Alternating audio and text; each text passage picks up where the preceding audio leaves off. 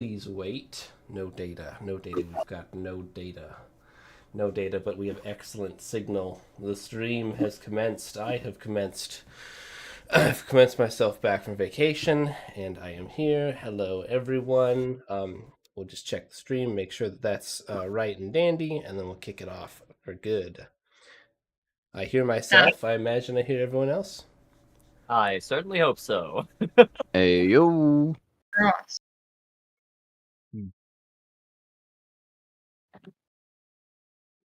Second.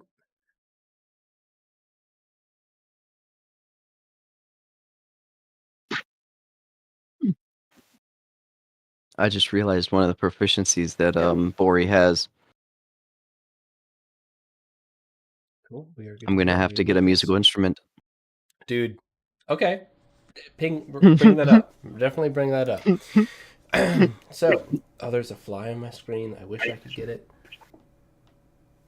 Get it. Whatever. All right. Well, hello and welcome back, everyone, for another session in the magical and mysterious world of Rodinia. I'll be your host, TwoHands, and before we begin our grand adventure, whom do I have the pleasure of playing with this fine evening? Hello, everyone. I go by Aludriea Luna. I will be playing Anvizol, the ever-tired and not the imposter, probably. This session. Of course. Human roommate. Wow. Exactly. Hello, I'm Joe, and I will be playing Bori Krios, the resident talent. Hello everyone, I'm Sharkbait, and I'm going to be playing Echo, the Feyblood Ranger, who just, as we've established, smells very bad, so you guys are welcome for that. I enjoy making scrunchy faces every time you introduce your character. I can't not now. Yeah. Like, my body has been trained Pavlovianly. Just Yep, that's my plan. hope you like that, because that's a thing now. But our last session began with the party recuperating on the almighty SS Burn the World, catching up and getting to know each other a little bit on the boat. While Locklear recovered from his surgery, the party recanted their tales, processing all that had transpired so far. The conversation with the Raven Queen at the literal bottom of a lake, the ship mimic entering, exiting, existing in the ship mimic, Locklear, the Bloodfins, the war that they resolved, light stuff. And Anvizol, in the mix of it, informed Iwi, much to his dismay, that the Raven Queen cashed in on that old favor, and tasked the Ganassi with stopping the old Prince of Frost and Darkness, to which he had asked the party about really what should their next steps be, noting that really he's only been good at running from his problems in his life, and Anvizol assured him that might be the way to go. The party hoped to travel north, using the political clout of Calcut, leveraging her in with the goblins, so the party thought, with her being a princess. However, Echo recognized the surname Splinter Shaft. And let's do a little pop-up of Chica here. And cited that Echo knew of her family and recognized their achievements in deterring war and securing peace with humans and hobgoblins. Her grandfather, the legendary Azrock Splintershaft, was the first and only hobgoblin to make peace with another race, which eventually formed the town Ten Piece and the road that runs through it, Ten Piece Pass, the only safe way across Razorback Ridge. Calcut mentioned that most hobgoblins viewed this lineage as a great source of shame. She encouraged the group to meet with her employer, Viceroy Gorlax, and mentioned if the group wanted entrance into Calgully, that using her influence and the protection of Amaranthus, they could gain entrance into Calgully.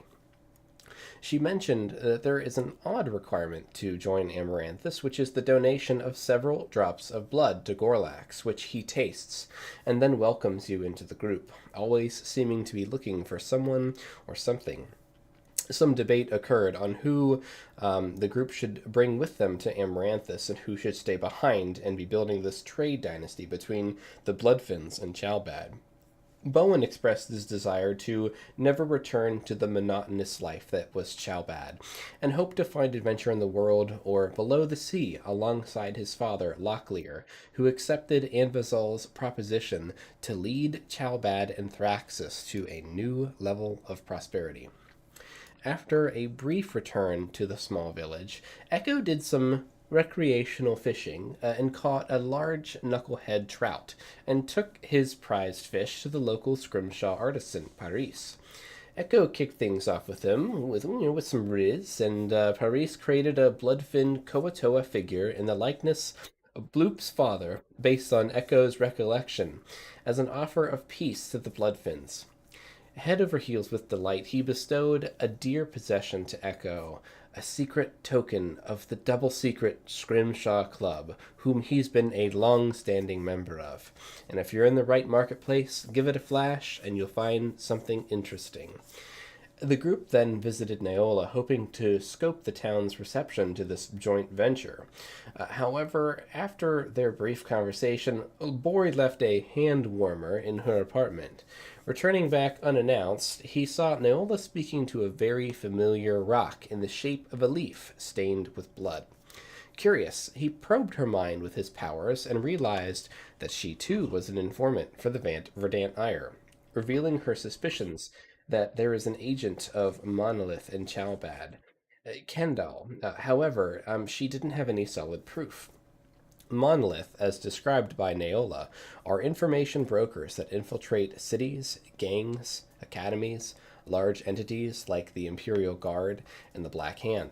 Their overall goal is unknown, but have been known to make people disappear.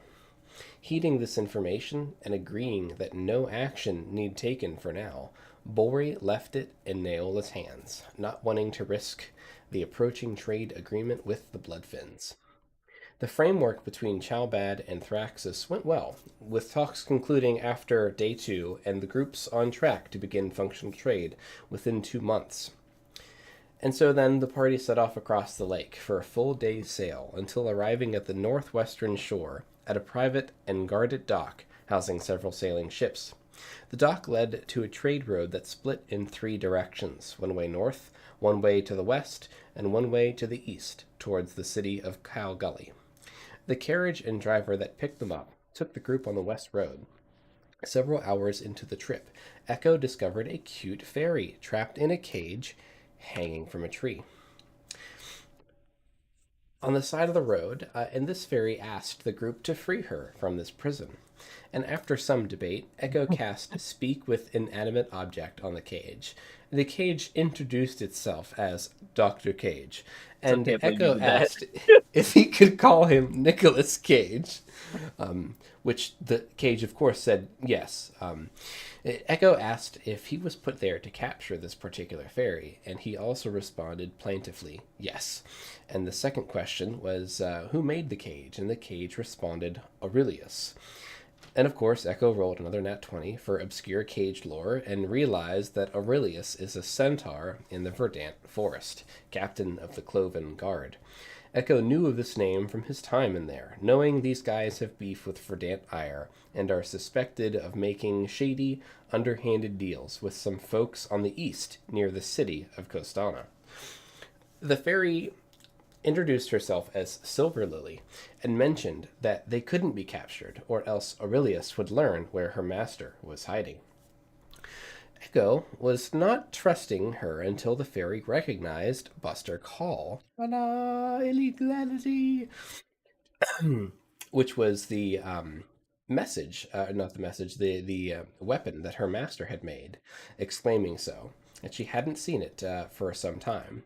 When asked more about her master, she mentioned Aurelius seeks to find her and kill her master because the centaur believes he will bring destruction to this world. Anvizal sent an origami friend named Toki to Silver Lily's master, introducing the party and informing them that Silver is safe. The fairy then unexpectedly snuggled herself inside a secret compartment of Buster Call, fully furnished with miniature furniture, a bed, and a comfy pillow made just for her.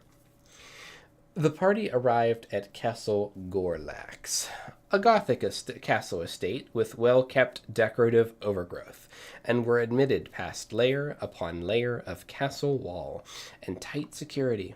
And after a delightful walk past botanical gardens and wonderful cobblestones alongside Thor and Calcut, carrying both barrels with them very tightly, crossing through vaulted hallways of polished marble, Lord Cedric Blackwood, where are you? In giant, imposing, fluffy, white-haired tabaxi, wearing an ornate black fur cape and plate armor, captain of Thor and Calcut, who escorted them to the chambers of Viceroy Gorlax. The Viceroy welcomed them to sit at a table, which magically appeared in front of them, and the barrel that they had been transporting was uncapped, and bright red blood flowed into the Viceroy's chalice. While Echo was quick to trust, Anvazal was quick to not, and was quick to dissuade Viceroy Gorlax from any disillusion he had about consuming a tiny amount, nay, any amount of their blood. And the deal was almost lost to the Viceroy's loss, until he further clarified that blood memory was very different than other memories. He asked the party if they'd set aside their suspicions, suspend their disbelief, and listen to his tale. The doors were shut, and they were alone. He mentioned that only a handful of times did he feel that such an explanation was needed to further show how much this deal would mean to them if agreed on his blood terms. He mentioned that at the end of the day, he is from another time and another world, and in this world, Fierna won the war of what he calls the War of the Five Relics, and that the heroes of that world failed. Rodinia was locked away, subjugated, and enslaved, fae, human, elf alike, torture puppets for the Nine Hells, led by the Queen of Pain herself. His kind and the other vampires starved to death, unable to live in a world that was not shared, where they were not at the top. Gorlax was forced into that conflict at the 0 hour, where he could not avoid being a part of it. They failed when they were so close to succeeding, but were betrayed by an agent of darkness. And whether it was magic or because Gorlax escaped into a portal, but he cannot remember the face of this person. All he can remember is the taste of their blood. The last person he bit, the last person he could not stop, who unknowingly led to the demise of their entire world. He swore that he would never forget the taste of their blood and his failure, and he awoke to a new chance to change fate. And so he searches and searches and searches, while stockpiling the blood of his enemies and those who stand in the way of his future. He tucks away to prepare for that future. The real mission of Amaranthus is to change fate and avoid a terrible future that befell his world.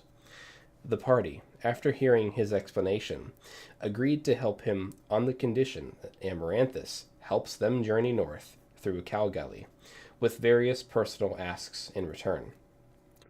We begin this session in the amphitheater outside the private chambers of Viceroy Gorlax, each of your party having spent several minutes with the Viceroy alone and one at a time, during which you all offered some of your blood to him.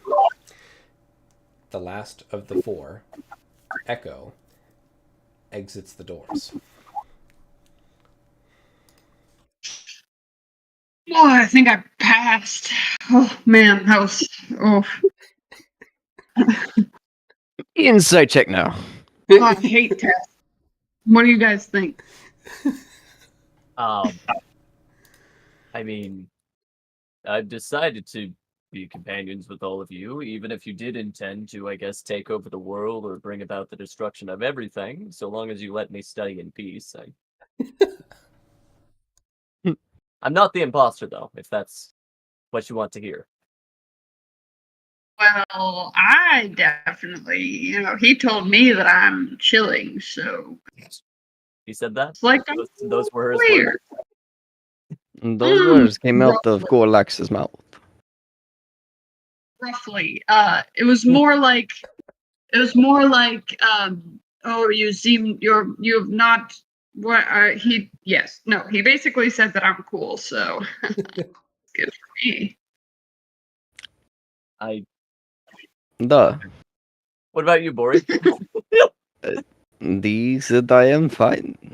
And it is. If any of you were to be the ender of all worlds, then. As long as I get to figure out what the hell is going on with these powers, that is all I matter. Well, it's my understanding in this world, if what Viceroy Gorlax is saying happens to be true, it sounds like there are multiple parallel worlds branching off of one another, all coexisting at the same time. The one that he's from is... Do you think he had to kill himself if he jumped over to... Oh. Here is the thing. Time travel. Do we even know anything about it? It's not really you my asking area of me? expertise. Sorry. No. No. Okay. No, this is to the party. Okay. Definitely not. I do not. I barely understand what I am capable of. Now that I think about it, do you think he'll need to bite the fish? Bite the fish. Yeah. I hope not. Actually, yeah, he probably will. I'll start thinking of an explanation to them, different cultures, something like that. I'll work up some language.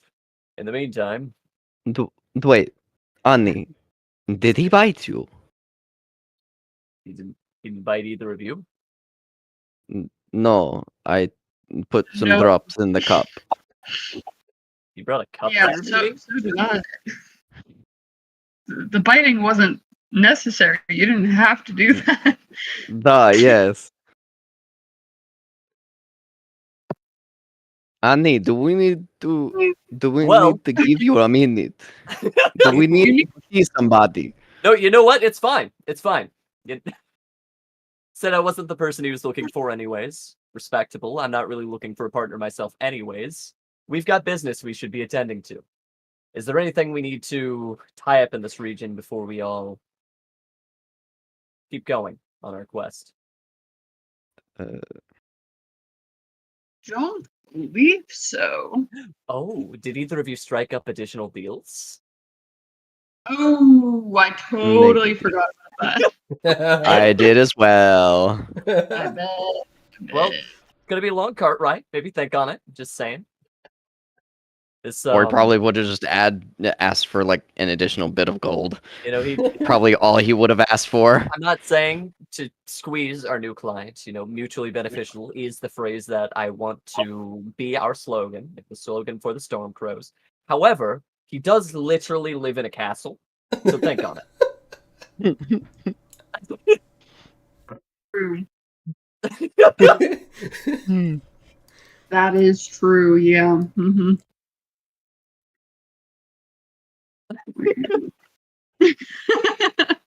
Feel a little silly now. Yeah, he definitely just took my blood and I just let him do it. I was just thinking of the deal, the thing with the peoples. We'll figure it out. You're both such great people. I'm really happy for you. We'll figure it out. What extra deal did you make with him? Which one?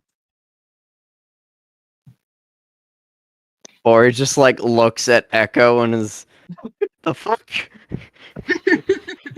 No. Okay. Who are we with? I jest. What the hell? I'm mostly joking. You'll see. It's gonna be great. It only cost me 3 orphanages. They weren't my orphanages per se. No. It'll be. You'll all see. It'll be great. It'll make traveling so much more convenient. It'll make our. It'll really round us out. I feel as an adventuring, make us more robust, more respectable. We have to carry ourselves high as the Storm Crows. What does that mean? I'm still figuring that out. But that's what I'm good at. I solve answers. Okay. I believe in you. You solve answers. I think you meant to say you solve problems. Listen, I haven't slept in 3 days. Did you not sleep on the boat? Because I Just kinda did. winces a little bit. Hate boats. Oh no. Sounded cooler if I said I didn't. Right? Slept like a bab.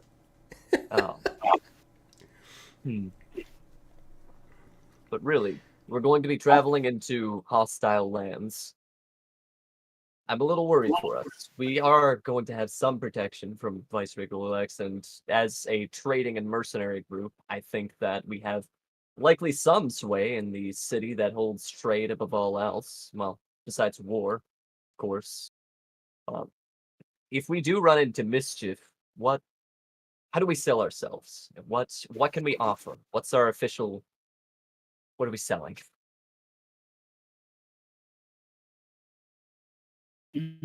We are the Yes. Stormcrows, right? We offer mercenary services. So if you need a hitman, Oh, okay, that's a little on the nose. That is a bit much. Wait, no, actually, Echo, you might be onto something. that's what I'm saying. What are we just going to turn into a group of assassins? Is that the? No, but if we say that, Echo, then no! people will be scared of us, and that's what we want. We want to be intimidating. Respect. You know? Yes. What if they take us up on that? What if they say, "Hey, I have somebody that I need you all to kill"? Then we come up with an excuse. All right, hear me out. We would love to, and we will circle back on that. However, we are currently on a hit, so like we can't. Oh dang! Yeah. Actually, bang! No. And then we give them a fake number. Genius. A fake sending stone. Just a rock. I promise it's magic. Yeah, And just a speaking regular of magic rock. Speaking of magic casting rock, magic on a Onion? rock to make it say hello. Can you hear me? Just over and over again and tell somebody. like Yeah, just some resignation real quick. I guess the infinite purgatory like call line hell. What a product. Speaking of magic stone, Annie, can I have my hand warmer back? Yep.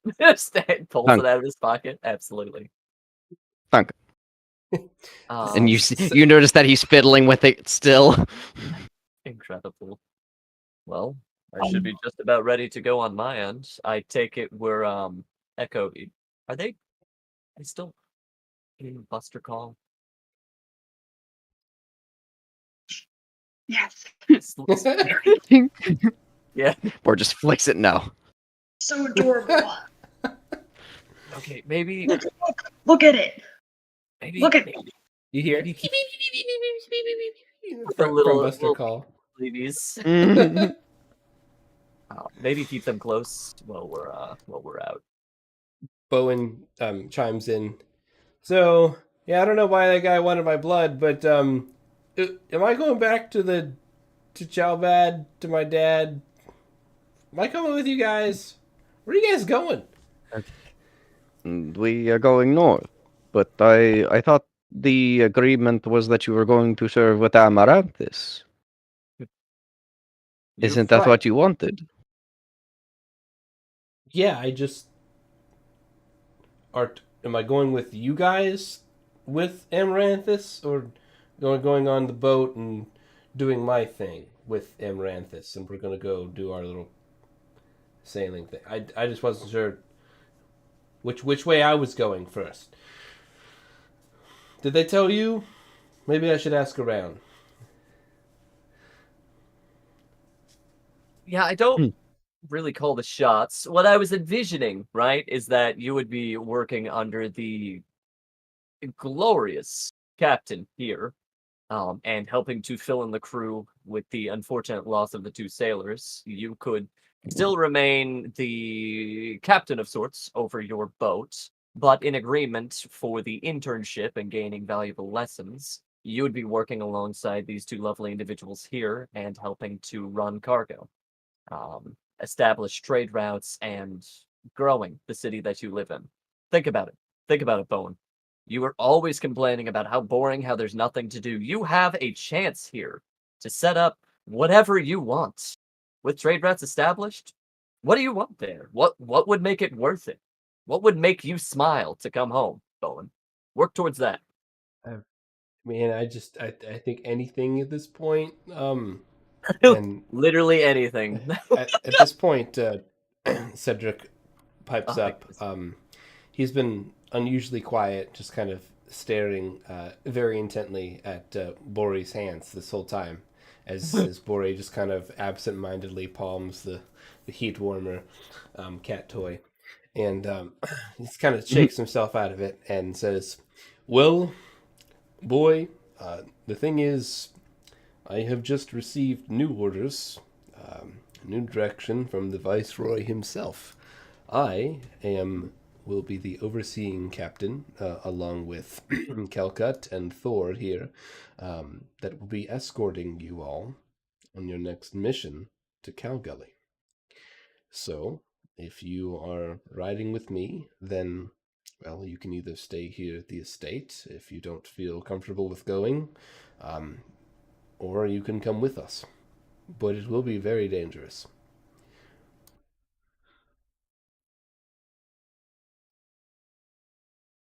So the option. Go ahead. I was just going to ask if you guys had any opinions on that matter. So the option that we have right now, we leave the boy at the estate with the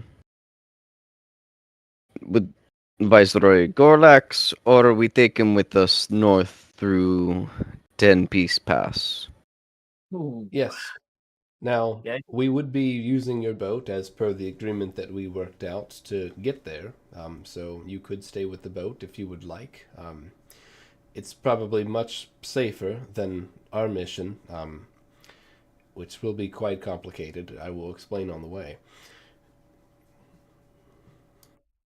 Are you feeling adventurous, Bowen Isotine?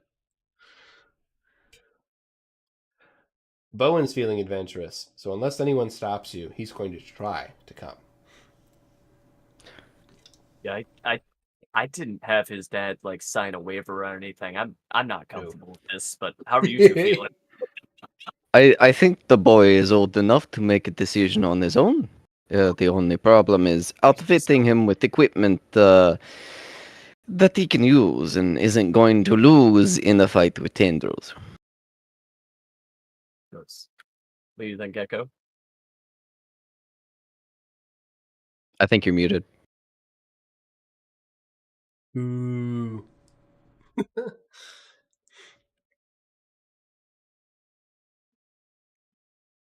The Cedric will ask, "Well, do any of you have the ability to send messages over long distances easily?" I have some methods for doing so. I could in time. I'm working on something of such. It just depends on if the bird I sent ended up getting swooped by like a hawk or hits a tree or is shot down. It just goes down the list. It's blasted by another Buster call. That too. That would Echo, do you're it. back. Oh, we hear you. Welcome back, Echo. Thank you. I had a frog in my throat. Can I look at Bowen through my little chaos shard? Sure. See Yeah. Oh. if he's chaotic. Yeah. Bowen looks pretty normal, you know. I'd say he's somewhere in between Bori and Anvizal. Probably a lot closer to the shade that Bori has, which is pretty neutral. A little chaotic. Okay. Like a neutral, like cream with like a dash of red food coloring twirled in. You know? Oh, good. Aren't we all? Can I also look at the general just while I'm here? Yeah. Or the cat guy? Sure. Yeah. He's probably the least red of like any of the folks that you've seen so far. He's so majestic. He's pretty majestic. All right. Well, Okay, all right. I guess you can come with us if you really want to. That's my opinion. You know, I was a young lad once upon a time, and who just wanted to go out in the world and, you know, adventure. So I get where you're coming from, Bowen. I think someone also has to make sure that the boat stays safe, right? So true. Yeah, definitely. Ooh. Ultimately, it is But, your decision, Bowen. perhaps we could get it taken back to your hometown. Or they did say that it was going to be used in their smuggling, not smuggling. Yeah, that's the agreement that we made. We're gonna sail under their banner, No. and they're basically paying us in money and services to use our boat and to keep doing what we did, you know, better than they did. So we're gonna do that. There you go. I think as long as I stay with the boat, I think that makes sense. I should probably tell my father where I'm going. So if any of you can help me with that, I don't think I should run off to another town on my own, even though I want to. But Boris just gonna look over at Annie. I can always like just Do you sail really back to believe this? I Chowbad was and the come pick only you one guys of us. up. No, but You know.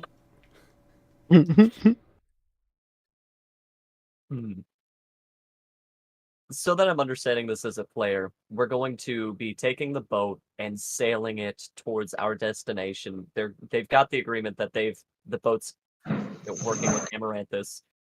So they will eventually kind of drop us off at the destination and probably sail back. Is that what I'm understanding? Or Yes. So you will be going to a particular dock.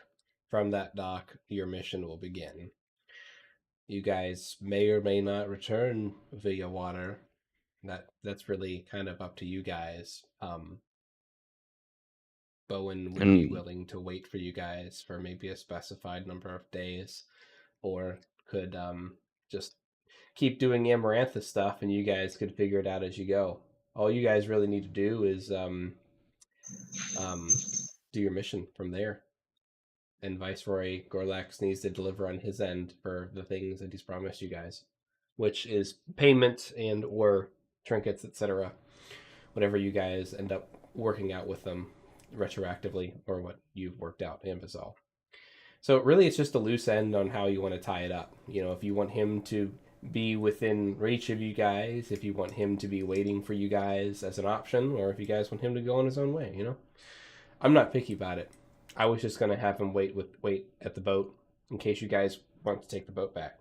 But it's definitely up to you guys.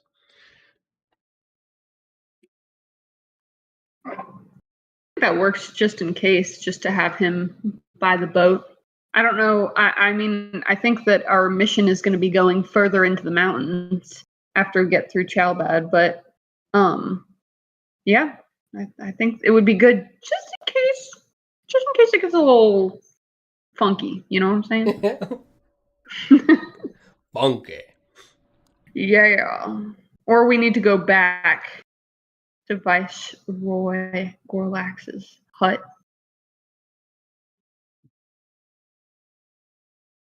Okay. Let's do that. And if we want to change it sometime between here and there, that's cool too. so, player question. Remind me what it is that we're needing in Chalbad, because I'm drawing a blank. Nothing. Like, what is our mission? Or what was our mission again? It hasn't been explained to you yet. Oh, okay. As Okay. players, it hasn't really been explained to you yet. So that's basically Gotcha. Okay. that's our next step. yeah, we're helping. Basically, we needed somebody to give us an in so we could try and get through. Got you. Okay. We have an in. We'll see how it goes. Yeah. I'm guys- sure it will be totally fine. It's gonna be great. It's a super crazy time. There's the city you guys haven't been able to get to that seems to be the way to go, the safest route on your route, ironically enough. And if you pull your cards right, you guys have made a deal with Amaranthus to basically have their support and their protection on your journey north. The first step north is through Calgully. Going around Calgully is pretty hazardous because of the general open warfare that Yeah. that the hobgoblins are currently engaged in. There's a lot going on in this area, so the only other really alternative route is to just chance it, going mountain hopping, like old Cobra King, because Oh, he's just yeah. out of things to do because he won all the tournaments on this side of the continent, so he's just tandem mountain hiking. So, I guess how would we explain this, Mr. Cat, Mr. Cat? He is taking you all throughout the castle, and along the way, Bowen's getting some upgrades. You guys stop through the the armory, and Bowen gets some armor fitted to him relatively quickly. He gets to choose a couple weapons. He chooses a simple bow and like a leaf blade type sword, and gets himself some rations, etc. And there is a few. If you actually want any, you could refill on some very basic, very simple rations. But your sugar packets and your coffee creamer cup version of free D&D stuff. At least at Castle Gorax. Nice. And yeah, he's I keep forgetting his name. Blackwood kind of starts walking through the mansion after you guys get set up, and he starts motioning you guys to go outside through the botanical gardens, and really towards where you all entered, back towards the walls of the estate. I imagine you all have many questions. I would be happy to explain them all on the way. We have a little bit of a carriage ride before we get to the dock and before we return to Bowen, before we return to your ship. How does that sound? We can ask them on the way. Sounds wonderful. Thank you, sir. Nice. Да. Calcut's gonna chime up. So whatever happened to that fairy? I'm gonna wake her up. Oh, she's sleeping. Where is she? Yeah, she's sleeping. No, is the I hear they can turn invisible. yeah. We don't know? Question mark. Is the I don't trust this guy, the cat guy. Is he within earshot of us? Yeah. You guys are just kind of walking as a He's group. just standing there. Yeah. He's looking around like, I have no clue where she is actually, but I just know that she's asleep. Bori's just going to shift his scarf that he has just ever so slightly and act like she's right there, in his scarf. That's Okay. where she's sleeping. Good one, Bori. Thank you. All right. I'm interested if Lord Cedric, his cat senses pick up on this. Lord Cedric, please. He rolled a 19. Joe, why don't you roll me a deception? Yeah, Joe, Deception, I think okay. you should roll this one. Little cat ear flick, I smell no pixie dust in your bosom. Oh yeah, it's all coming together. Oh my god. He does this the typical cat lip lick, lips his upper jaws, Little lem. Whispers pathetic.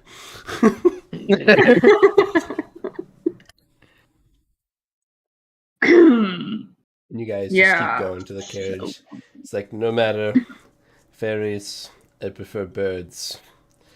and bird folk on occasion, but mostly birds. But bulk. Oh, How do you feel about fish, Lord Cedric? I love them. I love fish. Boy, you're gonna love these new guys that you're working with. oh no! Oh no! Yeah, actually, could you put in a note that Go we on. should make sure Lord Cedric is well fed before meeting our guests? Make sure he's Yeah. fat, happy, and lazy before he gets to this meeting. Yeah. What about these fish? You know. It's a little rude to just call them fish. Well, The fish guys. Are they special fish? some of our Yeah. patrons hail from the deep. I'm sure your lord will update you on the specifics. Many of them have fish-like qualities. Oh, the Kawatoa, yes. Yes. Exquisite The Kawatoa. specimens. Oh, yes. Yes, I yes. do not like how you said that. It's fine, you know, that I have been briefed. Fish are friends, not food. Fish are friends, not food. I have been briefed. I'm glad Does that he this briefed you on exasperated that. blow. Yeah. You see like a tuft of fur kind of float up, do the little zero-G fur float. That long-haired cats, you know, leave their fur everywhere. All the time. And you guys get to the cart, and Cedric has you all gather around like you did before, and he asks you all, what have you heard of the city of Calgully? I'm curious, before I begin.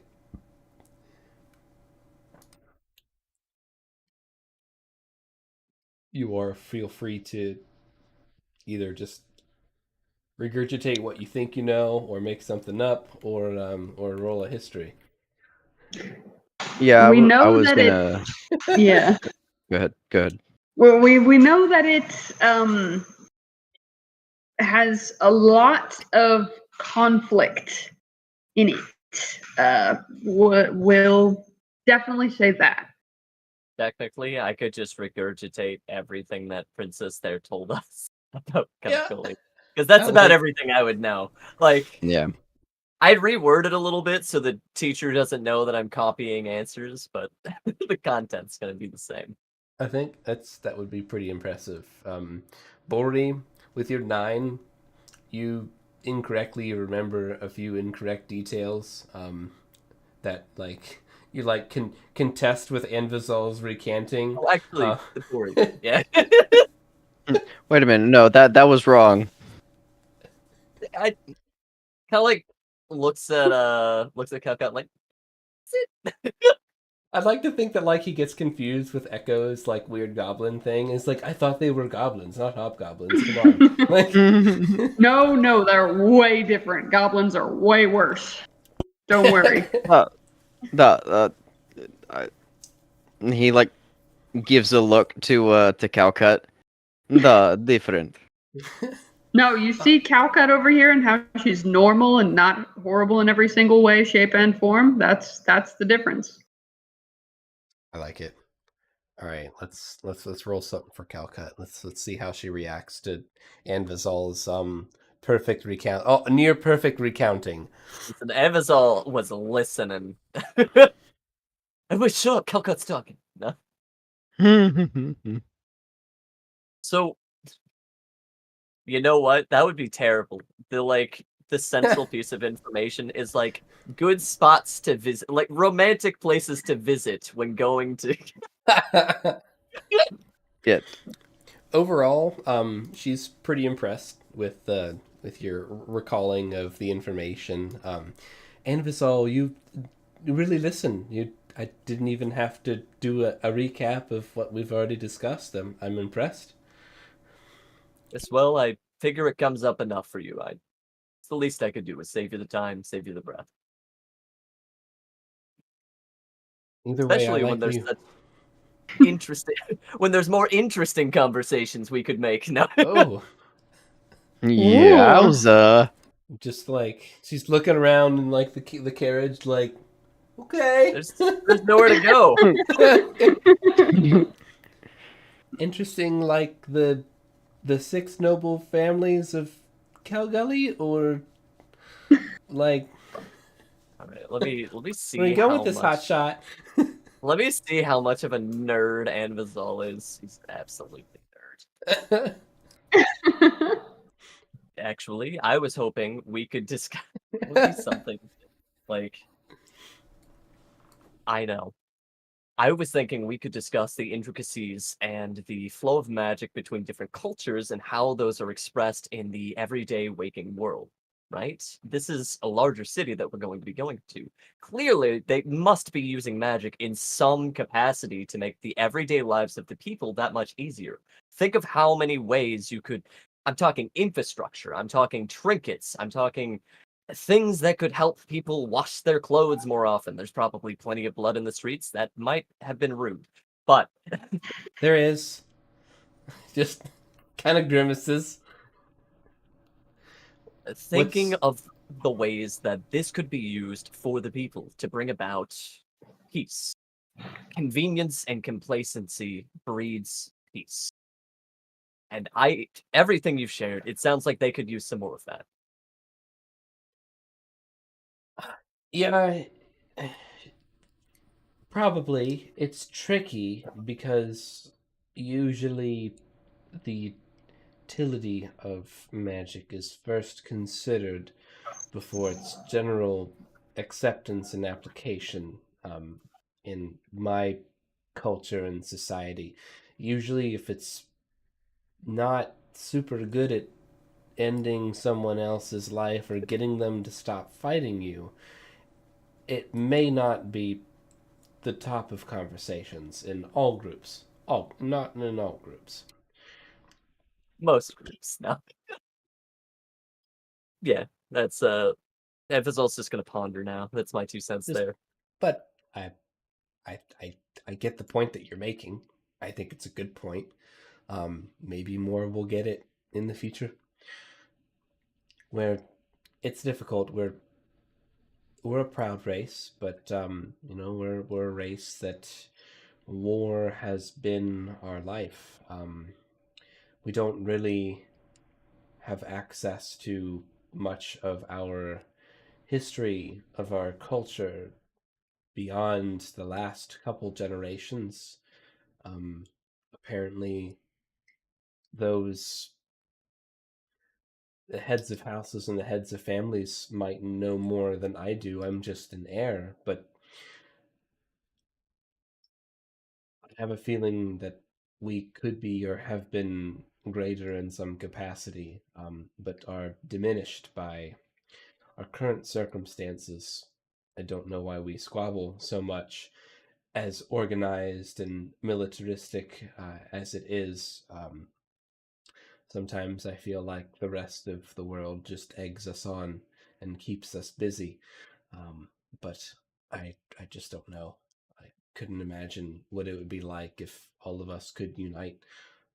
Even if it was just to stop fighting each other, I think that would be powerful and maybe even dangerous in itself. But um, the quotient of the matter is that Calgully can be a wild place. It's not a lawless place, but it is a wild place.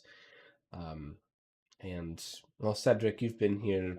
You've been to Calgully once or twice before on a mission. I'm sure you can understand and recall. But there's a couple different pieces of the puzzle here.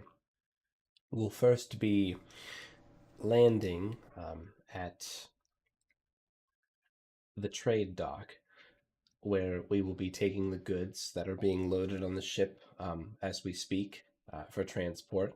We will be taking them to sell at auction in Calgary. This is the auction that we spoke of before, where all of many important people and many important businesses and representatives come to participate at these auctions to purchase goods that are just not sold anywhere else. And there are a couple reasons why these auctions occur at Cal Gully, but mainly it's just because of the capacity, the purchasing power of the residents here. The town is over 10,000 people strong, and each one of those 10,000 people fight. It's one of the biggest markets out there. In addition to that, even though there's always squabbles, the auction and the market district is always under the control of a noble family. And it is likely one of the most secure places in this country due to that. While we may fight each other, we can defend ground pretty well. It's also exclusive, so less, I guess, is referred to as riffraff folks that they don't want to be at a market, not at a market, only dedicated buyers, only those that are serious. There's a couple reasons behind it, but once we get to the docks, the trade docks, we'll unload our cargo. And I haven't done this particular run before. And Cedric, have you done this particular run? No, but I've heard it's bad. Good. I'm glad to hear that, Cedric. We will have to then transport our goods from the dock to what I believe is called what is it called? The freight station. Once we take the goods from the docks to the freight station, that's when the first part of our mission has been concluded. Afterwards, we are free to go about into the city for a bit until the auction has concluded. And that's when Cedric chimes in.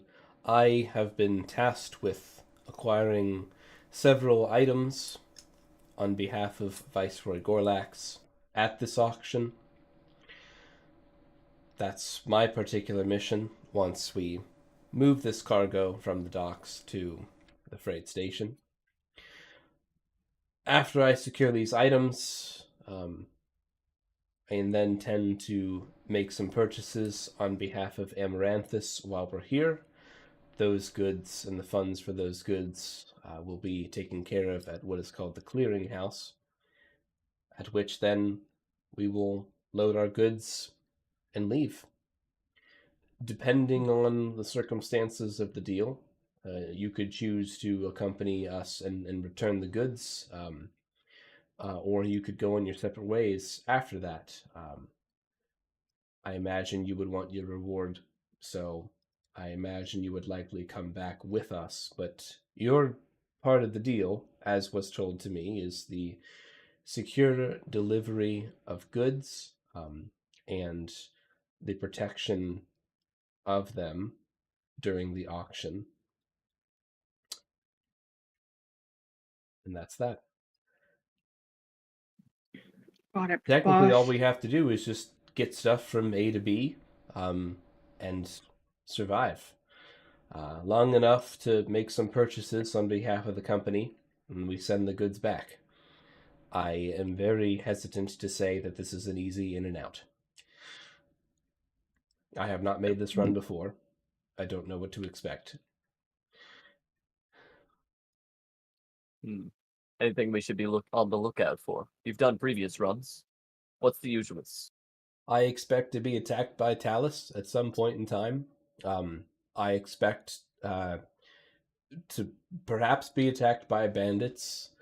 I expect that once we're in the city, that we will be okay if we can keep these on us at all times. And he holds up several different badges that are the symbol of Amaranthus, a name, etc. There's some details on them. I am told that these are magically imbued, and that they will help identify us if we are caught in any altercations or stopped by local authorities, or really just to excuse us being there in the city on official businesses. You can consider it like a visa of sorts. Okay, that makes sense. Don't lose it. I can't replace them. Going somewhere safe. Duh. This is really the only thing keeping you safe in the city. That and possibly Calcutt's word. And I just I'll put it shrugs. next to my Scrimshaw coin. All right. Yeah. We have a contact at the docks. It's been some time since I've spoken with them. I believe his name. He's of a church. I think it's part of his cover. I don't remember the church's name. He's a local. He's a bit of a character. His name is Brother. He's a brother of the church. I think his name's Brother Ew. We'll confirm when we get there if I have the pronunciation right, but I believe his name is Brother Ew. Oh, that's great to hear. Okay. Right. Well, I'll be excited to meet Brother Ooh. Can you tell us a little bit more about the other families and the other royal guys over there that, might run the streets, and maybe what, in case we encounter them, which maybe we won't, but just so that we're not totally in the dark about who all's running those streets. Calcut chimes in. Yes, of course. I would be happy to. Pulls up notes. Like I said before, there are 6 royal families. Well, 6 families that call themselves royals, that take turns fighting over control of parts of Calgully. No royal family has been able to hold down the control of the entire city at once. Much of our rule, much of our territory extends outside the city in tracts of land, and often these territories are contested. Half of the conflict is just in name only, but sometimes things can get pretty intense. Just fighting over strategic locations, revenue generating operations, etc. The locals have pretty much gotten used to someone being in control, so to speak. So it's just a matter of which family is calling the shots now. The Splinter Shaft family, which is my family, I'm the current heir of the Splinter Shaft family. My grandfather, Asrock Splinter Shaft, was our oldest member, except he doesn't live here anymore. He lives up in 10 Piece. But our family is our goal is to unify and foster peace between the hobgoblins. And obviously, we haven't been able to do that yet. We're pretty deeply bonded to Asrock's legacy. Even though we're shunned by other families, we do have political clout because we are, one of the co-founders of the city. Our family has been around for a while. So while we're not respected, I guess we're tolerated. There's another family called the Iron Claw family. Thorgar Ironclaw is the current head of that family. They believe that power and fear maintain order. They are pretty ruthless. Sometimes they disregard alliances and loyalty in the pursuit of power. They pretty much only care about their survival and their dominance, which I guess is understandable. They're probably one of the hardest to fight, so just be wary of them. Another family is called the Bloodfang family. The current head is Mogra Bloodfang. Um, they value prowess and bravery in warfare, and honor in combat above all, usually leading them to prefer 1v1 duels. They will often settle disputes, sometimes battles, over a 1v1 match. They have a decent amount of respect for their ancestors who fell in battle, in particular, seeing them as guiding spirits. There's the Darkblade family. The current head is Zorlan Darkblade. They're pretty cunning, and usually vie for intelligence and careful planning over open combat. They are a bit paranoid bunch, constantly suspecting betrayal, which can hamper sometimes the formation of strong alliances with them and other groups. And they have a pretty deep network of spies and informants. And you can imagine that they gained that power through strategic manipulation and espionage. There's the Stonehammer family. Grolak Stonehammer is the head. They value structure and rule of law within the family, but they're pretty inflexible. They don't really like to adapt or change strategies, really, even when necessary. They're very fond of the ancient traditions and the rituals of hobgoblins, viewing them as really the foundation of power. I think that at the end of the day, don't break it if it's, or don't fix it if it's not broke. They've been around so long because they follow the basics. And then lastly is the Frostbane family, led by Velgrin Frostbane. They're resourceful, they're cunning, they have strong survival skills. They train these. They try not to waste any potential, whether that's a resource or an ally. They're pretty mercilessly pragmatic, and often their decisions benefit the few at the expense of the many. They're pretty adept to this harsh environment that the town is unfortunately located in. They kind of see it as a teacher and an ally. And I guess on that note, if you haven't already noticed, the plateau on this side of the mountains is rather arid. It's pretty dry. Things don't start getting green until you're out here, miles and miles past. I guess it has something to do with how the clouds go over the mountains, and it rains on the other side of the mountains, but not often on this side. But that's what I know about the other families, including my own. Thank you. I appreciate it. That way we are not going in blind. Become bad. Do you know which family currently has control Control of what? of just like the area that we're going to be in? I guess it depends on where we go. The Do you have a more specific place, or Like the docks, where the auction's going to be held, if you know where okay? that is. That sort of area. The markets are currently in control by the Bloodfangs. Hmm.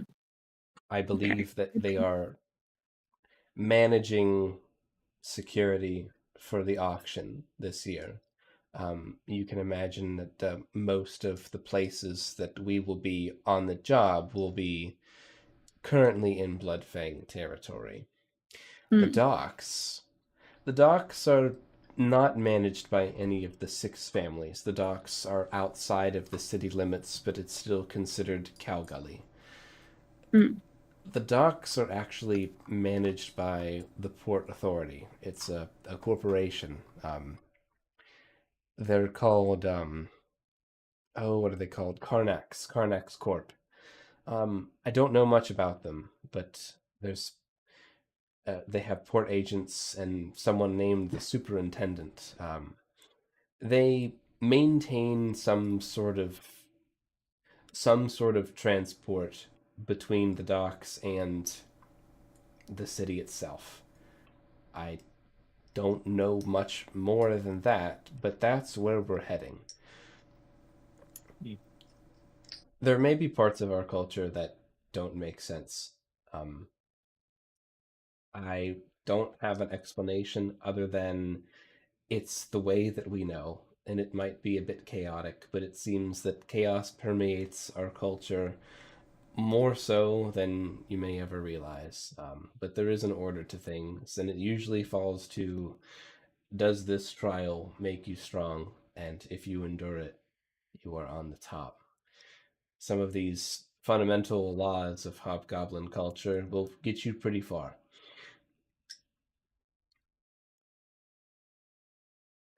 And I just need to either take a quick break or just pause for a second and mute real quick. So, whichever you guys would prefer. I only need like a minute or two. If you just want to pause, I want to. Yeah, I Yeah. want to Cool. get into All right, Bori's back. I'll be right back. Sweet. Oh, Bori, this is all very exciting that we're going to be doing this thing. You got Yes. pretty Bit of a weird I- stuff with your brain there. Bit of a shame you're going to be stuck in this cart with us for a while. Yes, so But unfortunate. if I recall, I have never been to Calgully in my travels. It would be quite fun. Where have you been? Uh, that bit all around. The the Titans Bazaar. We traveled a good bit on this side of the mountain. I So would don't recall. I would have to ask the GM if I have ever gone through 10-piece pass. But interesting. And what did your group do? and we were entertainers. We put on mock fights for people. It That's was right. That's right. Yeah, you said you were a fighter. of sorts. Yeah.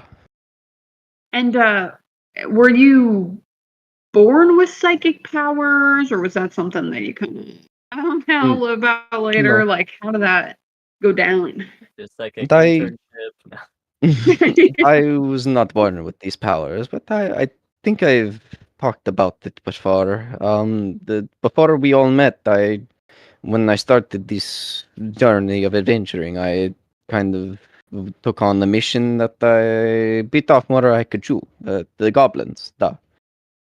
I kind of got my ass beaten, nearly died, and then that's when the Raven Queen came to me and unlock the powers or give them to me. Ah, I see. And that's why you follow the Raven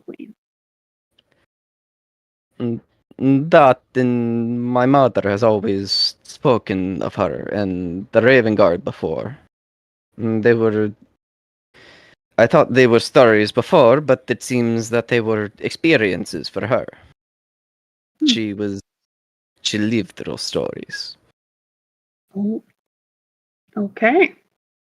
Very, very exciting. And you said you have a wife as well, right? And a child, potentially? Wife and child. Oh, nice. What were their names? Oh, buddy. It's been a while. It's been a while. My wife, Emma. 2 feet, okay. My wife, Emma, and my daughter, Liliana. Aw. Where do they reside? They live with my parents in Omandgraf.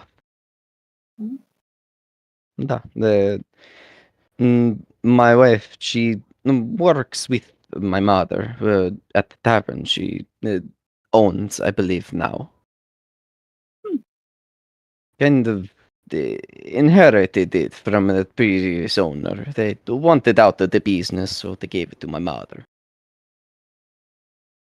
Solid. So she's holding down the fort there, and you're out here getting that coin. I can respect it. I am trying, at the very least.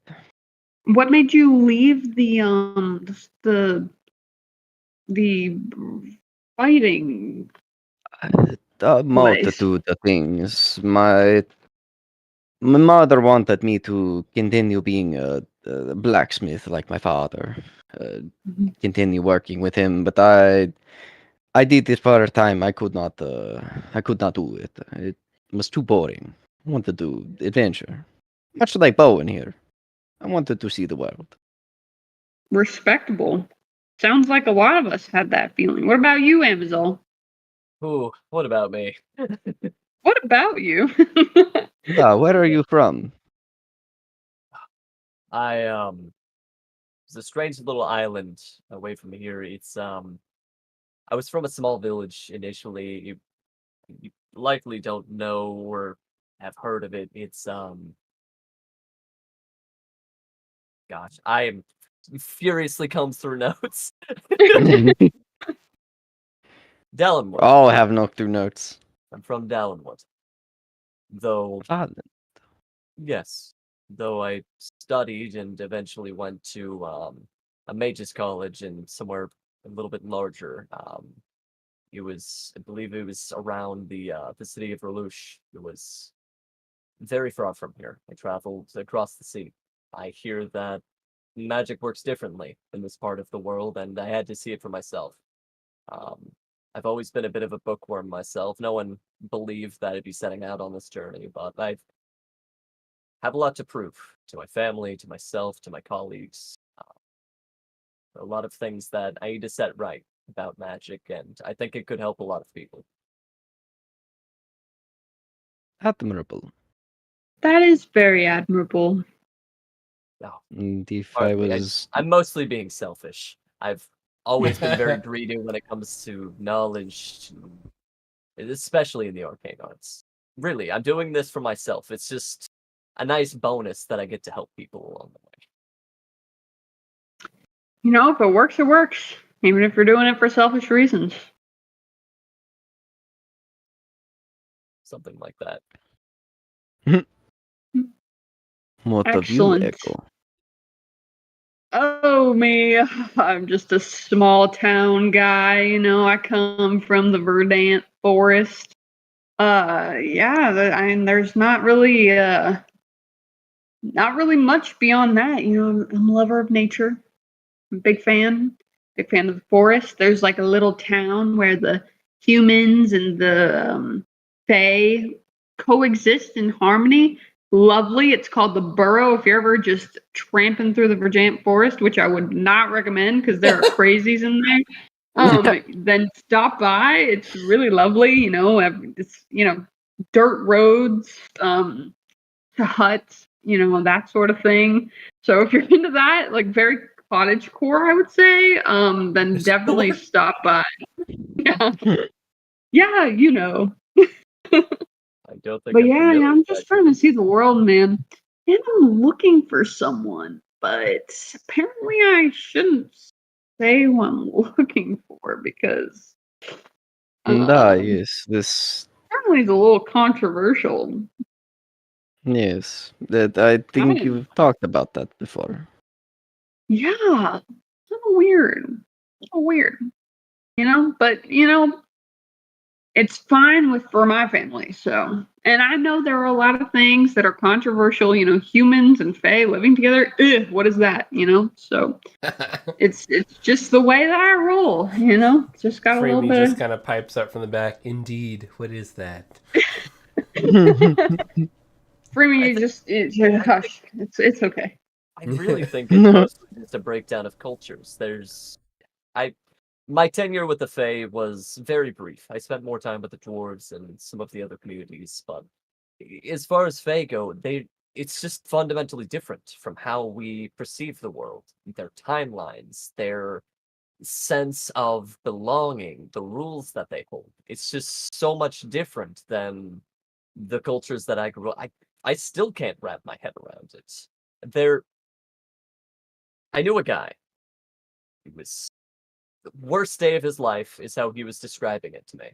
His wife got sick. He looked all over for some type of a cure. One day, in the dead of night, stormy, the front door, for whatever reason, had swung open.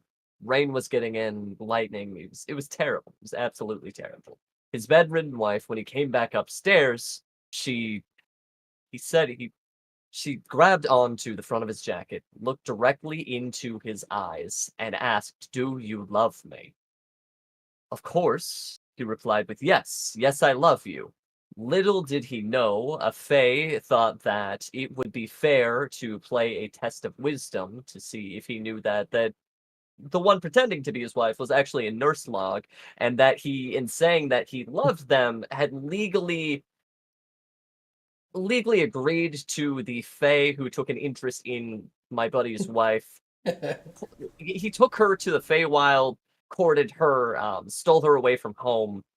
Their laws are just I don't understand them at all. But every Fae I've asked said that was completely reasonable. I mean, look, if if they agreed to it, it is what it is. You'll have that. But he did not have all of the information on both sides Well, to. yeah. Also, real quick, GN, what was that last family that's kind of in The last charge? one that I talked about? Yeah. The last one I talked about was the Frostbane family. The What about family the one that's before? actually in charge of the marketplace and the auction is the Bloodfangs. The one before was the Stonehammer family. Oh, okay. That was the second to last one that I mentioned. Gotcha. Grawlak is the current head. Grawlak Stonehammer. Okay, we're looking for a hammerlock, not a stone hammer, as well on the side. Correct. So, GM, But I have a question for I was you. confused. Mm-hmm. The Titans Bazaar, would it have gone through 10-piece pass at all? I would say no? no. I would say no. No. Okay. So it would have stayed local, On this more side, or I would less. say, yeah. Yeah. That would make things How well known? more interesting for if you guys ever get to 10 penny pass. Mm. What's up? How well known was Bori's group? Like, would they, because they were like fighting, would they have heard about their group in Calgully? Yeah, It's that was going to be possible. another question. If we had Joe, ever roll gone me a down to fate. Calgully. Roll me a fate. Okay. It's going to be high, but you never know. Because they're 18. fighting guys. You have some followers. You have some fans in Calgully. Yes. Hey! Let's hope The they more didn't clout, hear of the the news. Let's hope that they're true Hammer fans. Joe, you don't know why they're fans of you. Oh no! Or your group. No. Oh no!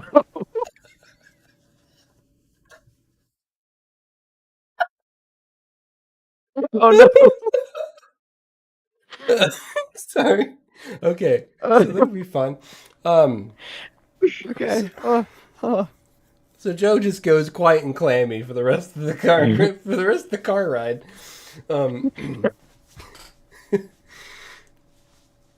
The trip the trip from the carriage to the ship, and then the actual ship ride itself to these docks. I would like to have some survivees just to see how these trips go. So somebody roll the trip for the carriage ride, and somebody roll me the trip for the docks. Third objective, survive. Yeah. A land roll and a Bori sea has roll. the -1. Or should I I have have- Bowen roll the survival? I the have sea. a +4. He I should do want the Bowen ship. to do the sea. That sounds Yeah. hilarious to me. Mhm. Alright. He rolled really good last time. Like he spun That's that good. boat around and backed it into the cave. It's pretty Yeah. good, man. I can roll for the part, but it's not a Do it. lore roll, so we'll see how it It's goes. not a Bam.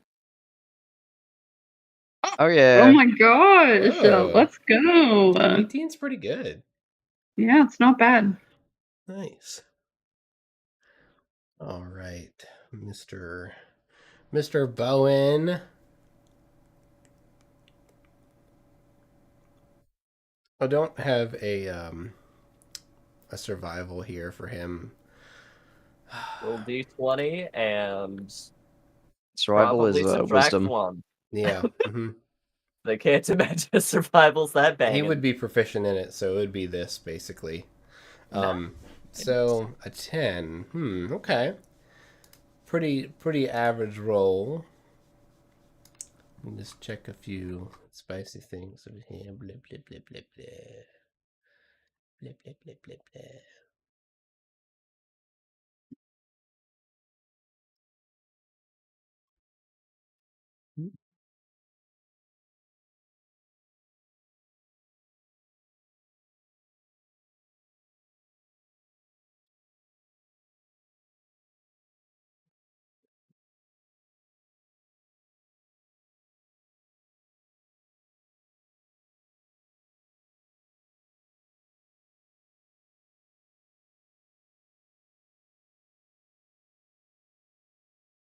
F is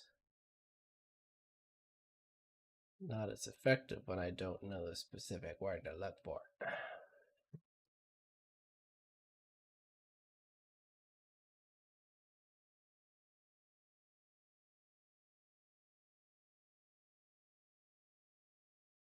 So, you guys get a little visitor on the boat. Take you guys over there.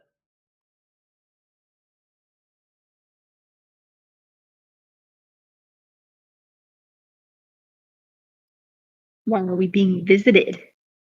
They're just people, things. I'm suspicious now.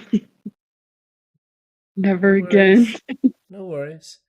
Why don't you guys go ahead and roll me a perception check? Oh god. Oh god. It's my nightmares are coming true. Well, you don't know if they're coming true because you probably don't see it now. Yep, yeah. He's Alright, perception. Woo! please. I'm like, one of us has got to stick it, right? Out of 3 rolls. Gotta roll Oh a dice no. sometimes. That's So such an evil laugh. it's not. Echo, I think like where you're at on the boat, I'm gonna think that you're like right in front of Cedric, who's just Mhm. like just purring very loudly like a big block V8 engine. He hasn't explained why, but he's just like and thump, thump, thump, thump, with his tail just kind of flapping around like long hair cats do. So you don't hear anything really. Bori, you look at the sun. Finally, some quality entertainment. You just have one of those moments you're like, oh, I think I'll just stare at the sun for a bit.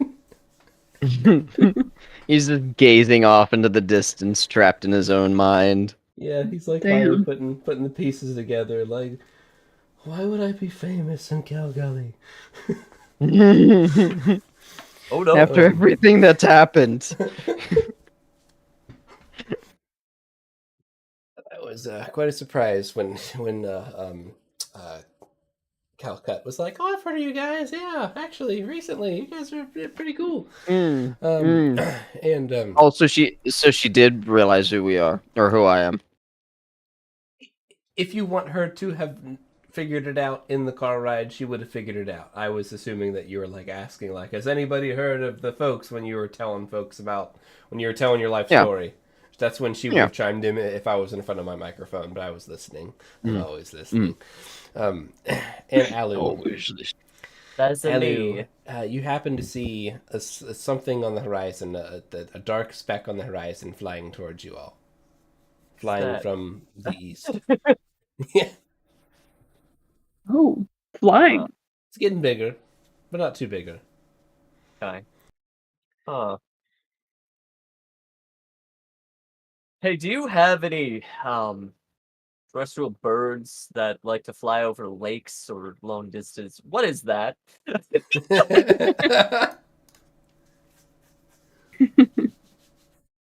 are you asking?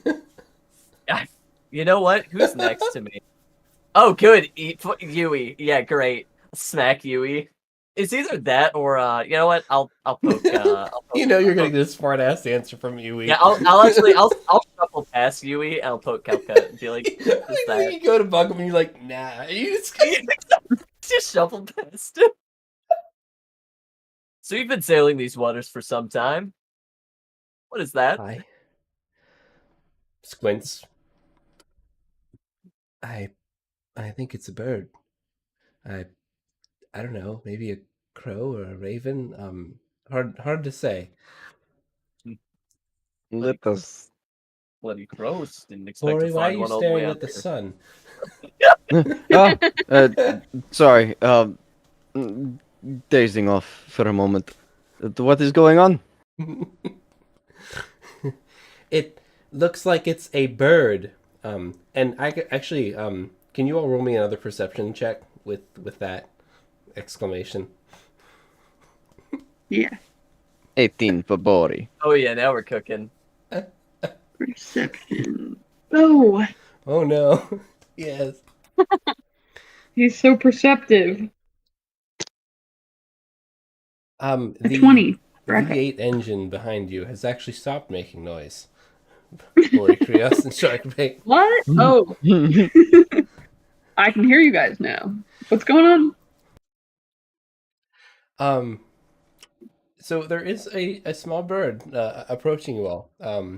A small little bird, tiny, and it's just kind of flying over you, and it sees you guys, and it just kind of starts coming down, kind of just coming down after you guys. And this little bird lands. Who does it land on? Let's do a good old 1d4 here. Lands on you, Anvizal. It goes to land on your shoulder. Do you stop it? I'd probably stick an arm out like. There you go, little buddy. Yeah, it lands on your arm. Roll me an animal handling just to see how you manage this this dismount. The most neutral possible. Probably like wincing as it just sticks some claws and like like I'm surprised. I like stance up a little bit. I'm like, we good? It definitely just starts like pecking at your head. Like actually just pecking at your head. Like it's not trying to hurt you, but it's like pecking at you. Yeah. It's pecking at you. Dude. Can anybody here speak bird? It speaks. Oh! Oh, good. I'm so glad. I was hoping you would do that. Paper King! Paper King! And it just keeps pecking at your head. Do you... Oh! What is it? Do you have a message for me? That's all it says. Paper King! Paper King. Paper and King? It's pecking at Anvizal's head. Yeah, Paper King. So maybe your message got to the forest guy? Maybe. How many messages have you sent out A lot. recently? Ooh, recently. Oh, it turns to you, Echo, as you speak. It just looks at you, head turns, and it flies towards you. Roll me an animal handling. It's coming for you. Oh god, oh Jesus. Okay. Animal handling. Was I ready for this? Bam. No. Oh I God. was not. I was not. He's like, With a 6, I'm gonna say with a 6, you start stumbling like you're gonna fall over this ice. Fall over the boat onto this iceberg as this bird just tackles you. You get tackled by a bird. that's so on brand for him. It kind of is. Anyways, it's pecking at your head. Angry tree. It calls out to you. Angry tree. Angry tree. Angry tree. Okay. Angry tree. And is this problem? Just it looks at you, turns head, attacks. Well, that's an attack. Oh, Roman Oh, God. handling. oh god! Oh, this is not good. 16. You just like catch this bird like this, like wings folded. And it's like it's trying to peck your Like a head football? in the air, yeah. And it says, "Big brain, big brain, big brain." Big brain. The hell? This thing trying to insult us. I don't know. I'm confused on so many levels. Why is this bird talking? Like, can we maybe we should address that first and foremost. He's going to point it at Freemy. Pretty bird. Pretty bird. I love it. You know, technically Oh. speaking, I do have a way that I might be able to discern if it actually talks. Not like mimics human speech, but I won't be able to talk back. But I might be able to understand it. Oh, yes. And me as well. You should take lead on this. I don't. Okay. All right. I can speak with animals. Although it's kind of speaking to us already, but I will cast this to see if I can do anything like perceive anything else. Limited by their intelligence, but they can give me okay. Okay, I'm gonna cast speak with animals and be like, bro, where did you come from? The master. In bird, of course. The master. Huh? The master. Okay, cool. And does the master know about all of our party members? The master knows. Okay, cool. The master knows everyone. Who? What is the name of your master? Do you just call him the master? The master. Okay. Oh, thanks, little guy. Master wants to meet. Got your Oh. note. Oh, the note. Oh, right. So wait, do you know Silver Lily? The master. Oh, okay. There's Okay. Oh, thanks. Where's the birds. master? No, Echo. Birds. Yes, that's that. Yes, backtrack it, Echo. You're doing great. Ask how he wants to meet. We're in He's the like middle of the squawk- ocean. Yeah. How? Where do we meet your master? How do we meet him? Or her? The bird is like cocks his head like it's trying to figure out how to answer with its small little bird brain. Pro brain. Dang. And it Well, just kinda, it was all. it just looks in a direction northwest. Are we currently sailing in that direction? Yeah, actually kind of. Oh, okay. Well, do you want to stay with us, little guy, and lead us to your master? The master. Okay. All right, buddy. What Can what either can of I these call two you? now? Master Burb. Mr. Burb. Oh, yeah. I forgot that Borg is holding him this whole time. Mhm. All right, guys. So I guess I'll just we'll just relay everything he said and be like, "Yep, he keeps saying the master. I don't know what that's all about. Is there anything else y'all want me to ask him before my spell wears off?" Yeah. Can I release him without him pecking our heads out? Hey, bro, can you stop pecking our heads? I need a fate 20 if you Oh, release this no. bird. It's okay. I just need a fate Ice a 20. little burb. Before you should tell them our whereabouts. That way, if they do want to meet up, they know our approximate route and where they can find us. You could say Yeah. keep it real simple for the bird, just in case. Okay. I'm gonna get down low. Okay, I'm gonna get on eye level with this bird. Dang. And be like, "Hey, man, focus up. All right, Yeah. Knuckle up. Cow Burb, Gully, Mr. Burb! Cow Gully. Repeat after me, Cow Gully. Calculating, Burb!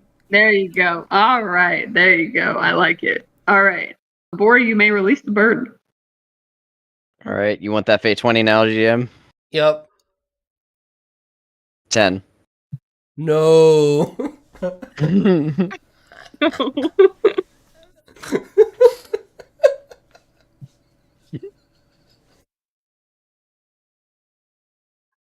Hang on. Oh. Oh no. What's happening? Is- let's just roll. Let's just roll. Wow. What? Cedric, whose eyes have been getting black and beady this entire exchange, makes a leap at the bird, forgetting himself for a moment, giving in to his more basal nature. But he misses. He misses the bird. This makes you beautiful. God. It just crashes through a bunch of crates behind you guys, like, oh god! Oh, Jesus. You see him pop up out of the crates, like, bemused. His hair is tufty and, like, messed up. Cedric, What happened? this bird is. Bird is our friend. You know, Bird is friend, not food. Remember your training. actually, I'm pretty sure his training, he very explicitly said he eats birds. We should probably give this bird some bread and get it out of here. This is a flapping liability right now. The bird has, like, taken a seat on the bench. It's sitting on the bench with its little bird feet out, like, kicking. You know, I'll say I stole some. I didn't steal rations. They offered us rations. I'll pull out some like trail mix, some like nuts and some bread. I'll just scatter them in a hard to reach place for this bird, mostly to get it out of the line of sight. Cedric, he's good. He's back under control. Oh, look, we have a little Cedric that has joined us. Look at Tally. I'm so sorry. Content. Sorry, the bird is speaking has cleared my mind. We probably shouldn't eat speaking birds, but gosh, man, it almost got me. I am so sorry.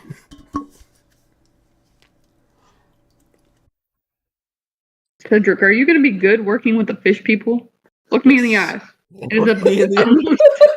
It is of utmost importance that you be nice to the fish people. Otherwise, they've been isolated for like a long time. If you come out here, they will never trust again. Especially Bloop. You are not to touch Bloop. Yeah. No. Oh my god. If I learn that anything happens to Bloop, Cedric, I'm gonna have a real problem. Yeah, I was gonna say the fish people come to the surface and learn it's just cats. It's just the worst. Yeah. Is this what the surface is like? That would be so unfortunate. Incredible. Truly. I will be fine. Fish are friends, not food. Oh my god. We're all doomed. This whole trade is doomed. He's like trying to look you in the eye, and you see like Oh a no. little side glance. Okay, Echo, we get this bird topped off before your spell ends. You need to tell it to bring our message back to the master, Yes. whoever that Oh, is. yes. Okay. Wait, Bring. I'm just gonna quickly scrawl the exact message and then Mr. tie a Boob. little loop around his neck. Okay. Mr. Boob. That works. Mr. Boob. Listen, Mr. if it Boob, Mr. doesn't talk and tell him, he'll have the note. So hopefully. Yeah. Also, tell it if it wants more bread, it can come back. I kind of want to keep it. If you want more bread, you can come back. You can live with us. You can live with Dude, us. it's just gonna start like pecking at your wares. Like if you got anything, any open grain, it's going for it. Hey. Yeah, What close the enough. heck? I'll just open a little ration The pack. bird's Here you go, not buddy. leaving. Oh, okay. I love that for us. Huh. It Well, we looks are the like you are Storm getting a Ghost. wish. We need a mascot. Never mind. Did you ask it its name? Yes. He told me it was just, I think, Sir Bird. What did he say? Boob. Master Mr. Bird! Boob. Master Burb. Burb. Yes, Master Burb. So Master Burb will be staying with us, I guess, for the foreseeable future. I've never. One of the captains, I didn't go on this ship myself, but he had a really big hat. It was a respectably sized hat. No, this is going somewhere important. And he had a parrot that would perch on him, and it just the combination was phenomenal. Hear me out. And Evazal's gonna try and call this bird over to him. He's gonna I don't know, put a stale piece of bread on his shoulder or something. You'll be rolling animal handling to try and beckon this boy. Yep. So you've got his name, Master Bird. Master Bird, to me! Master And you just Burb. see this bird just a flurry of feathers, one or two feathers flies in the air, and it just like roll me an animal handling check. It just it beads for Absolutely. you every time you call its name. That's pretty great. Oh my gosh, I got a 20. You're ready for it this time. You catch it. Let's go. Yeah. Amazon probably looks so cool in that moment. Yeah, just my purpose. The true captain. Yes. Makes sense. But okay, but how are we supposed to meet? How are we supposed to meet the master if Master The Burb is little- staying with us? The little sleeping fairy. Well, technically speaking, if they have any type of kind of ruffles the feathers a little bit, any type of tracker on them, they should be able to find them magically, or if they have an ID, they can. I'm not gonna waste one of my runes for this, but if he wants to find us, he flew a bird out here. I don't even think we said we were gonna be in the middle of this lake. I think he's got it figured out. That's true. The bird did find us somehow. So We're the storm crows. true. We're bird magnets. Bird is the word. It's an awful joke, but another word for birds is chick. No. Yes. The storm ships. All right. I like it. The storm.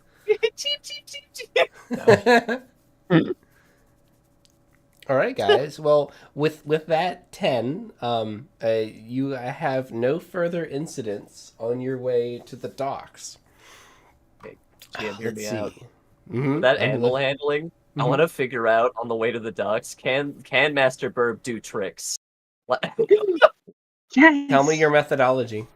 And I'll tell Ooh, you. my methodology. Okay, that's really interesting. So, what kind of tricks do birds even do? I've never owned a bird. What kind of things do birds do? I'm gonna first test its mental acuity, see how much it can parrot back to me. How much speech can it store. right? I'm gonna try some like flying off to recall things. I'll like get a little coin and be like basically fetch, like, can you catch things out of the air? How agile are you? Can you bring things back to me, right? Like coin, toss it over there, return to me, Master Bird. Actually, because I'm sorry, Bori, but because Bori seemed the most upset, I'll whisper, I'll be like, all right, I need you to attack him. I need you to attack that man right there. Go! He's literally sicking a bird on you, Bori. What? I'm trying. Bori will I'm punt just this seeing what bird. he knows. I'm just seeing what he knows. Oh my god. Bori will baseball style beat this thing out the air. I'm gonna do it when you think everything is chill, like you're relaxed, you're looking the other way, you're like things Oh have my settled down. God. I've been like doing tricks, and you're like, you just sit down, like you just sit down. I'm like, go. As soon as that bird like hits Bori, he repels it away from him like off the ship. Roll me an animal handling to see if you now. Yeah, animal handling to see if you can convince the bird to attack. This is a separate roll. The 20 has allowed the roll. All right. If we could have Yeah, no. an attack throw, that would be amazing. Absolutely not. So he's not an attack bird. We might get there someday. He's not an attack bird. He looks at you and looks at Big Brain and says, "Big Brain!" and doesn't fly. Ambazol's actually gonna like. Bori looks He's over. a lover, not a fighter. Yeah. Oh, goodness. And are you talking about me over there, Ambazol? Big Brain!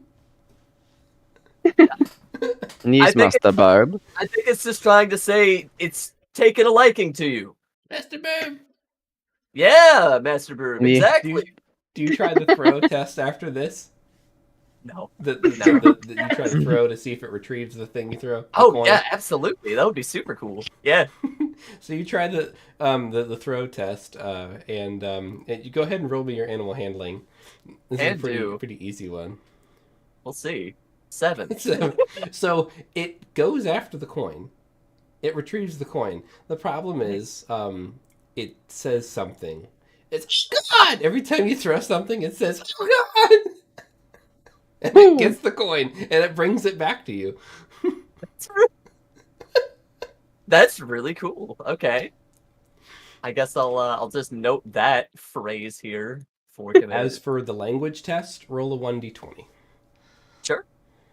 That is going to be a 6. Come on!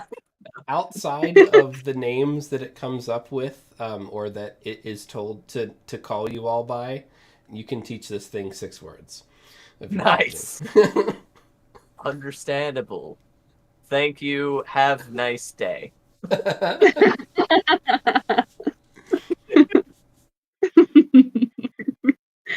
That's pretty good. Great. Well, it could be a lot worse. You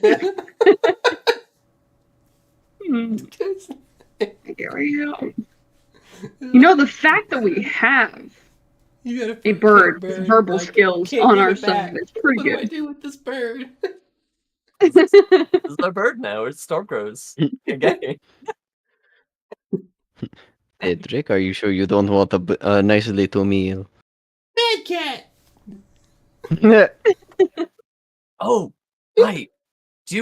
Sorry.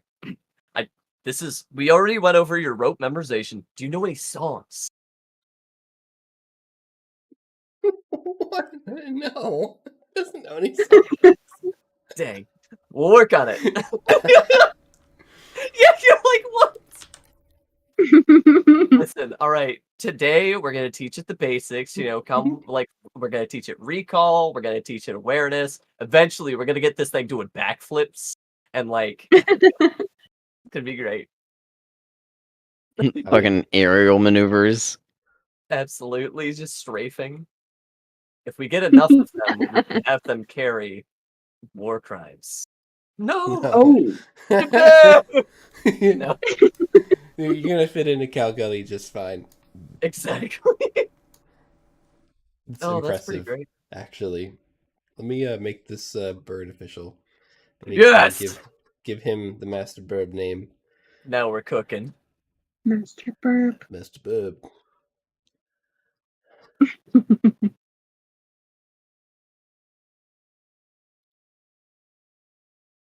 For the record, he cannot be used in combat. Even though he is just a bird. I don't want him to be used in Damn. combat. I'm gonna be in the background here. I'm gonna be working on a new origami friend. Oh no. Gonna try and make him a little buddy. Oh, okay. You use the be- bird for find familiar. Just...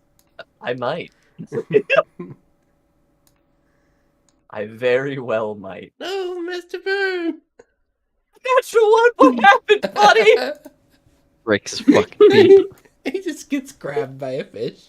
That would be awful. He's just gone. Anvizal just cries the entire rest of the trip. Oh no. We get to Calculia, I'm like, do you have any crows? Oh no. It's Oh, awful. this is gonna be great. I can't wait. Gonna be fun. Master Burp. Master Burb. Let me give him his name tag. There we go, Master Burb. You know what? Master Burp is canon now. I'm gonna make a little origami one. I'm gonna call it Corvus. Corvus, I like that. So, Corvus I think Corone. Nice. Corona. Yeah. Corona. It Corona. means carry on crow. Oh, okay. I didn't know that. You all arrive at the docks of Calgully without further incident. Yeah, so your new little crow buddy, he's actually a raven, but is happily cooing and cawing and fetching things that you didn't ask for, saying, "Oh God!" And He yells it every time. What have we done? Oh, I love it. helping himself to some grain. Cedric has calmed down. He has regained control of himself. Good job. And the docks of Calgully are maybe, I'm not sure what your perceptions would be, but they're possibly a little nicer than you anticipated. But obviously it's not like we're in Costana at Jelana's mansion. You guys pull in and you see a simple structure of wood and a wooden shingle with some docks that several ships can link up to. There are several slips where other boats have taken anchorage. There's a couple different flags that are being flown. And it looks like there are some hobgoblin folks milling about, moving boxes, moving crates. And you guys see someone waiting for you in what looked to be priest or friar robes, and just kind of waiting on the dock, like looking out over the lake. Brother, oh, is that you? Ooh. Brother, ooh. And Thanks, I hate it. you guys pull in, and Cedric kind of makes first landfall, hops off, and his big fluffy self, scatters the local birds. They just disperse upon the first step on the pier, and he walks over. Yes, are you brother you? And this guy pops his cloak off, and you have this bald hobgoblin with purple circular glasses, and some basic robes, and he says, "No, it's ew, brother, ew, brother, ew, not you." Sorry, I'm saying it wrong. Brother, you. It's not ew. You, brother, you. Like you. And he says that about 5 times. until Cedric gets it right. Hello, welcome everybody. I love it. We're all here. What's the situation? Well, brother, it's a pleasure to make your acquaintance. Oh, I love it, baby. I love it, dear. Come on now. I love this boat. Where did you get it? Oh, it's wonderful. Who is this guy? He's just like running his hand on the spikes on this thing. He's like, it's so groovy. Oh my Grovy, baby. The boat I love is him. actually the boys over there. And points to Bowen. Fresh blood for Amaranthus. Love it. Gonna go far, kid. Love the boat. Welcome to the club. I'm brother you. It's you, not you. You, brother, you. And it's just that's his go-to. Incredible. Yeah, Cedric's like, yes, sweet. We've got the name figured out now. Thank you, brother, you. What news do you have for us? We were told that you would be of some type of local assistance in this particular matter. Yes. It's me, baby. It's all me. I'm gonna tell you all about what you need to know and a little extra because I love y'all and I love Amaranthus. Of course, I am brother you, and I while I am a man of the cloth, I'm really just a friar, so I get away with all kinds of stuff. But I have some additional information for you all. I don't think that he's kind of like motioning you over to some dark corner of this place. It's dark corner, just some place where there's nobody around. I think you boys are in for quite a banger this evening. I believe not only will Talus be attempting an attack on you all, I think that it might be a little dicey, if you know what I mean. And he leaves it at that. Okay. Okay, cool. Well, thanks for the heads up. No, he doesn't leave it at that. I was just And sorry, I gonna was being go silly. pick a little rock up off the dock, like, okay. Rock. Hold on to this. Yeah, the old Bossinator 9000, right? Exactly, just in case I Okay. need this. Loads of You ever hear of a company called Poltertech?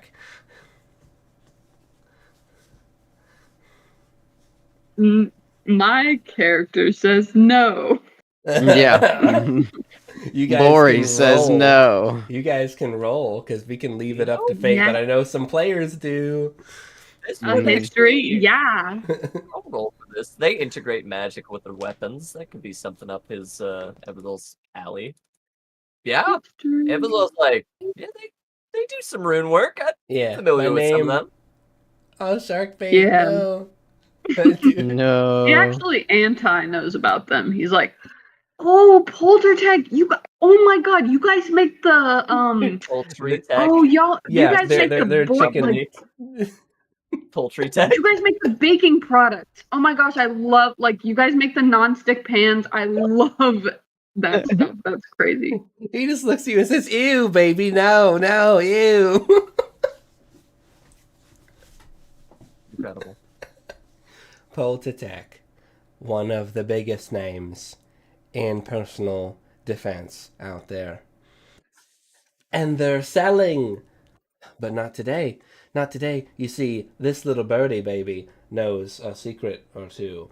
This little birdie knows that Talus found a box that was floating in Lake Calvaza Rock, if you know what I'm saying. Talus found a boxy box, and inside this box was a whole bunch of Poltertech, not released. This boxy box, word has it, was full of eggs and web. Sounds like Poltertech has a bit of a bug problem.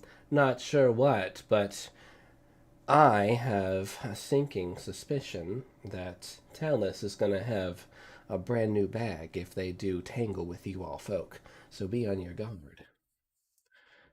Okay. You picking up what I'm putting down, sweeties? Yeah. We got Eggs and something web. Sounds horrifying. Let's not really tangle with them if we can help it. Never shot or used poltertech before, but I hear it's pretty spicy. I hear sometimes it's downright groovy. Oh, okay. Perhaps we might be able to acquire some of these poltertech from maybe one or two of these fallen Talos members.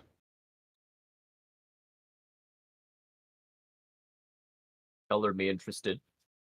I like the way you think. I knew Viceroy Gorlax chose the best for this mission. You're all gonna need all the help you can get. But I know you guys are groovy. You're gonna make it through. And that's why I'm coming with you. And they're coming away. Well, of course. Yes.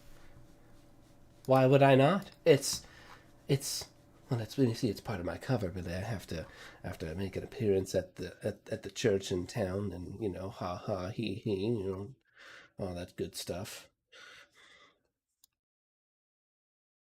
Brother, what church are you affiliated with? What do you mean, what church? Don't you know, baby? It is the biggest church in Calgary, the Church of Arson Knights, baby. So groovy, so spicy. Do you commit arson? Is that something you do? I think he said arse. Oh, As okay. in I us. heard Arse. arson is in lighting things on fire. Liar, liar, my arse would be on fire if I said no. Church of Arson Knights. Hello. Ah, I see. Okay. What was your question, Well- dearie? Do we commit arson? What is arson? What is arson? Lighting things on fire. Go on. Semi-legally. I'm listening. So there's a bit of an ethics piece there with the whole law and everything. Is this the law of land, or is this the law of man, or is this the law of hobgoblin? Is this the law of the namby-pambies? Who is the target audience of this arsonery? I guess the law of the whatever court rules here? Question mark. What is the judicial system like here? What are you guys getting up to here? Well, when it comes to fire, really, if you didn't build it to either burn quickly or not burn at all, shame, shame, shame. Church of the Arson Knights, I'll give you the elevator speech. We worship a flame deity, all right? And they're dedicated to setting really cool fires and other stuff, okay? We have seen the flames of the future, and it is grim, baby. Let me tell you, it is grim. The only way to fight fire in such an arid place is to light another fire. And he just starts snapping his fingers, and you see like sparks flying everywhere, and it's like. Oh. Maybe really... yes, and I love that, and that is great. And maybe we back away from the very expensive boat. Whoa, wait. Nah, yes. Literally, Iwi will never be able to financially recover from this, so we need to back away before it lights all on fire. It's like, oh god! Somebody throw that guy in the lake. I can do it. Don't throw him in the lake. Yeah. Really, I really want to see how far I can throw somebody. I feel like I can do it a lot farther now. Anyways, we have a little thing going on here at the church with Flame Master Briquette and Master Gilderberg, but it's just I'm going with you guys. Might as well. Okay. Bit of Want to help us unload some hand to hand. Just don't ask me to shoot a bow. Real talk here. He said the biggest church in this area. And was also just gonna whisper at Calcat, is this like a cult or? He's just like, it's real. couple stern nods, and yeah, we can end Just this all. remember, Anvizal, if you pray to a deity and you get magic for it, then it's technically real. Yeah, shrugs. Like, Just that was like a just be careful. Like I understand. I mean, I don't under. Okay. I'll be you careful. don't have to understand. Just be careful where you knock it. If you knock it. That I can respect. Oh, so tell me. I mean, clearly, with your flamboyant attitude, you must be very popular around these parts. You know a lot of folks. Capital have- baby. Absolutely. Do you have many coming and going, or there is actually someone I'm looking to get a hold of, though I don't know if she's come through here. A goblin, actually, by the name of, I can't remember their name as a player. They're Gyro, huh? Gyro.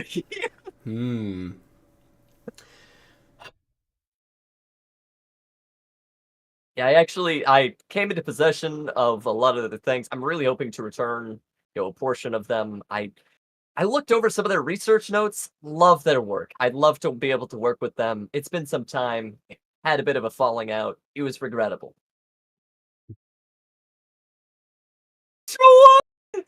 Oh, So you hate to see it. I like the natural one. He's just part of the Goblin Mafia. He's like, we got to put a hit on this guy. This is terrible.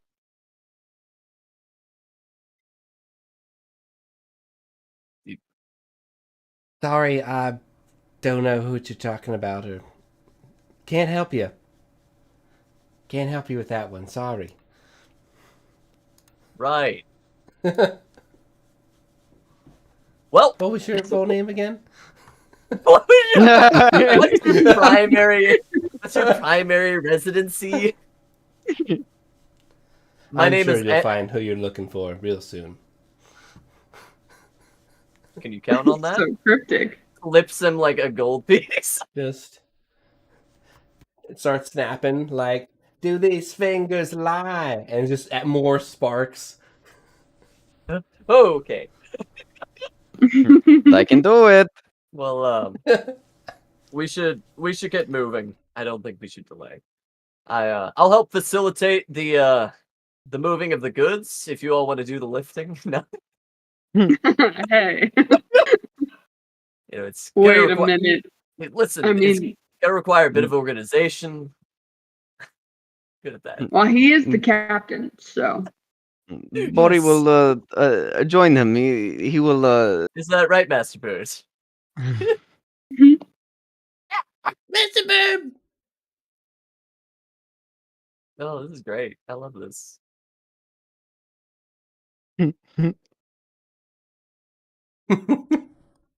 All right.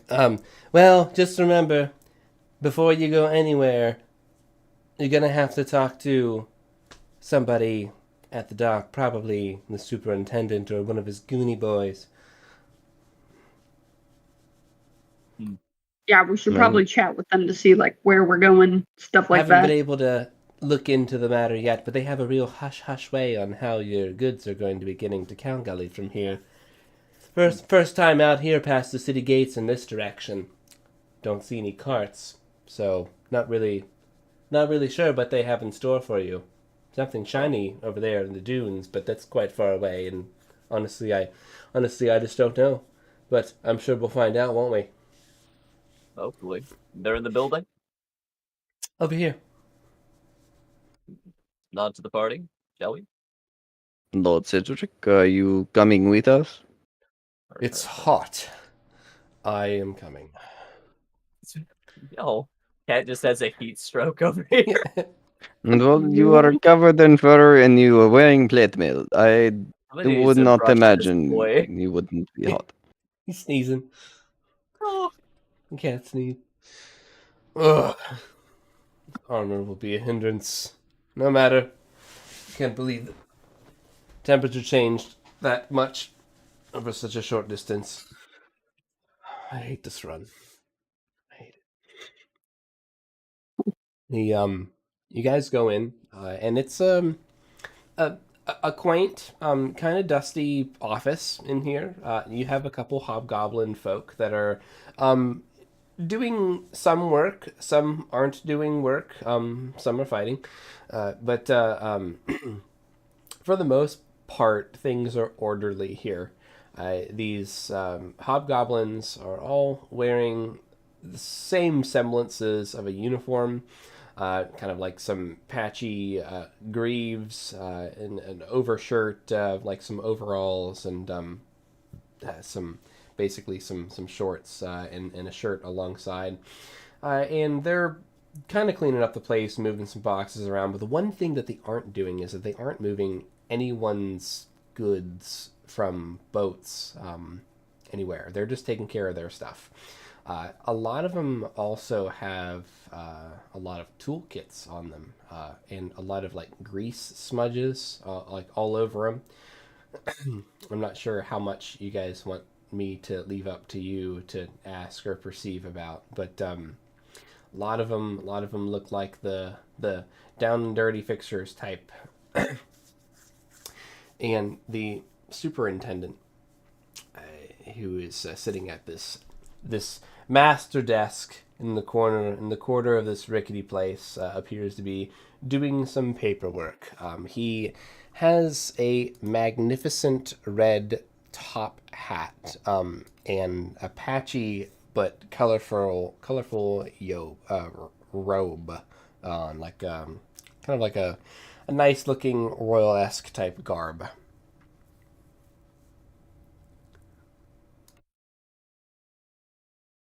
Hello? State your business.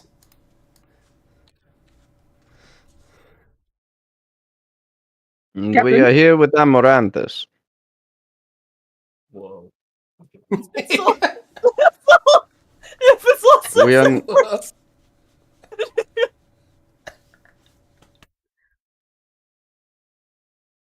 And what?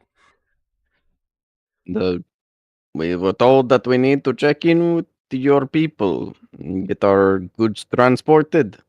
And he just like picks up the nearest like object on his desk, which happens to be like an extraordinarily long pencil. He's like, "As you should," and he just kind of like taps it on the desk, and waves you over. Come here. Yep. Offers you all to basically like consign your goods, and to basically sign the logs, what you guys are bringing in, what you guys are trading, etc. Your caravan name, vessel name, etc. Like all the information that you would expect to need to give. And Cedric is providing most of that. nice. And he's looking at you all like, okay, things make sense. He's got a pretty understanding face, and he gets to brother you, and he's like, "What are you doing here? You're a local. Who are you? Man of the cloth?" And he's like, "You, it's you, brother, you." And he goes off on his tirade about his name. He's like, "I'm with them. It's cool. I'm also hitching a ride. You guys have a ride, don't you? That's how you got here, right? That's and this guy just kind of like snickers, and he's like, "Yes, I do believe it's time that you load your cargo. I wonder how you'll fare on the long nine." And he's just stroking his little mutton chops on his face as he ponders this oversized pencil that he has. On the what?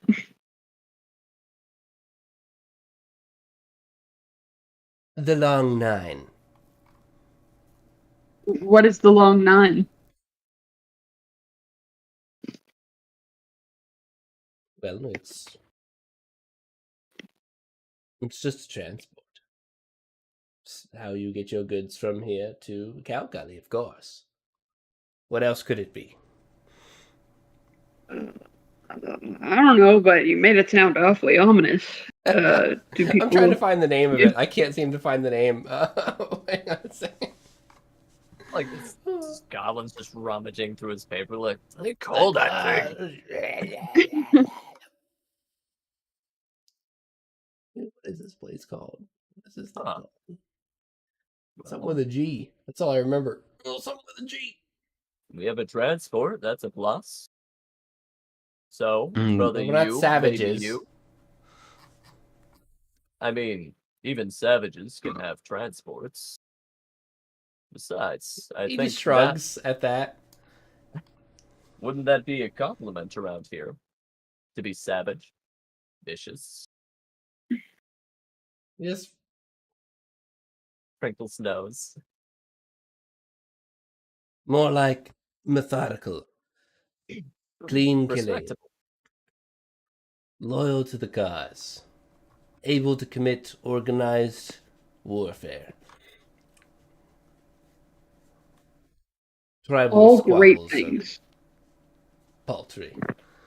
Give me the real deal, metal and steel, force against force. On an open battlefield. Now that, let me tell you, that is the way to go. And he just goes into a rant about his, about his views on the matter. Dude, Yes. we're gonna make up a What name. about the? Yeah, from his desk job. Yeah, on his desk job. I want to know that Bori like cuts him off like part way through and is like, "Yes, get to what is the transport?"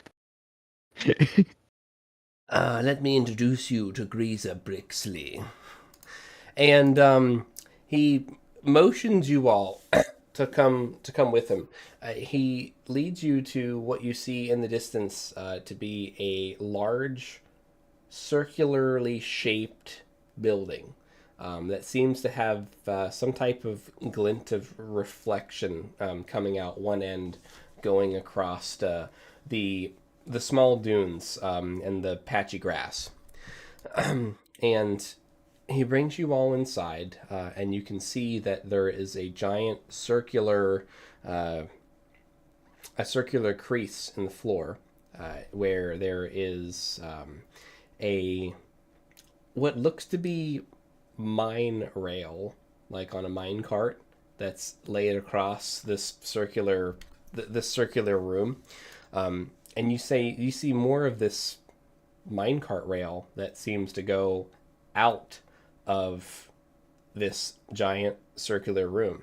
And in the middle of this circular room, currently turning on said rail, is this iron behemoth patched with scrap metal with this wild blade on the front. There's some blood on it. And he just points to this beast, this iron beast.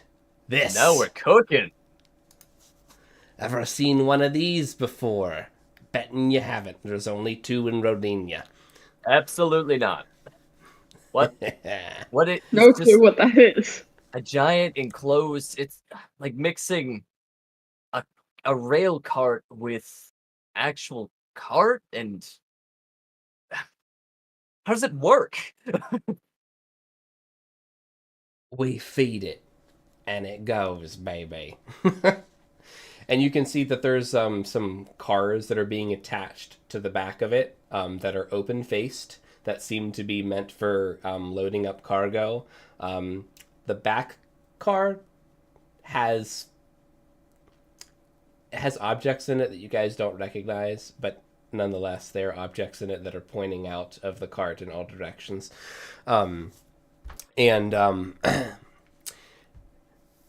This here baby's going to take you on the long 9. And at first observance, this thing is riddled with pockmarks, small craters, indentations, holes.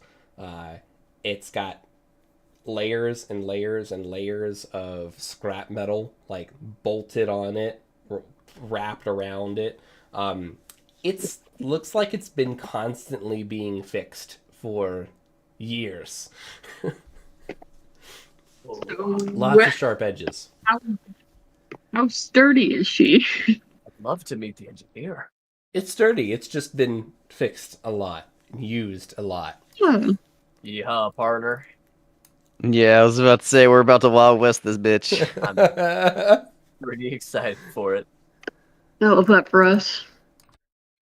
Before I forget it again, I'm gonna quip a Brixley. That's what I'm calling this. That's what I'm calling this thing right here. Quip a Brixley. Gotta write it down. I just need some type of name. I had something that was cool that started with a G, but oh well. All aboard the G-Town Express. Quip a Brixley's gonna take you across the Long Nine and your cargo. If you guys make it, then I guess you can trade. But Wow. we're not the only ones that know about Quip a Brixley and the Long Nine. I'm not saying that any hobgoblin will interfere, but if you have enemies, and if they know that you're coming to trade at Calgully, you can expect that they'll find you. Such are the trials and tribulations of Calgully and the hobgoblin culture. May the strongest prevail. You may load your cargo. And you're coming with us? He just motions to his comfy desk and his Oh, enormously long pencil.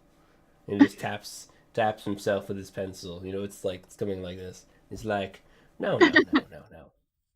We'll send a crew out if we don't see the train back tonight. Somebody's got to fix up Quipper Brixley. The Long Nine, you can expect it to take you most of the day. It goes about as quick as a horse at a fast trot. Not a gallop, but a fast trot. But she's long and she's strong. You keep her fed with, and he just grabs a handful of coal with this, and she'll go all day for you. We are in charge of feeding her. Rugs. Yeah. Oh.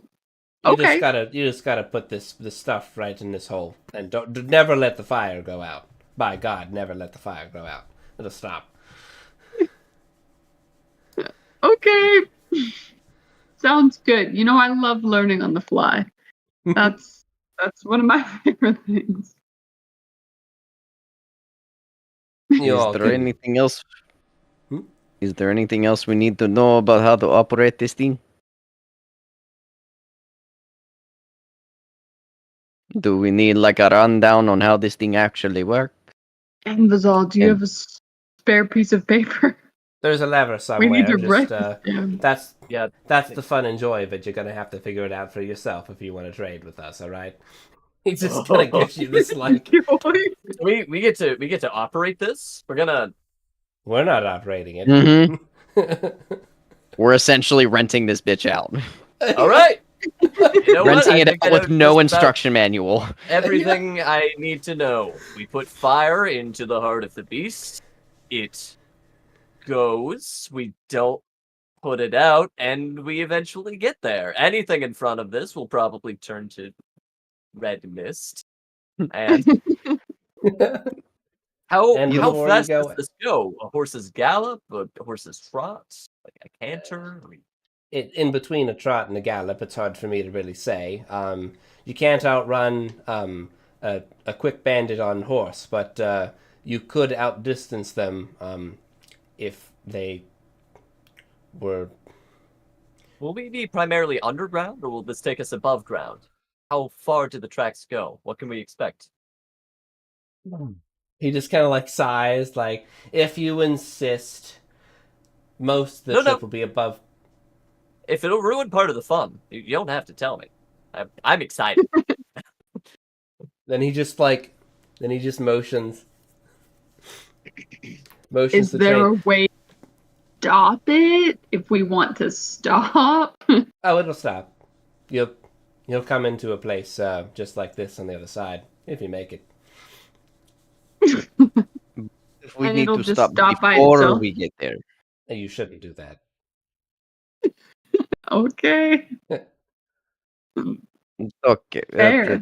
You know what the You fuck can. means, I won't right? stop you, but you probably shouldn't.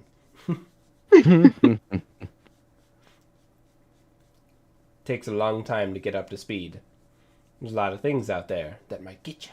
And just kind of does like this. Oh boy. Also, the cannons on the last car, they're not free, by the way. It's 20 gold a pop if you fire them. We'll know if you fired them. They only work once. Oh, okay. Good to know. Like a full cannon. Okay. Listen, I'll pay that. I gotta Is that fire a- at least once. Is that a before we get there. surprise?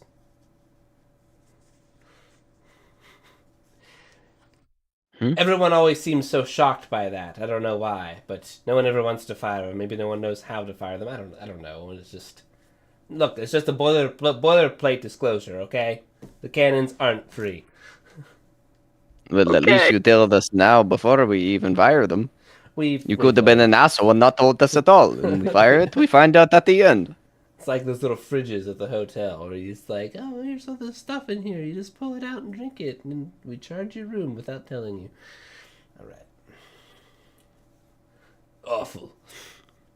Yeah. So, let's check out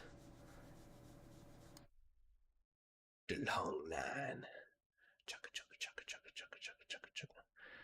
I am going to move us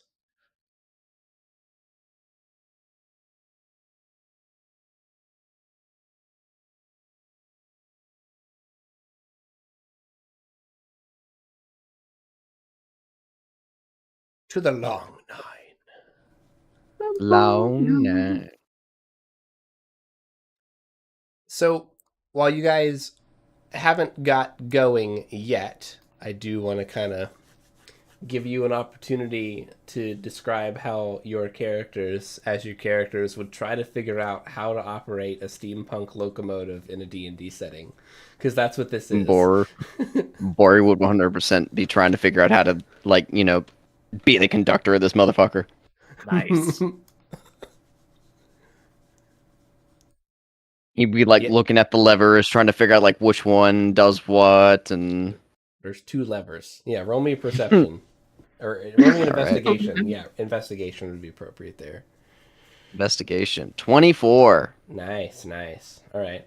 I'll come back to that. What's Echo? What's your role here? You've got 2 cargo carts. You have a back cart that's filled with these cannons, whatever those might be. And then you've got this big, you know, orc truck style engine on the front that Bori's checking out. I would probably just be exploring the rooms and seeing if, you know, what all is in here. Maybe like taking mental notes in case he needs to make a swift escape, like locating all the emergency exits. Mm-hmm. Okay, Yeah. yeah, roll me an investigation check. Yeah. Investigation is... All right. 15?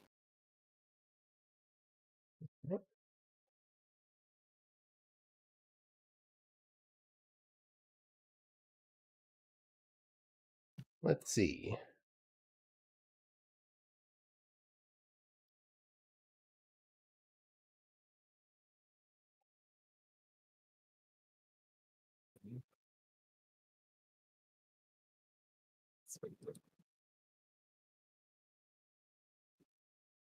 Ooh.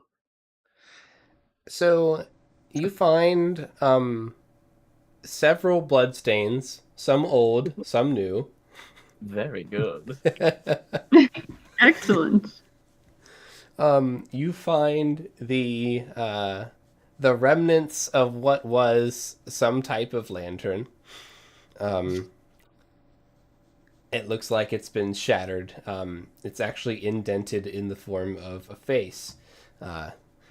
And you find a couple half-burnt personal letters. Ooh, can I read them?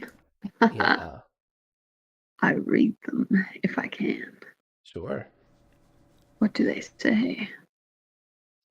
The letters appear to be from a bugbear, and this bugbear's name is Yizra, and most of the letter is burnt up, but this letter speaks of some type of conspiracy.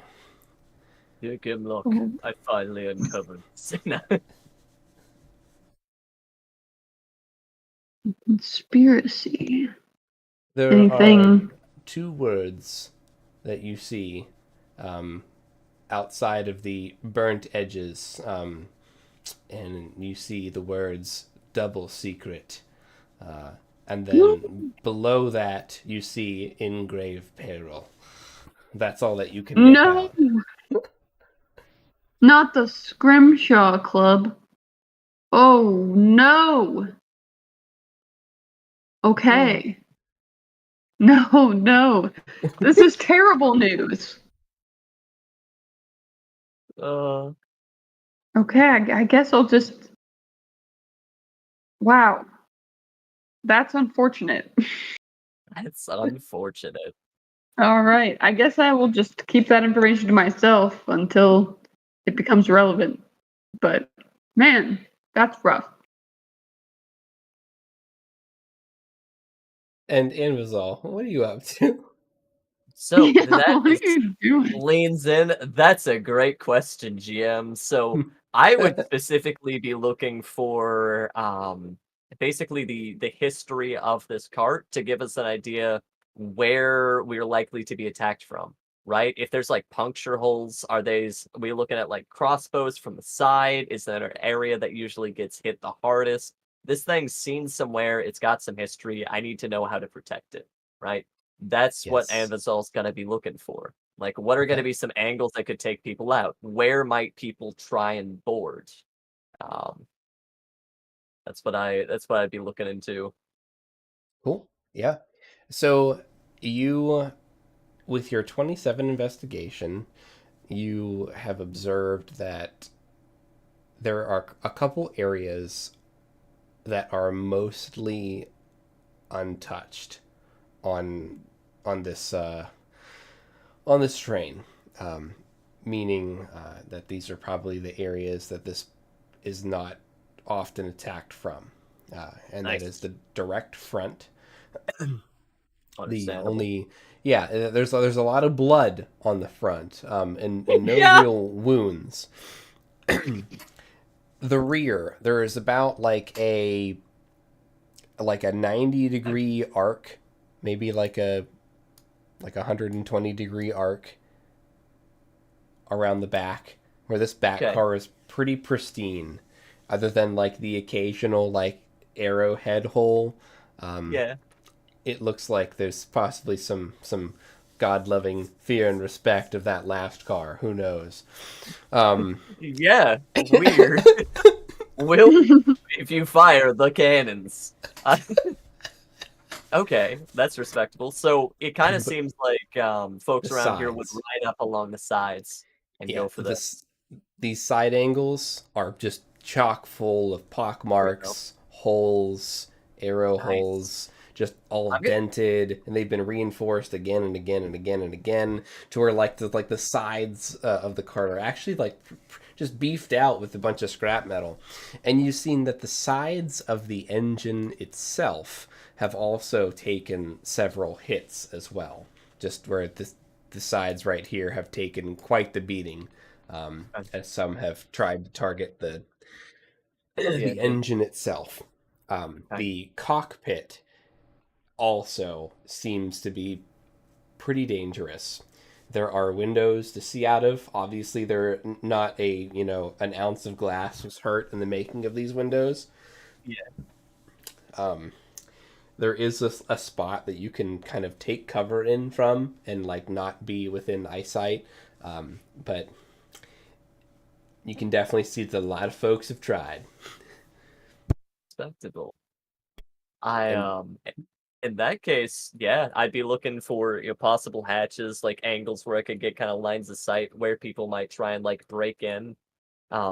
And I'd have two things that I'd want to do. Did they share approximately how long we'd be on the train? Just so I have an idea. They said most of the day.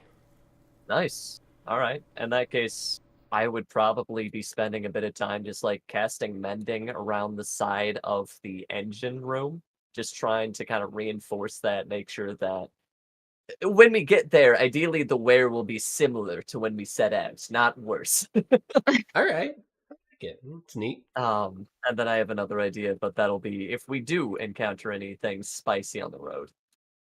Okay. We'll see. Summon buddies, a couple shadows, but they don't last for the entire day, so I'll wait. Cool.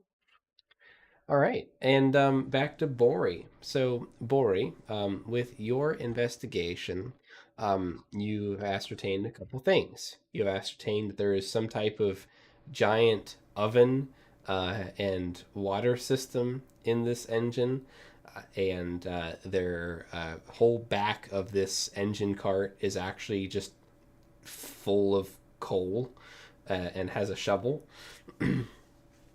And there is a pilot light that you can keep going, and it looks like there is a clear way to open and close the little hatch to this oven, and that's that kind of the mechanics of the internals. There are two levers, a right lever and a left lever. They are not marked. All right.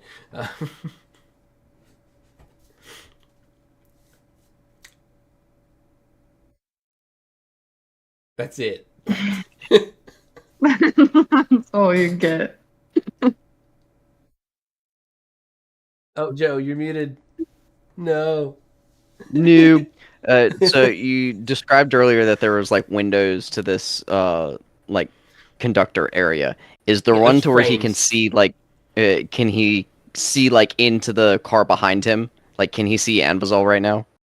Yes, yeah. So Okay. it's straight open, open face. There are walls that come in at sections like that you could probably hide behind, but it is generally open face, no Okay. doors. And you said there's no window, no door. Correct. Okay. So it's Same open air. same for Gotcha. all of these carts. Like you can walk through all of these carts without any doorways, all the way to the back cart. Gotcha. Okay. So secure. Mm-hmm. It's the Okay. base model. Mark 1. Mm, yeah. Bori probably like gets into conductor. I don't want to say like conductor attire, but you know he gets Conductor into that. mode. He gets into conductor mode and he starts shoveling the coal in there. And once everybody's ready, Yeah. Conduct all aboard the Bori bus. all aboard the Bori bus. I love it. All right. So the loading of the cargo. Let's see.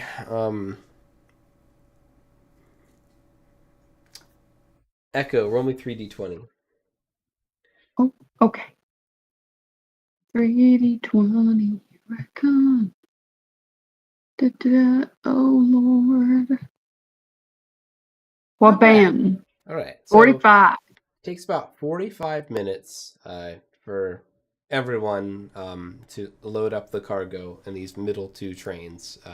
Mainly, it's a lot of crates and some barrels, etc. It looks pretty run of the mill. But you do have your cargo secured. Nice. And where would you guys Echo? Do you have your? I just pasted your token on this map. See if you're able to control it. I will delete Let Echoes me and double Bori's. check. Dun, dun, dun. Yeah, I can move them. Cool. I'm gonna get some crates and some barrels, and we'll put them on these two cots.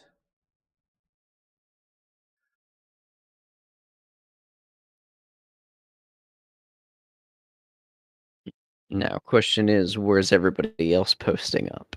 Where would you like them to post up? Mm-hmm.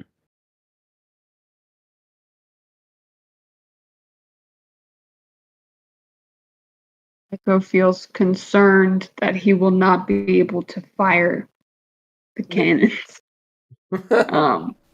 if it comes time. So Well, maybe. So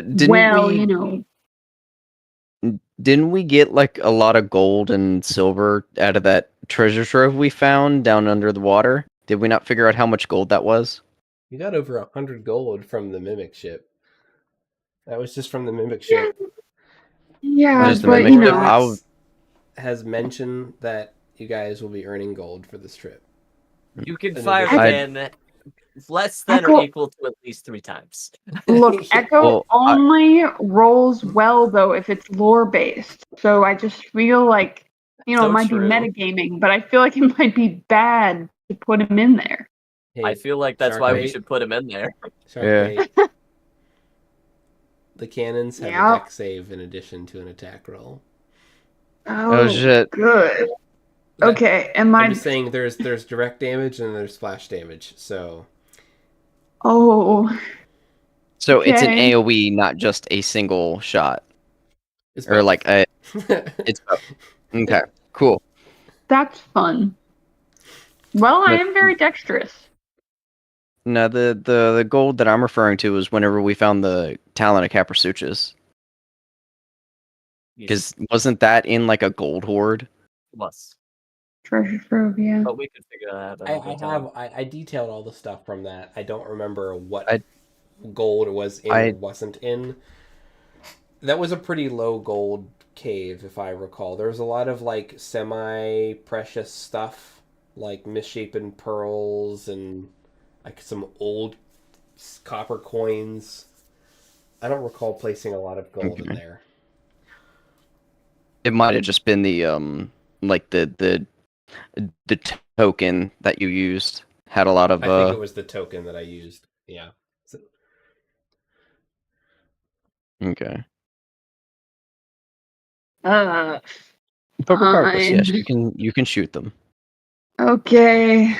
I'm sure this will not go poorly. Here we go, guys. Calcut's gonna come over to you, Echo. Do you know how to fire that thing? No, I sure don't. But I'm gonna figure it out. Do you know, Calcut? Never fired one myself, but I've certainly heard of these.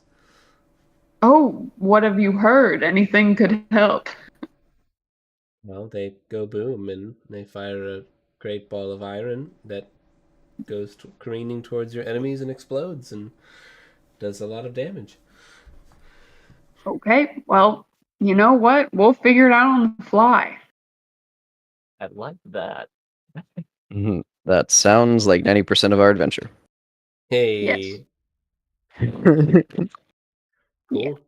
Well, I think this would be a great time to take a break. What do you guys think? Mm-hmm. Yeah.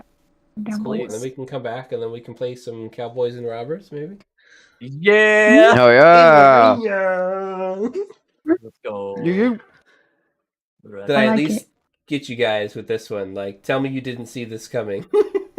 Not even a little bit. I'm pretty excited. I'm did about to not. start making up lore about like some weird rumors Ambazal heard about the other one, or like some similar crazy machine. It's gonna be great. All right. Cool. Well, let's take a little break, and we'll come back when we come back. Okay. Making myself a snack. See y'all back soon. Yeah.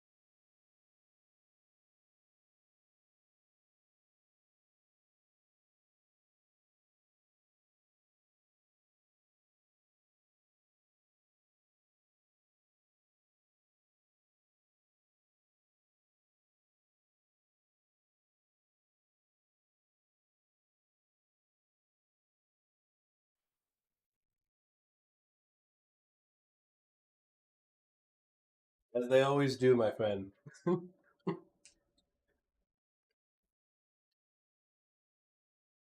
Sometimes we just need to shoot bad guys from a train in D&D.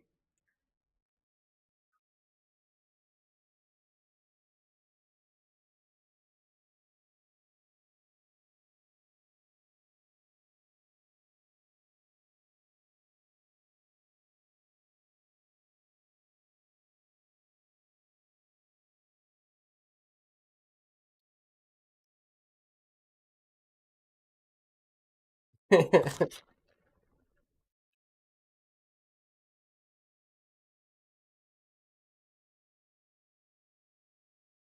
looks cool. Ugh.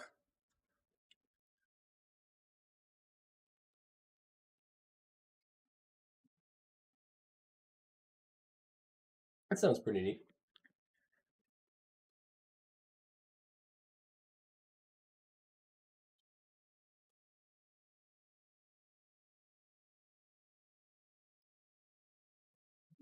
Pretty neat.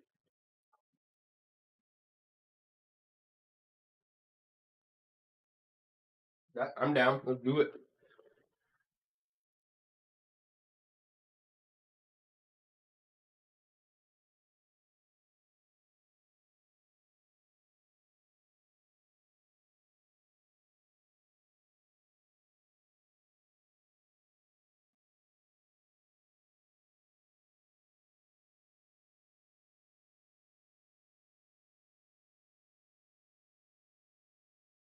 Hey, Sharkbait, didn't you just get a new book too?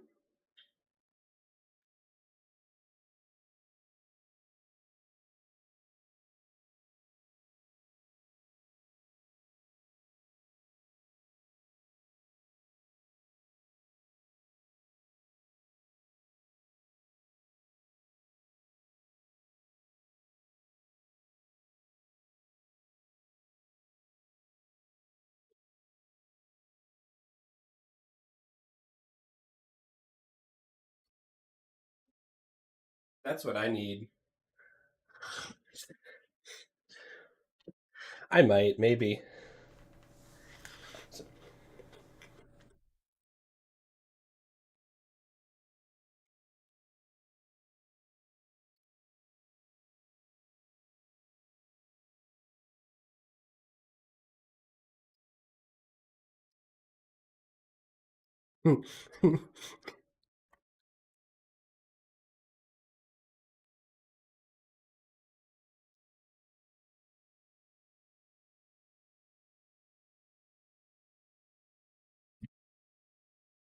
That's cool.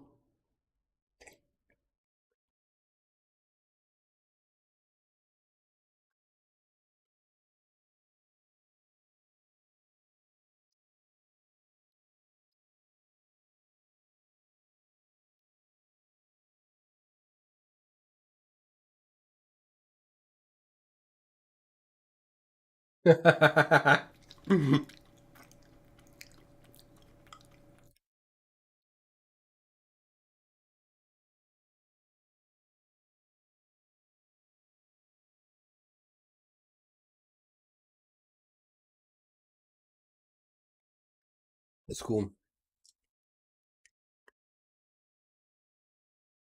That sounds neat. I like the idea of these one shots having like these vetted puzzles and games in them. I struggle with puzzles and games in D&D both as a player and as a GM. That's why I don't really have them in my games. But because like I can never think of any good ones except for like looking them up and I'm like, man, if I happen to look these up, like no one else is going to get them. So I think that's a gap that is very needfully filled by that book. So it's exciting.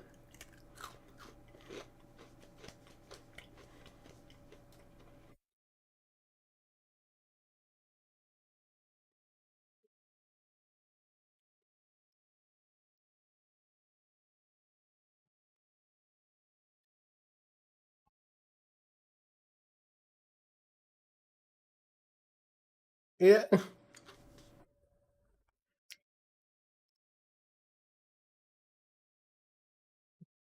Veto.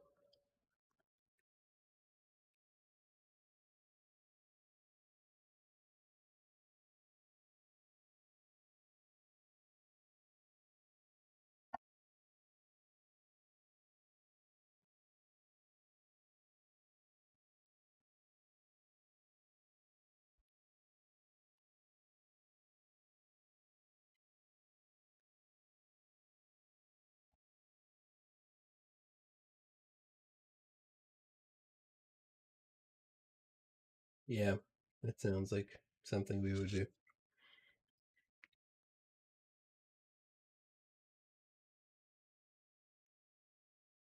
Might have been Shatter.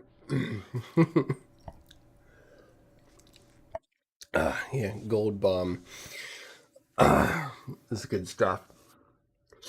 Welcome back. Welcome back. Let me turn us off a break.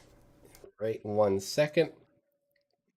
Excuse me. I just ate some iced animal cookies. They weren't like the cracker versions. They were the cookie versions that were like dipped in the multicolored fudge. Yes, the waxy ones. My mouth is still waxy. Mysteriously. Yeah.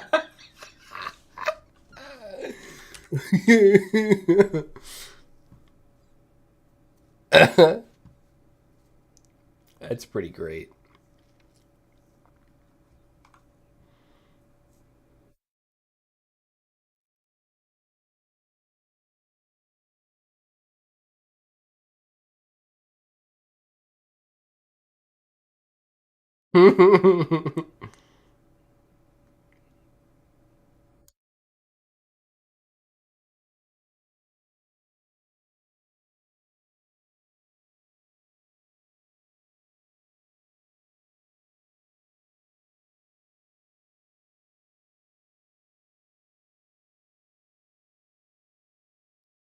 Yeah, they like make you work for them.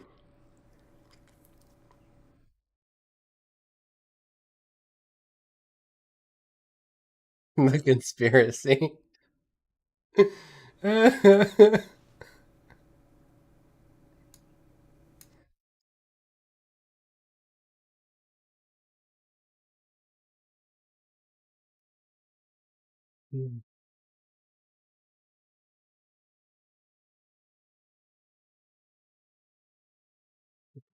Break.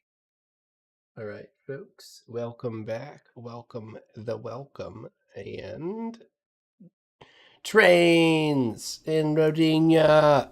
Excuse me. Always forget Yeah. saying that. All right. Everyone's on the track. Everyone's on the train. I just need to position Freemy, Iwi, Thorgar, and Calcut. So where would you guys like them to be? And Cedric. I would like someone to help me run the cannons in case I fail miserably. Which grade A personality would you want helping you? You have so many to pick from. There are so many. Let's go with well, I feel like Calcut, if she's willing to, she's got some knowledge. Knowledge. Maybe she wants to help. Okay. Although, maybe I should get Freemy. Because I think Amazon and Calcut have like a thing going on, but I'm not really sure. What if we shot some cannons together? Like, Hey. literally blew some people the fuck up. Yeah. Absurd.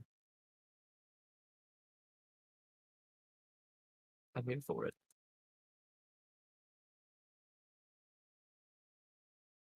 No, I just figured, y'all might want some alone time if you. Respect. Thank you. What's the final call? Who did you want? Echo? Freemy. All right. I want Freemy. Dude, I want to see Freemy load a cannon. Yeah. All right. Yeah. Where do you guys want Iwi? Is there enough space in the conductor's station for 2 people or no?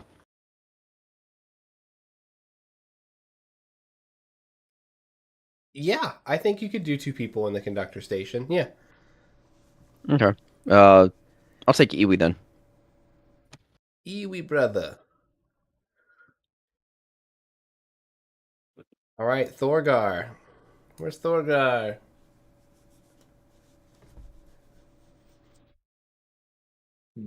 Keep him in the second. We're missing another person. Who are you missing? Yeah, you're right. Master Crow. No. No. You, brother, you. Yo, brother, yo, I forgot. Thank you. Actually, you're right. You right. Get it? So true. But That's a great one. Master Burb. All right, brother, you. Where are you, brother?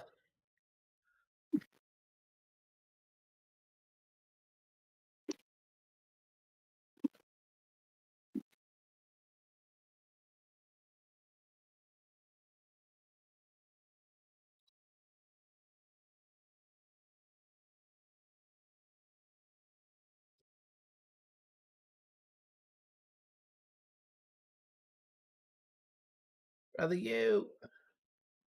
You, brother, you.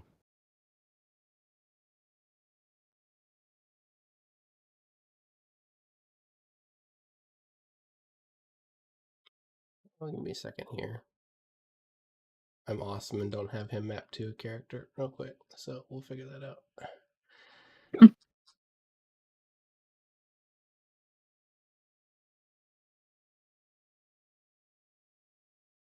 Anyone ever have that problem where like the left-hand menu of Roll20 disappears?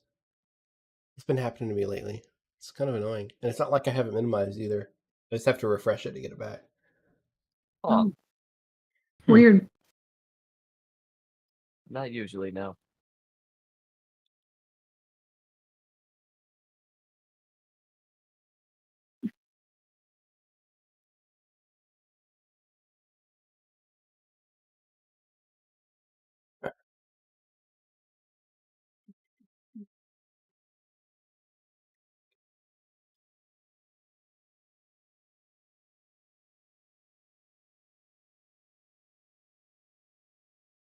Sorry, just making what's his face more than just a picture. Almost done.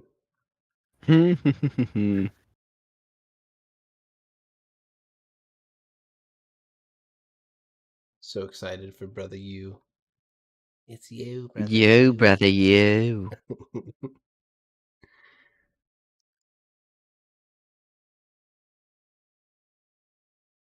Just telling myself like I need a hobgoblin that is freaking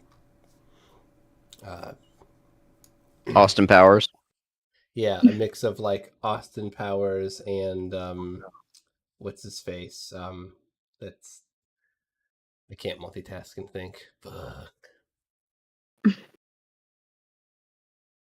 The guy. The guy, the guy. Yeah. That guy. I thought it was a. I thought Elton it was John. There we go. Elton John. Yeah. Yep. I can see it. Who did you think it was, Tanya? I thought it was a. Ooh, brother. Ooh, Yeah. reference. It is. Sound. Yeah. That's the sound reference. You, brother. Yeah, you. the one that goes. Ooh, baby, do you know what that's like? You know that one. So thank you, because that's gonna be stuck in my head. I appreciate that.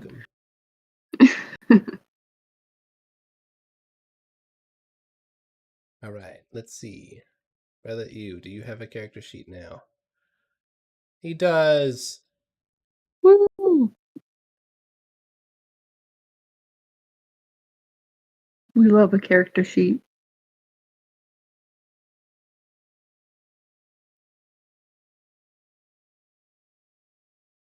All right, where we want Brother Ew. Brother Ew does not have any weapons. He appears to only have his fisticuffs.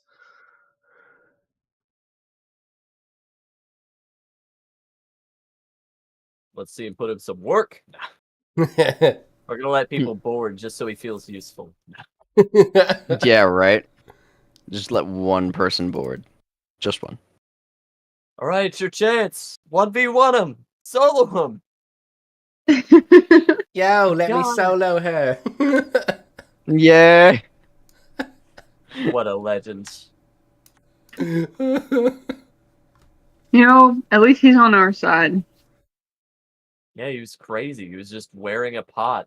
That was it. Just had a pot on its head. He just straight up fought God. I don't know, man. Sir, were you on drugs at the time? A little. A lot. No. Yes. Only a couple of them. Oh yeah, all come together. Couple of what? Types.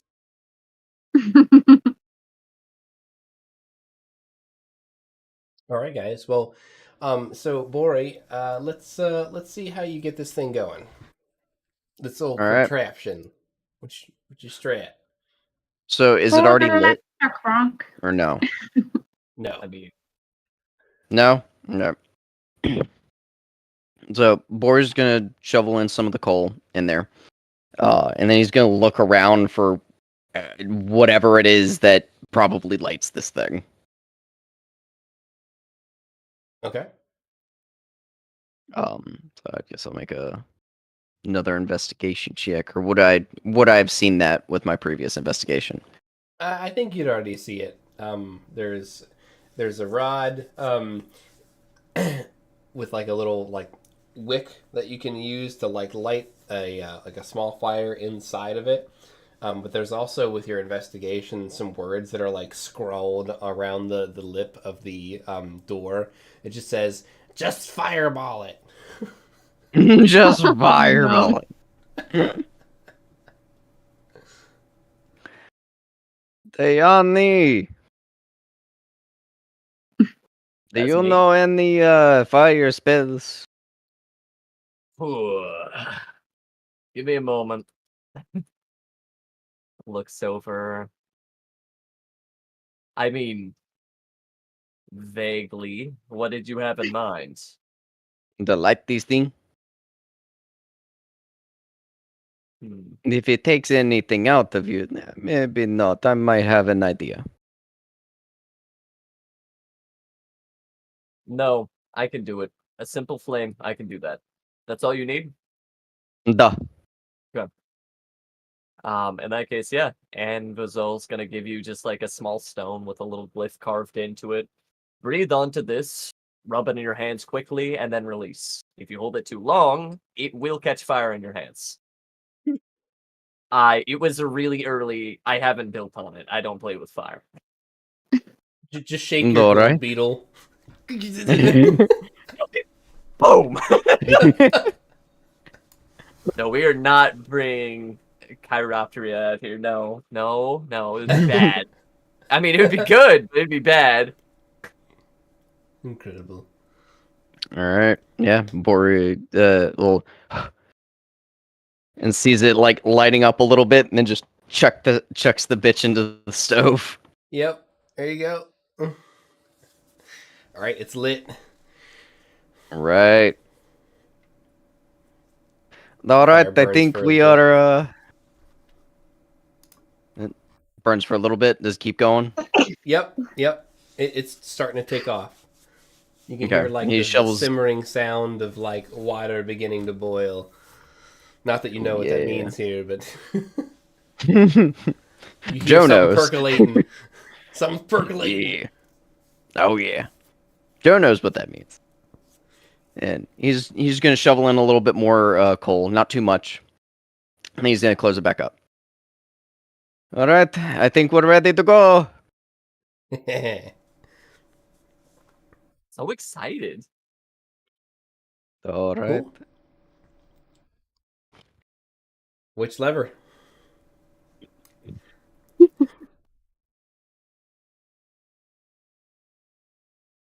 Right. All He right. flicks the right one. You flick the right one, and you hear.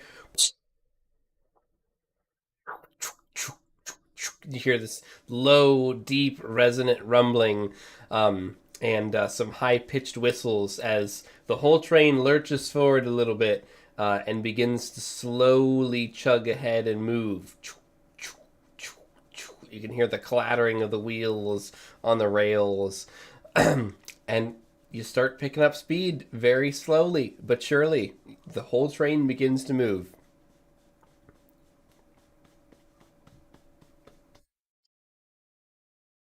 Echo, All right. you've got Yes.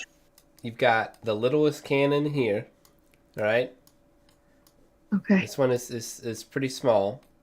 You have a bit larger of a cannon here, Okay. and you have like the two biggest cannons are on the back here, aiming straight back. Okay? Okay. Just so you know. Little, Thank you. medium, big. Okay. All right. I'm gonna be out by the big cannons, by the big guns. Nice. Nice. Probably hoping for the best, you know. Hoping My that we don't question- gotta use them. My question is, who's rolling the survival for this crazy train? Well, I I hate to say it, but the conductor. yeah, I That think can- Bori should do it. Yeah. Oh no. Boy's got a -1, just letting that be known. It's okay, you So, can do it. Here we go. A 12. Okay, a 12. You know It's what? not bad. 12 ain't too shabby there. It's not a warden. Yeah. Or technically a 0. That would be what his Technically lowest could zero. Yeah. Roll me 3d8 or 3d6, Bori. be. 3d6. All right. Elf. 11. Nice. All right. Okay. And roll me 2d4. 2. All right. So, your first encounter as you're rolling through, first off, I'll just kind of set the scene. You guys have picked up pace, and you're going at about a clip of around about like 30 miles an hour. If out of game, it's about how fast you're going. So a sprinting horse could probably catch up to the train, but over long distances, 30 miles an hour adds up pretty quick, right? In this area, it's been a pretty arid and dry environment with patches of grass, etc. And as you start to clear the station and get out into the open land that is called the Long Nine, you guys just start seeing like just craters and smoke and just the bads, Yeah. Oh. It's starting to look a little bit like a battlefield. Oh, good. Oh, And you can see that some of the craters even look weathered. They've been here for like a long time. Sand's starting to fill in them, etc. Some look kind of fresh. You see pieces of train ? Alongside the road, like buried in sand, etc. Spills of dark fluids. The occasional like skeleton of like a horse, like half buried in sand along the way. The occasional sword just stuck in the ground. And you can't go like a dozen feet without seeing at least like 5 arrows stuck in the ground in various directions on both sides of this train. So that's kind of what you're beginning to see a lot more of as you go through these spaces. And you guys then see some type of creature flying on the horizon in this direction.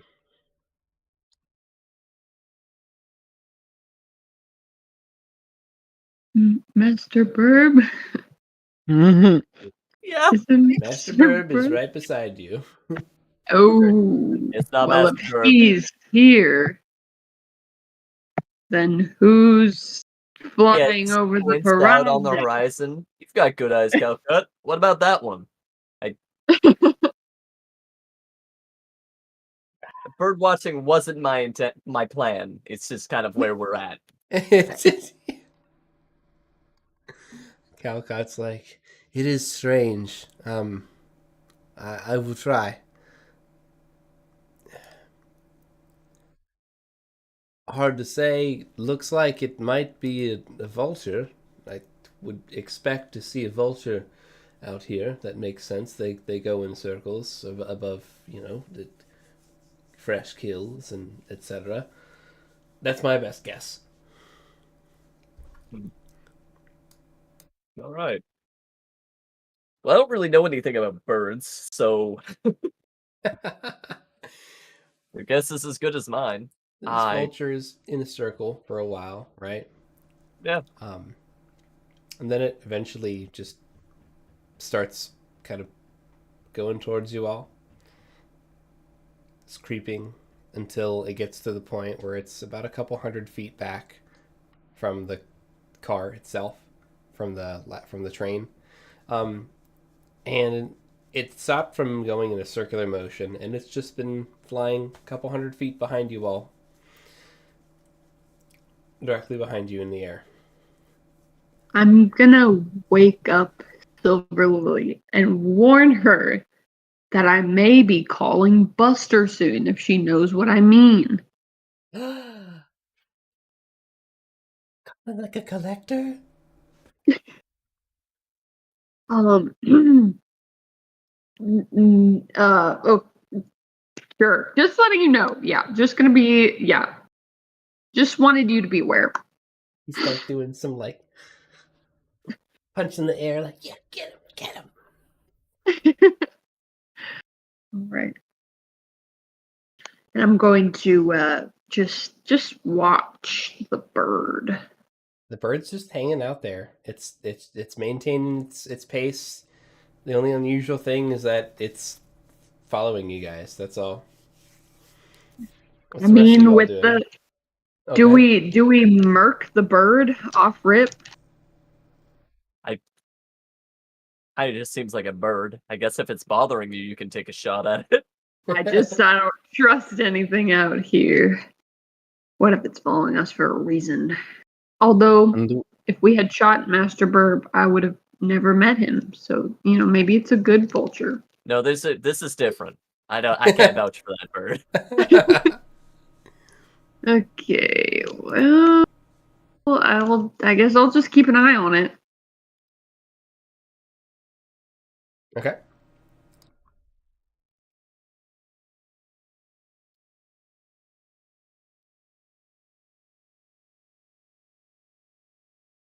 An hour goes by.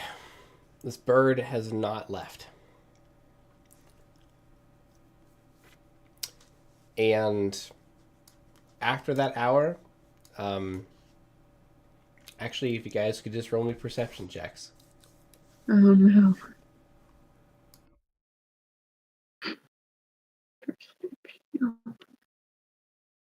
Nine for Bori. Not one on the die, but a 2 for perception for Echo. Just like Master Bird, for real, for real. 13. Very nice.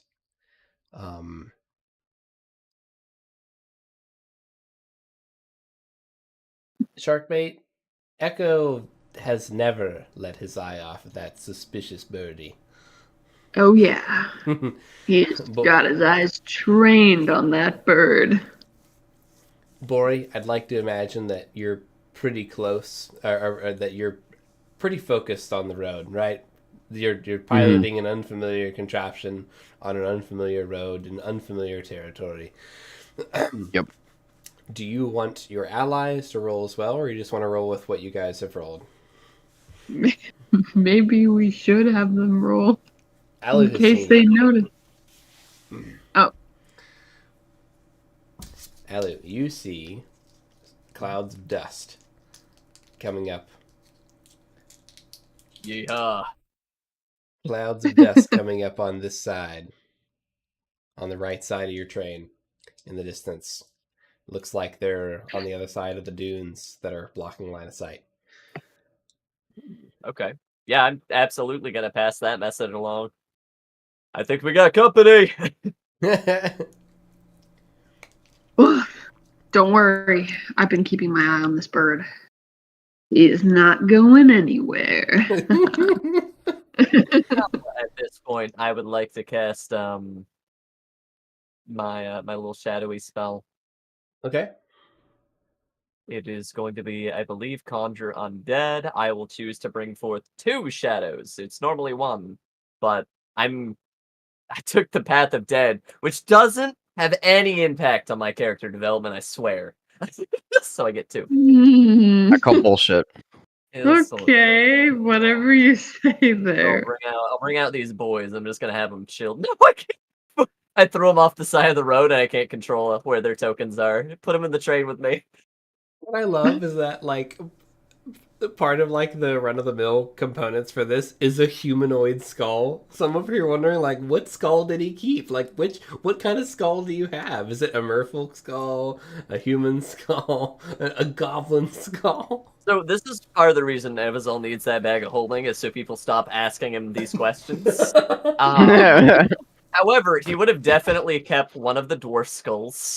For sure. Probably has a little fish skull, which is... You are so sus. He's never gonna tell Echo about that. That would just be bad. He has to bring that one out. That goes around. He was almost gonna take one of those elf skulls, but that might have been a little much. Which fish skull did you take? Huh? Bloop's. Bloop's father's. No! It might have been. We'll never know. You know. So yeah, one of those. There's a few in the worst possible way. Dude, that's pretty great. So yeah, I'm just gonna have these boys chilling, just kind of in the nooks and recesses, just being spooky boys. Nice. Well, while you guys, is there anything else, any before initiative actions you guys are gonna be taking here? Because there's something's coming. Something's coming. All right. You guys see these riders crest the hill, crest the dunes in the distance as they ride closer to you.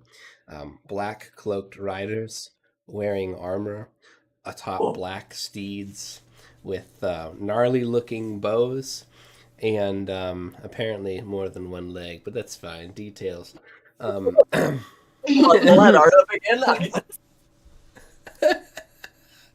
totally missed it. I didn't catch that until looking at it now. I'm like, wait a minute. Look at him go. Listen, there's a lot of interbreeding in the desert. This is a Yikes. very isolated clan. They've got the old so third many legs acting up. They've got so many chromosomes you don't even know. No. And a peculiar banner that these riders are all carrying is a single black stripe on a black banner with a white background. Nice. Yes. What does it for me? They're holding the bow like this. Yeah, that stance is impeccable. What? Can you bring that up again? So good. The more you look at it, the worse it gets. Oh God, yeah. You're like, oh, it's so cool, and then you're like, wait. They got like barbecue forks for arrows. All right, Painter's brush arrows. Oh. This is great. No, honestly, it looks really cool. It gives us the idea. I'm here for it. Oh, nice. So these guys I will say, I want to steal one of their horses badly. Though, like don't nice pull your horses. punches. This is survival of the fittest, Echo. If one of their horses makes it through cannon fire, we'll consider it. Yeah. Oh, We ain't no chumps here. Stormcrows only recruits the best. of course. Yeah. I'm sure they'll want to join us after we fire at them, I believe. With cannons. That'll be the case. And they get up there and we're like, great job. You want to join? You want to be a part of the Stormcrows? Yeah. Like, we're pretty chill. Love that. I will say you won't like your alternative. Love that for us. No. All right, guys. Well, let's roll initiative. Oh yeah. Come on, Bori. Hey, 18. I got something. 20.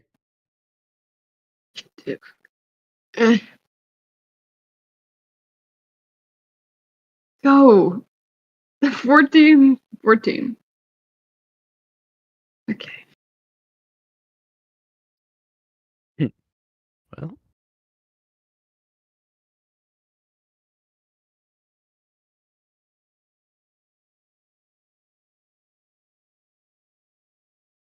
Or he's got his measuring stick out. Incredible. You okay, Bori? Doesn't sound Bori's about to fuck some guys up. nice. Bori. Get him. I did not do half badly. Yeah. I see no god here except for me. Do we have a representative for the NPC's turn? We should. I don't yet, so we should. Hmm. Let's do. Probably just go with Do Freemy. free me. Yeah, do Oh, free free me. Yeah. All right, I'll do Freemy. Oh yeah, it's all covered color.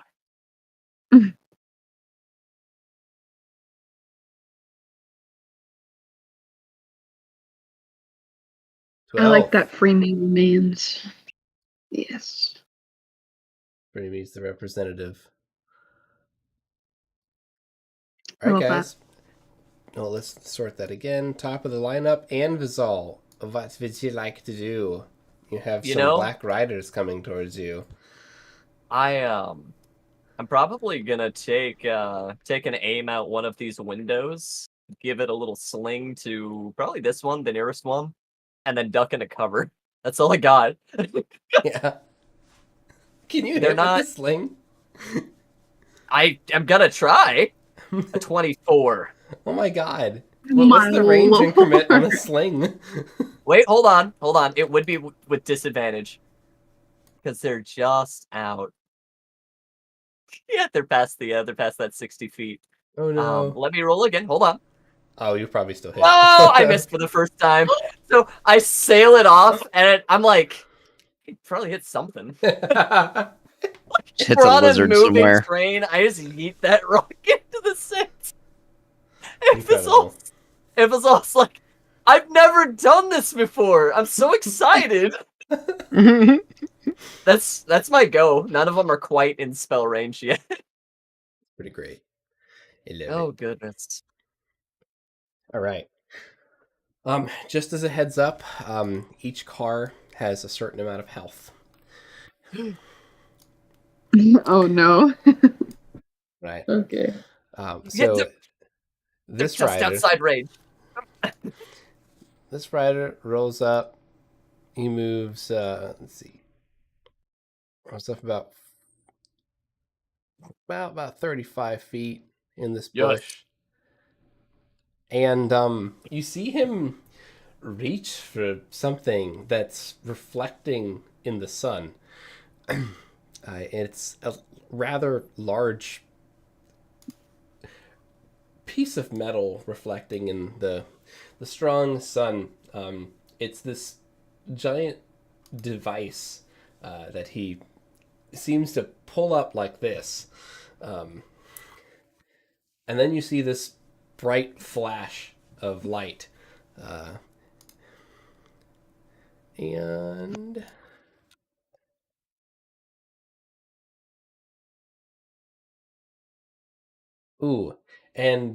the rider fires the disposable target fictionizer. Oh no! At the engine. Oh no. With Bori, you're there. You've got a spell lined up. Everything's great, honky dory. And then you see a rocket come towards you, man. Oh. I need you to make a dexterity saving throw. All right, can do. 6. You know what? No. Bori's gonna use bolster ego on himself, and he's gonna re-roll that. Nice. 19. You make the save. All right, so you only take half of that dank. However, the train does take the full dank, which is 17 thunder damage as this projectile slams into the armored side of this engine, and takes the blow. Train is still going. Got a big hit on the side. You can see smoke kind of roiling out. What's your reaction to getting hit by an RPG, Joe? What the fuck was that? What? Do you need help in the engine room? No, just take that asshole out. If you see another one of the things, destroy it. Dude, I have a rock. You have magic. I don't like hurting people. Yeah. Well, they just hurt me and the engine we are currently running.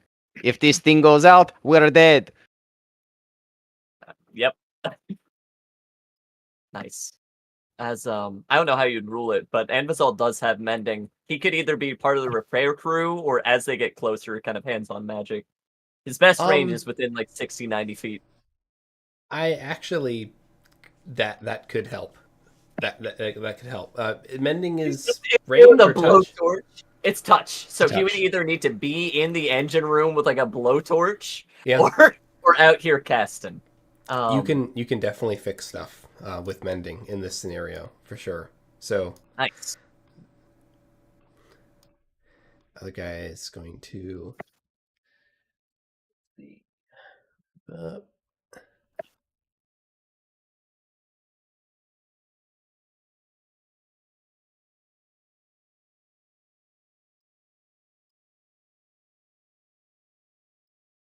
These guys are all moving up towards y'all.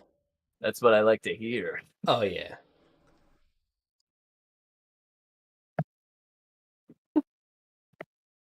Character sheets buried in windows upon windows. All right.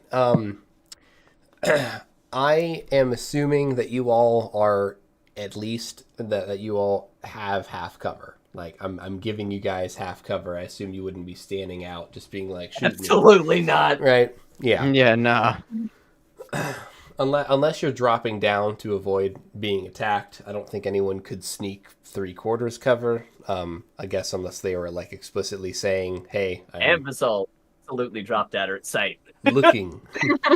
Him specifically. He's like, what is it? Motherfucker's got an RPG in a motherfucking backpack. Yeah, that would make sense. Well, you're not there. He's looking around. Calcut's there, so he'll try to shoot Calcut since she's standing up. I'm sorry, little one. Oh, Oh, 20. no.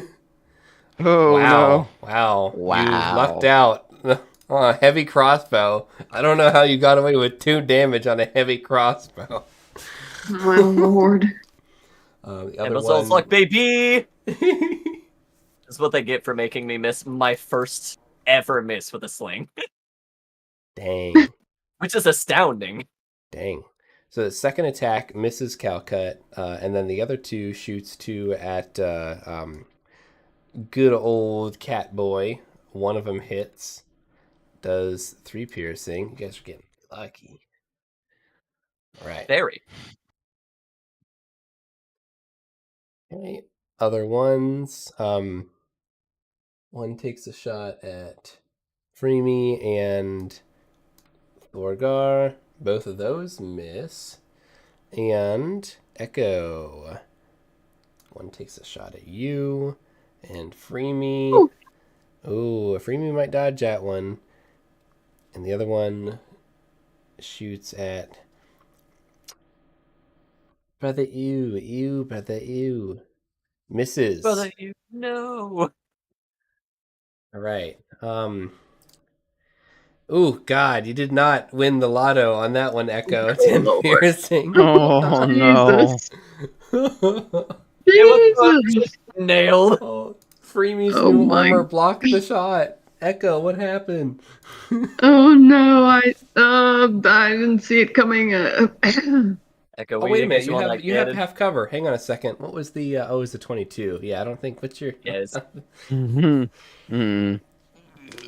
Oh no. So close. So close. All right. Yeah. Those guys have done what they want to do. Bori Krios. Arrows are bouncing off of Boy. your canopy. All right, line. Let's see. So all the way out to there. 20. Let's see.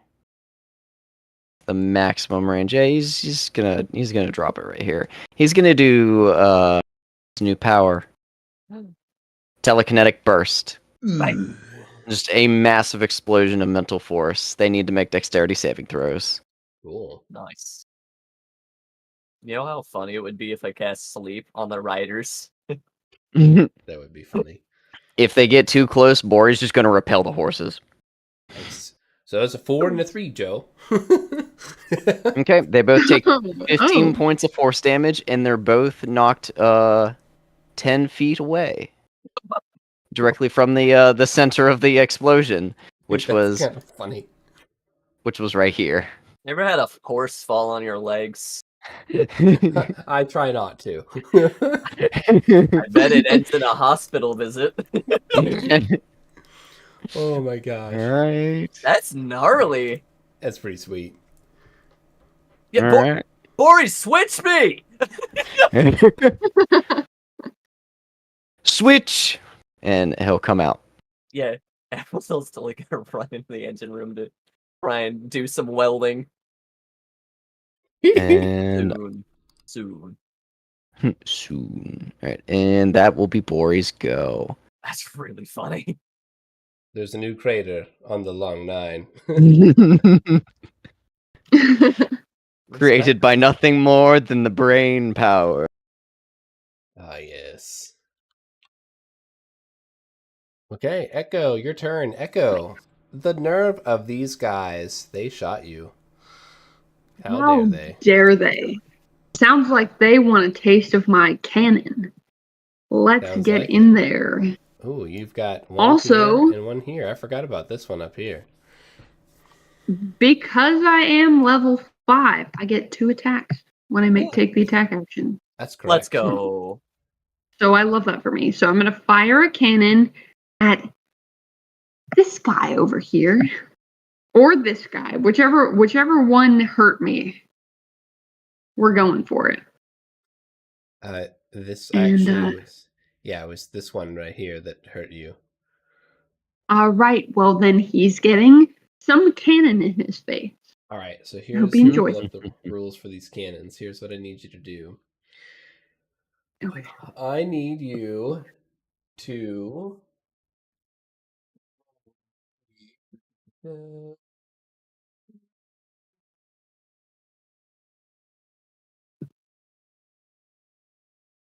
So you're going to add your dexterity modifier to this, okay? And Okay. I don't think you're proficient in artillery, so I don't need... I'm not going No. to say that that's a thing. If you were a hobgoblin, you would have. But... roll me... Well, a now I D20 know what the... and that's your proficiency. Next character, Joe. Yep, next character is going to be a hobgoblin barbarian. Proficient in artillery. Oh, that's a 9. That's a 9. It's a 9. You missed with a cannon. Oh, well, you know what happens. Oh. Can't win them all. Oh my god. That's awful. You have your. So which attack was that? That was which cannon was that? Did you want to fire? That was This top one or the the one bottom that one? the top one. Okay, the top one. So the top one needs reloading. All right.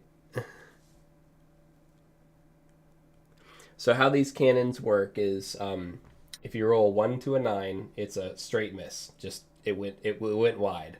A 10 to a 10 Oh, I up would have rolled. does Oh. direct damage and radius and like splatter damage, and then everything past a 10 has some variant of those two, based on like the damage table. But like a 1 to a 9 is a miss. You rolled a 9. I'm sorry. That's unfortunate. Yeah. Okay. It's a little unfortunate. Oh, I'll get him What's next your time. It was my second action? Do you want to fire the second cannon on that side, or reload your cannon with your other action, or shoot your weapon? What do you want to do with your other attack Well, action? I only get 2 attacks. I don't think I get 2 actions, unfortunately. But I will cast Shocking Volley on these guys, the small dudes. So they have to make dexterity saving throws. And let me double check. On which guys? These guys over here. Those are Invisile's ghouls. Oh, I'm sorry, Shadow guys. Okay, these guys over here. I'll send them out soon. I'll give you a heads up. This guy again. I will get him this time. Okay, he has to make a dex save. All right.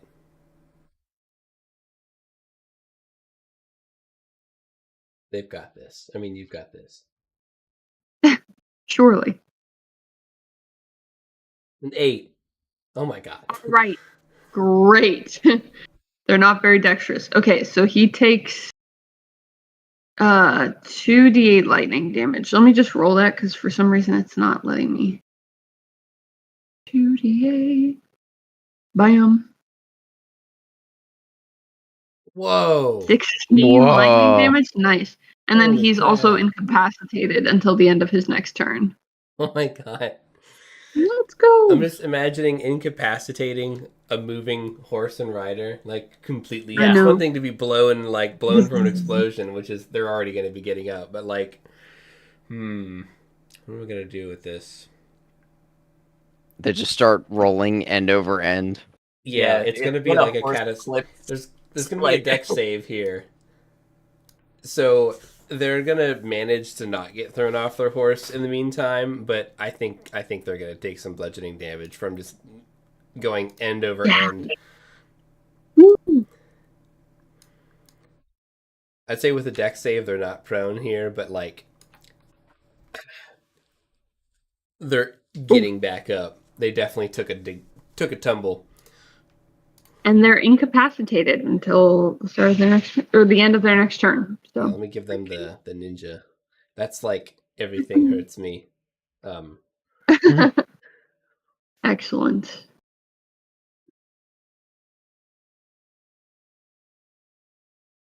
Nice move. All right. It's my secret turn. Hang on. Aw. What?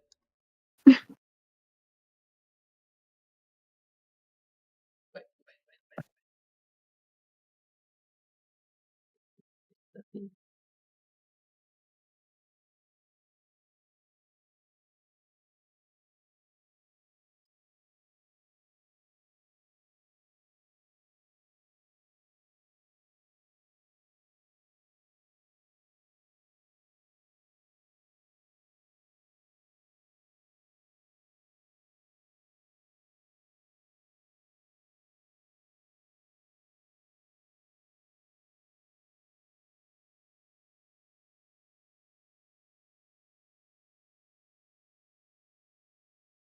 As quickly as they arrived on the right, a smaller group on the left shows themselves.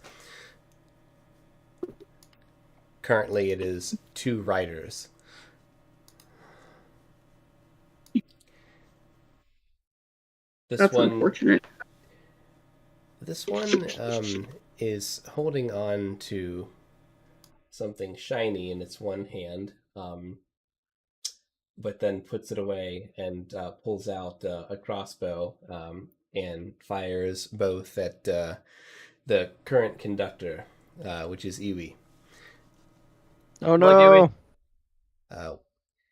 Iwi, what is your armor, Iwi? Actually, he's got some cover. Oh no, you still get hit, Iwi. Sorry. Fuck. So what is his armor class? 14. Yo, 3 piercing, let's go. This is Invisible fine. armor. Okay. Oh wait, 3 piercing. Oh, never mind then. Yes. He was fine. Okay. Fuck him. Damn. Perfect. And the other one, Joe, it takes a shot at you. 2 shots, actually. And that's after it uses its little move up a little faster thing. Oh, fancy Yells to blast. his Oh, little shit. buddies. They move up a little closer. Then it shoots you with a 22 and a 10. 22. Okay, that hits. All right, 4 piercing. All right. All right. And then we go to our NPCs. Iwi's like, ah! He's probably going to take cover unless he's told otherwise. No, you should definitely take cover. He Oh, yeah. yells something out. Something on the tracks up ahead. Can't see what it is. Too far out. And he just dives down.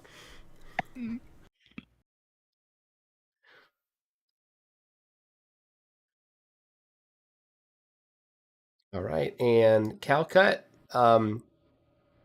she's going to shoot back at the guys that shot her because that's what she do. Blech.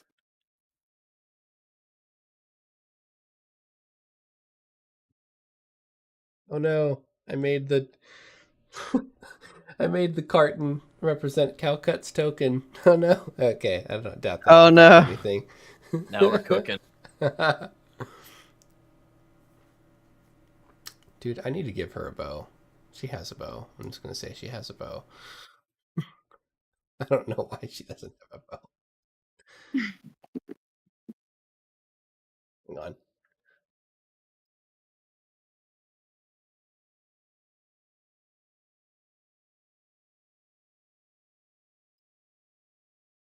Whoa, Calcut. Doing great. What you get? Oh, she got a 23 and a 19. Let me toggle that to public. Hey. Hell yeah. For 10 dankage total.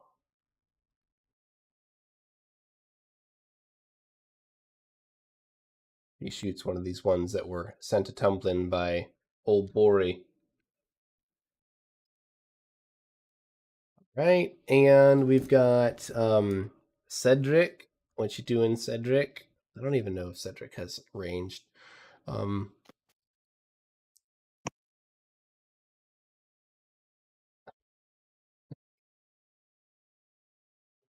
okay. Cedric, he looks at the nearest rider and starts yelling at them in rhyme for 17 psychic damage. And it's Holy apparently shit. pretty effective. What the heck? Are we sure? Is Cedric a talent? Did he just use a psychic power? Can Bori learn that? Cedric is a bard. Incredible. Sorry, Joe. Damn. It's like, I want psychic damage. Alright, our resident pugilist is going to continue pugiling. Thor. You. Thor, he's good. Oh, but he'll throw his javelin. Hey, I think he did something. Yep. All right. Oh, we got some 6 piercing on this bad boy. Actually, I think he has advantage on that attack because they're incapacitated. Better off keeping what he had. I'm getting the screen full of character sheets ism.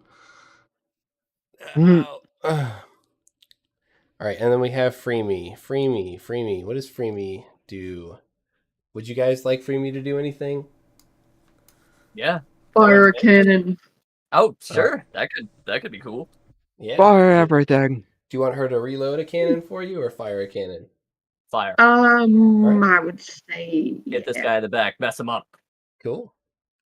Fire. All right, Free Me. Let's oh, you have a very low modifier to your dexterity. Okay. That's all right. I think it's just yep. Still gonna roll higher than Echo. Yeah, we're just gonna Yeah, please roll better than me. Holy Yeah. shit! Nat I 20. called it. No. So what does a nat 20 do? It doubles the damage, yeah. So this is it's a light cannon. So it's 3d6 plus 2 doubled. And there is a splash effect with the half damage to creatures within a 10-foot radius, but there's no other creatures within a 10-foot radius, but there's a huge explosion over here. So let's just roll. Homie takes 66 fucking bludgeoning damage to the face. Yeah. I hope so. Just hits Holy it with shit. 20 bludgeoning. It just tanks this cannonball, knocks this guy back. There's just smoke. No one's sure what happened, but there's a lot of smoke over here. Freemy just looks down at the cannon and is like, cool. Figure that's a very Freemy thing to do. I think that's all. Master Burb is going to hold his action to Burb. So true. Yes. All right, we're back to the top of the lineup.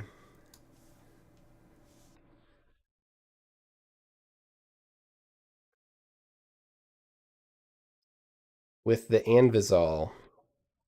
Heck yeah. All right. So, which guy did you say had a shiny bit in his hand before firing off a crossbow? This guy. Nice. I'm going to go tell my spooks to float over and latch onto his horse. Do it. And then I'm gonna go to the engine room and start. I'm gonna start casting mending. Cool. Gonna get prone and just start trying to repair this as much as I can. Okay. I can't physically move these. Okay. Which is unfortunate, but I'm just gonna have them go swippy swap. Want me to roll a couple attacks? Yeah, so they got what, 40 foot of movement, right? Yeah, they would be on the train. Okay. That would make sense. Yeah. I can't. I'm move like, them. Gotcha. Do I need to add them to your character sheet for you to be able to move them? I think maybe I just need the ability to be able to like edit them. I'm not sure. It's weird, but I can do this. Bop, 16, 18. Hey.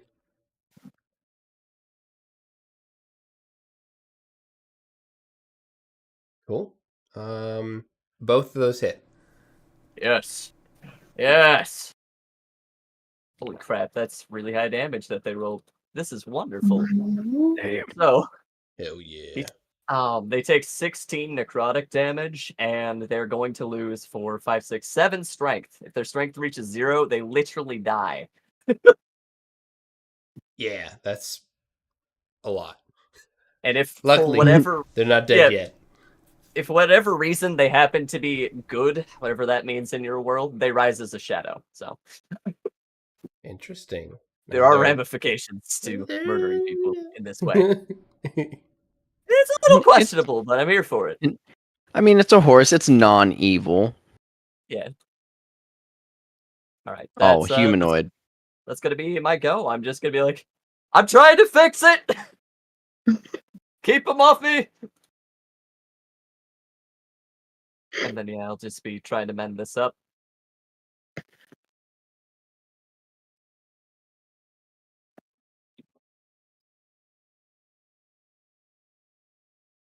Fix their little 6 strength drain, right? 4, 5, 6, 7. 7. 7. Oh my gosh. Yeah, it's kind of nuts. They're so weak. If I change it on the character sheet, it should figure itself out for everything else, right? Hopefully, yeah. It's always something we I can hope it sort does. out later. Movement's the only thing I can't seem to control right now, which means Okay. it's probably a token issue. I can get it fixed after this. Oh, you're muted. I updated the token for one of them. We'll see if it works, but we'll figure it out. Nice. I'll have to remember to do that next time. All right. Okay. All right. Right side. So this guy, he's stuck for the rest of his turn. These guys are going to right themselves, and right indeed. And they're going to move. Oh, and for your mending,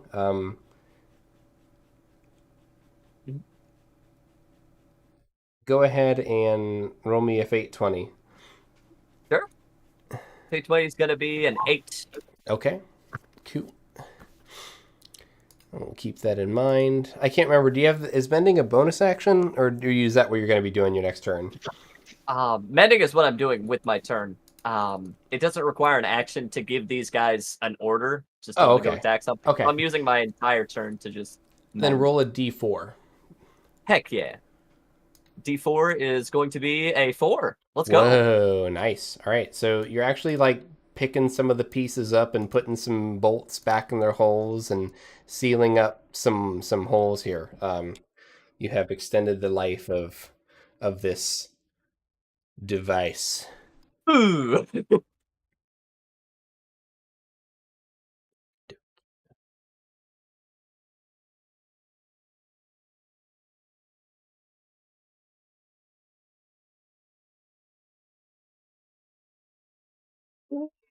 I'm getting tired. Let's see. Blah.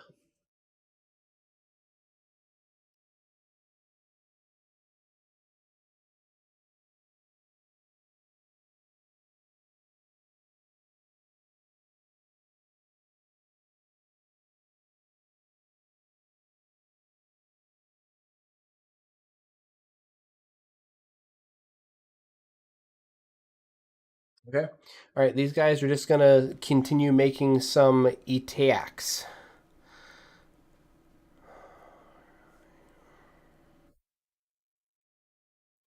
And it's all he's eyeing you up.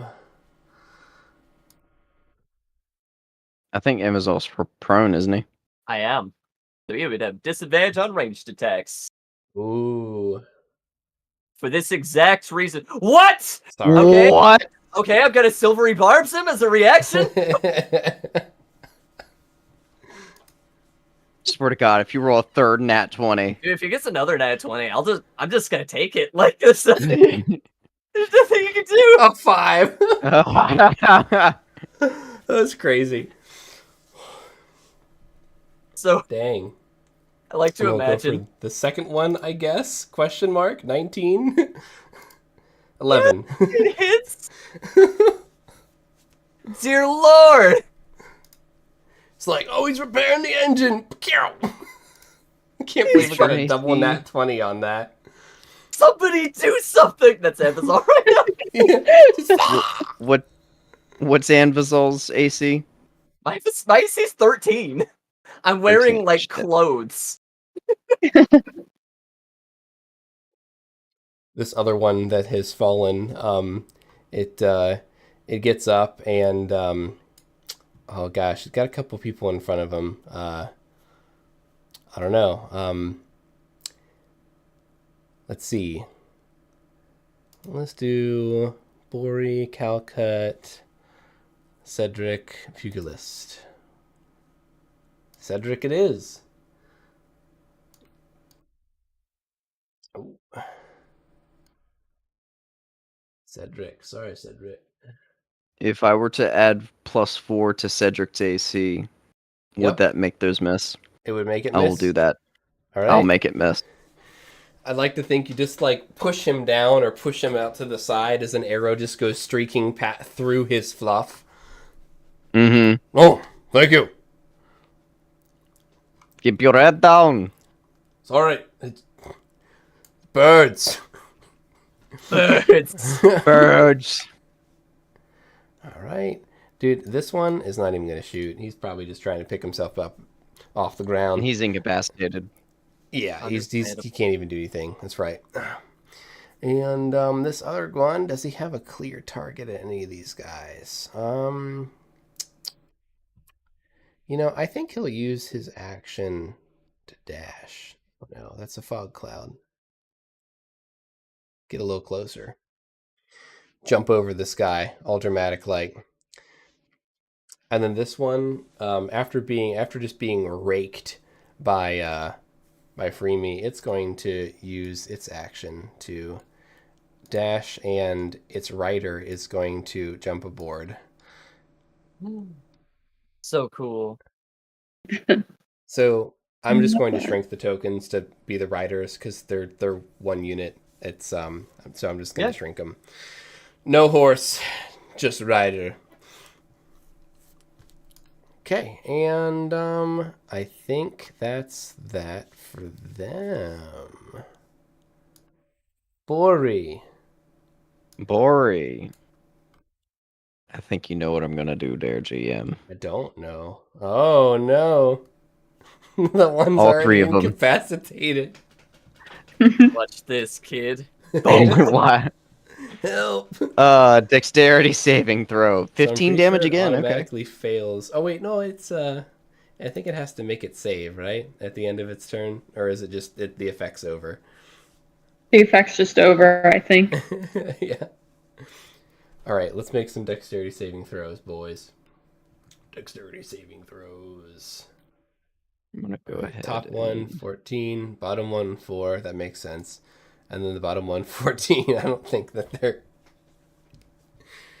Not today. They take all of them take 15 points of force damage and That's then crazy. just get knocked back. I don't feel so good, Mr. Krabs. Yeah, this one dies. I'm not sure how the force damage would you want it to kill it, but this one dies for sure. I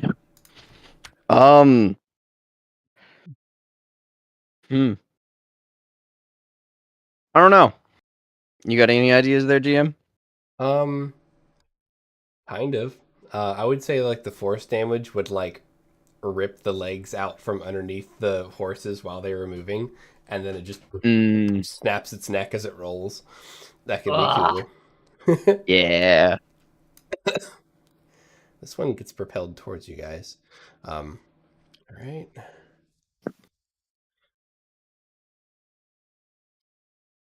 All right. And then I think that's just gonna be Boris go. Cool. Echo. All right. Let's go ahead. I'm going to step forward a little bit. And I'm going to spray this bad boy. I forget how you move it so that you... Oh, nope. That's not what I wanted. Well, he's over here somewhere. He's going to spray with poison spray. This guy that just came aboard. Ooh. So, oh, lovely. We love I think to that's see like a that. Constitution saving throw, right? I believe so. Here, let me. Yes. Right. Let's see if I can do it. Crap. Oh my lord! Roll Why a is he 20. so? He's so. Dude, I'm so He's got sorry. so much constitution. He just It's like okay. breathes in all your poison, like yes. Give me that Dang. stank. Okay. Oh, good. I'm so glad. Okay, so all right, then we're gonna pivot, and we're going to call Buster. No, we Just gotta be level him doing from- that. Yeah, hell yeah. He's just gonna be like, "Well, that didn't work." And we're gonna shoot at this guy that's getting awfully close. Whoa, roll your 19. damage. All right. monster. Oh, hell yeah. Nice. 11 piercing, and that 3 psychic is from my dreadful strikes from my background. So I do extra psychic damage when I do I'd damage. say with your dreadful strike, you you spook him, he jukes, and you just shoot and skewer him. He steps back. He's messed up. Yeah. He's looking pretty bloody. Get out of here. He's definitely regretting jumping on this train. Mhm. All right. So, the guy who has been shadowing this caravan finally reveals himself. This other Whoa. rider who has a normal amount of legs this time. But a pretty gnarly looking magic staff, and apparently is giving the thumbs up to us. He's giving us a nice little thumbs up. Oh, Yeah, he I want that staff. he's been following the battle, waiting Oh, for a lordy. good time to strike. He casts the bads, probably about like right here. Ooh. Not what you want to see. No. What does he cast though? The bads. Fireball. Oh fuck!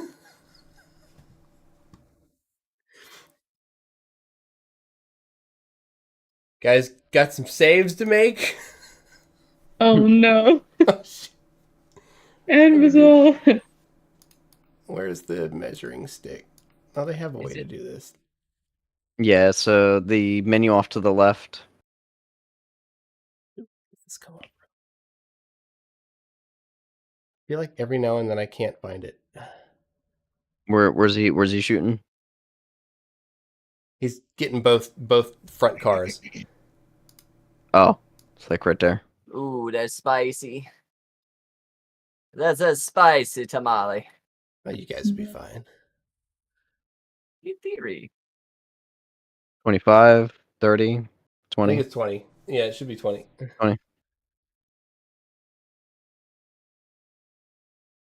Well, All right, Joe, do your thing. You just have to save me. Oh, no. all right. Sturdy saving throw. Oh no. That's a spicy fireball. Oh my god. I'm looking at the damage rolls here. That's like, I've never seen a fireball roll that high before. Do you see this? No. It's a lot of No. What is sixes. You What guys is don't it? see this? No. Bori's gonna bolster his ego. I guess technically I can roll with advantage because I'm kind of hiding. Whoa, I got a 25 on my dex save. Yeah. Bori has a 14. All right. I almost got a 20 with those. Oh well. Let me see if I can screenshot this. This is insane. Oh no. Otherwise, you guys won't be able to like. I don't know. I should have rolled that public, but let me put it here.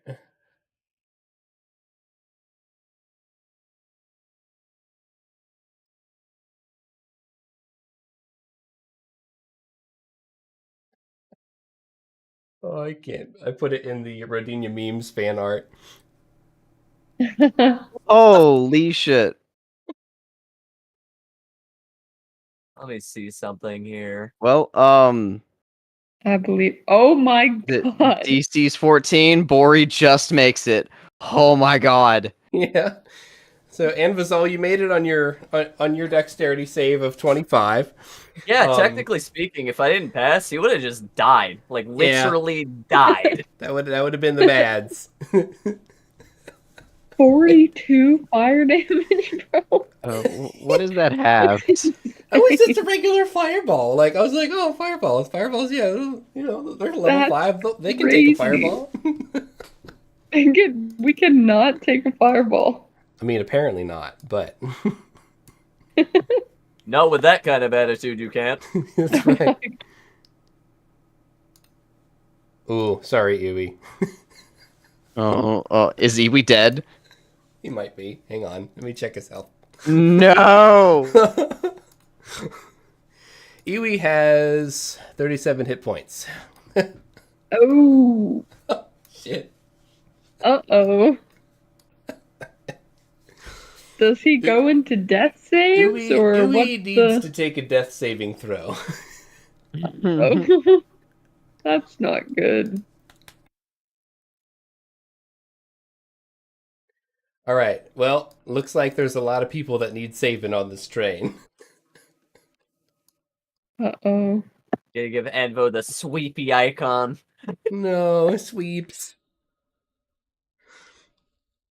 All right. Hey, it's better than the dead icon. Yeah. Bori's getting close. All right. Well, Anvazal, or not Anvazal, Iwi made his first save. Whenever that comes around. I know it's not on this turn, right? Yeah. Show sweeps. Hang on. I Bori, think the how you turnover's doing? gone. He's sitting at a solid 8 health right now. Bori, why are you so low on health? Because he got shot once before and then shot again and then blown up in the face. Bori, Or no, he please. got hit with an explosion, shot, then fireballed. Understandable, sir. Have a nice day. No. Oh, God. All right. I think we lost the turn order. Oops, sorry. Let me pull it up.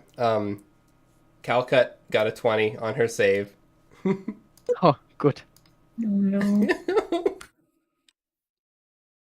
She's looking really rough though. She's burned pretty bad. All right. The forbidden fireball. All right. Cedric. Ooh, sorry, Cedric. Cedric burns a lot. Cedric is not dead. Cedric is on fire. Ew. Oh, no. The train of happiness has devolved. All right. So, woof. All right. Yay.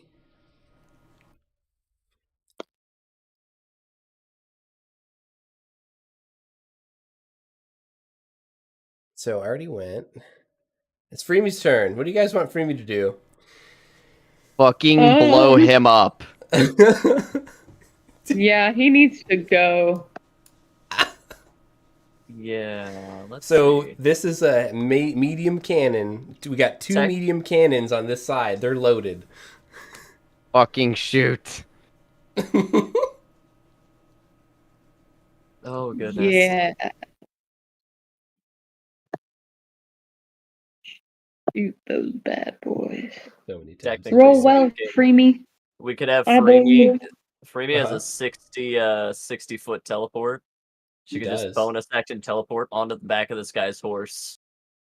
She could. And then just Take him out. What do you guys want me to do with Freemy? Teleport, assassination, or like fire some crazy cannons at this guy? Thing with Freemy teleporting off of the train is she's gonna have to like figure out a way to get back on. Take this guy's horse, right? I guess. Yeah, yeehaw. Fuck it. Do it. Sounds cool to me. Teleport assassination. It also saves us $20. Yeah. Yeah. Evazol, you're not just being cheap, right? Oh. Oh my god. Invigil is just gurgling in his fucking dying state. Money. Yeah. SpongeBob boy. Oh no. The train has taken some damage from that fireball, but luckily it's still going. The second cart is on fire. Okay.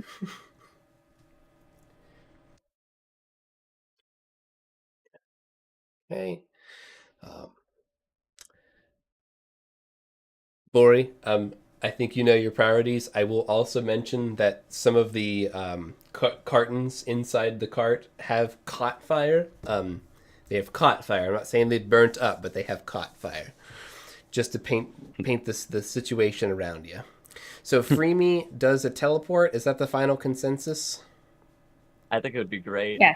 Mm-hmm. Dude, Teleport, assassinate It's this definitely fucker. going to stop the fireballs. Like, just teleport over and put this guy in a lock. That would be the scariest thing ever if I was this mage. Just like... Yeah, No, and suddenly you're being suffocated by like just plated gauntlets around your throat. Yeah. How do you guys want? What kind of attack do you want? She's got a great sword. She's got a dwarven axe. That looks good. Great sword. Yeah, so Freebie's level 5 now, right? Yes, and She gets 2 Gats attacks. leveled her up. Great sword's probably the best thing on her skill right now. You could teleport in with like a great sword swipe, and then I don't know, go for like a grapple. Like, where you going? Cool.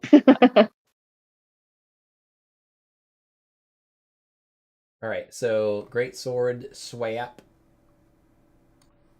is a 13, which might actually hit this guy. Let me check. It's a mage, so Yeah. He's got she has advantage. I was like, I actually have probably the same AC, so relatable, my guy. She actually has advantage anytime she uses one of her teleports. True. Because of her hairier feet. Oh, the hairier feet. Also, I'd imagine Nice. it would be a surprise attack. Now that it matters. Yeah, it would definitely be surprising. Nice. 8, 9, 10, 11. So 11 dankage and a grapple for this guy. Yes. All right. So opposing strength save. She's got some strong. Pretty small. Strong.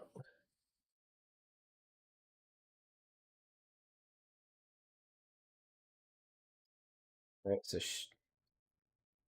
11 versus this guy's not very strong.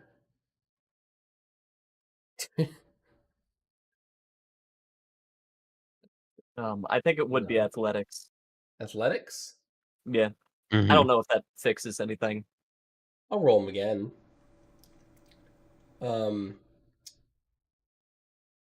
Heck.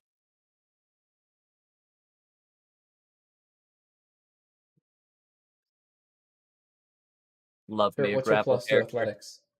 Do I have? I don't have free. He has it's the same. She doesn't have. Oh, nice.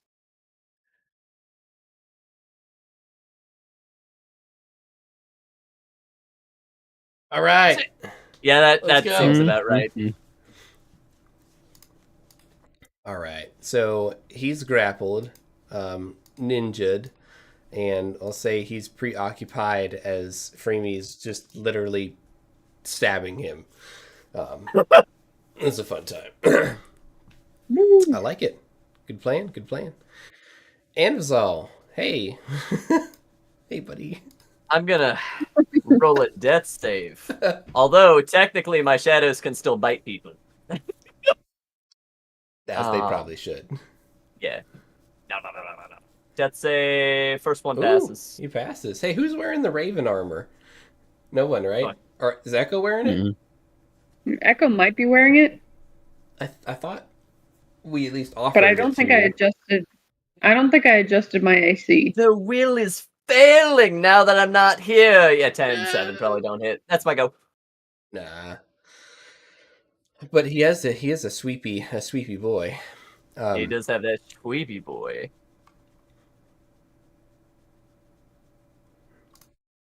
Okay. The riders. They're coming. They're coming. Oh, hi. All right.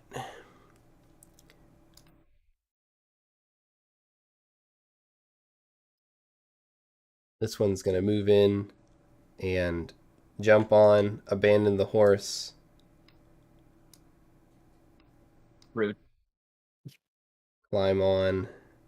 Oh my god, get out of here, Burb. Echo, do you have healing word or anything? I have a healing spell. Let me double check. See what I Probably got. cure wounds. Unfortunately, I do have cure wounds, which I think, Ouch. This yeah, horse that's doesn't touch, recover from the unfortunately. rattling that it received. The Okay. incapacitation and then just telekinetic burst. Yeah. Absolutely shooketh.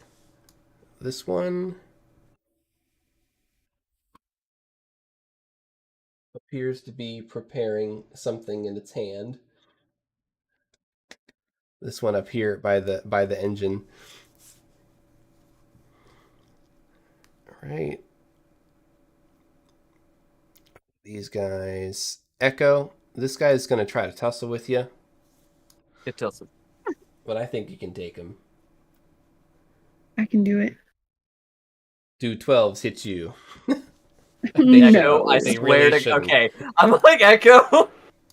They do not. Although I don't think I adjusted for the Raven Queen's armor because I have like a 14 AC, which I feel like What's your dexterity modifier? Quite. my dex modifier is. Because Let me this go is a back to breastplate medium armor. my dex modifier is a +3. Oh, nice. That's solid. Cool. Yeah. Joe, are you willing to look up the rules for the breastplate armor while I'm Sure. while I'm gymming and make sure that Echo's got his AC Okay. squirreled away with a breastplate? It's Assuming you can 10 wear it. plus breastplate plus dex, right? So breastplate is 15 plus dex modifier, maximum of 2. So it's a maximum of Okay. 17. Cool. Nice. And Thank the you. thing about That the is Raven way Queen better. armor, you have one use of if you die, you come back. It's if you drop to 0 hit points, I think you can come back with 1. I have it noted somewhere with that. No one's used it Hey. yet. Why don't you borrow that? Yeah. Do you want a breastplate? I'm asking for a friend. My friend is me. You got a friend. I need assist. Where? Oh my god! This And one you're all the way at the misses. front of the. Yes. Yes, I am. Dang it! It's pretty bad. Oh my lord! All right, all of the DPD riders have gone on this side. Bori, hey, you're up. How you feeling, Bori? He's not feeling great. So GM question. Yeah. Blessing of the Azure Scale. What is that to activate? The The blessing can be used somewhere. once as a reaction. Okay. Yes. But what is said reaction? Yeah, real talk here. 5 temp HP wasn't gonna save me. Mm-hmm. No. But it can blind everybody, which would be pretty cool. That's what. Yeah. Yeah. I basically you can use it at any time. Nice. Do Okay. it. Doesn't have to be He's gonna too. activate. He's gonna activate the blessing of the Azure Ooh. Scale. Cool. Enjoy your Alright, 5 temporary HP and advantage. Mm-hmm. And then the real deal, the blinding on anybody that can see him, which I'm sure is everybody. It's everyone Even our except own for the main NPC. party. It's everyone except Yeah. for you three. Yeah. And so everybody needs to make a con save. Oh. Oh. Oh. Okay. Yep. And creatures with dark vision have disadvantage on the saving throw. Dear Lord. Yikes. Yeah. Wow. All right. So the first rider is good. That's this guy right here. Let's do this guy. Nope. He's blinded. Right? For how long? Blinded by the light. Till the end of their next turn. Okay. Let's do skull for blind, even though I won't remember, but that's okay. Like, what does this mean? Do your shadow assassins? What's their Are they? vision? Yeah, are they? Let me Hold just on, see, give me a- check their visions. Give me a second here. Oh no, your assassins have disadvantage on attack rolls in the sunlight. Oh, yeah, no, absolutely. They are blind as Ooh. fuck right now. I would even give them a save. Yeah, well, yeah, they're blind. I mean, technically, I They don't have know. dark vision. No, they do. Yeah, 60 feet No, dark vision. yeah, they've got dark vision. Yeah, they're just weird little shadow boys. Do you want Yeah, to roll so they're your just 2 they're saves for them? blind. No, Oh, they're you can roll your blind. save. Okay, whatever, fine. They're gone. But yeah, we got to remember that they have disadvantage during the sunlight. So Yeah, what would it be? Is it a dex save? Like con save? I'll do it.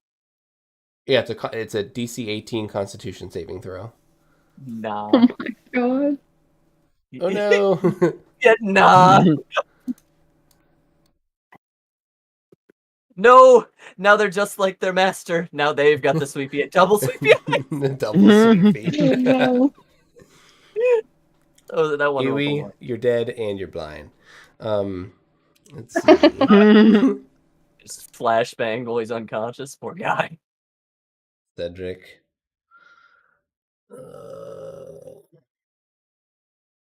I gotta roll one too, right? No, because you're blessed Nice. by the Ezra scale as well. You don't have to make it. Oh, Hashtag good. blessed. So basically, us four, like counting Freemy, we don't need to make the save. All right, Cedric, you're blind. No. Cedric.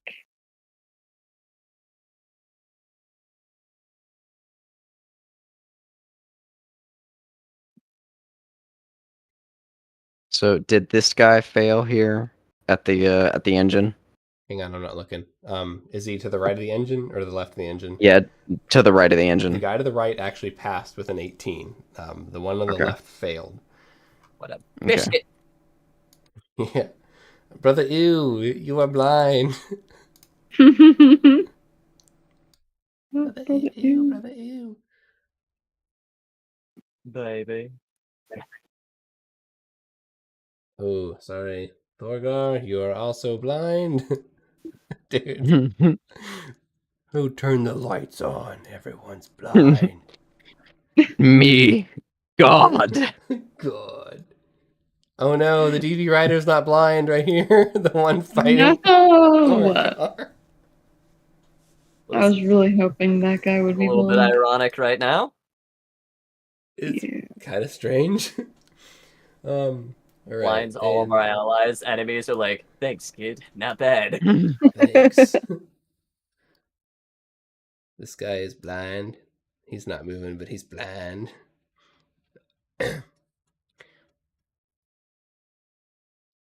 Been wondering how you guys would use that ability. All right, and last DP rider is blind. All right, we have a lot of blind people fighting. This wizard down here is being stabbed, strangled, and is now blind. You know, I thought I had it bad. I'm actually counting my blessings now. I've got a cozy seat in the caboose room. It's warm. Oh my god. I wouldn't say safe, but So, Bori activates that, and he's going to, from where he's at there in the corner, can he see this guy up here? Yeah, I'd say so. Okay.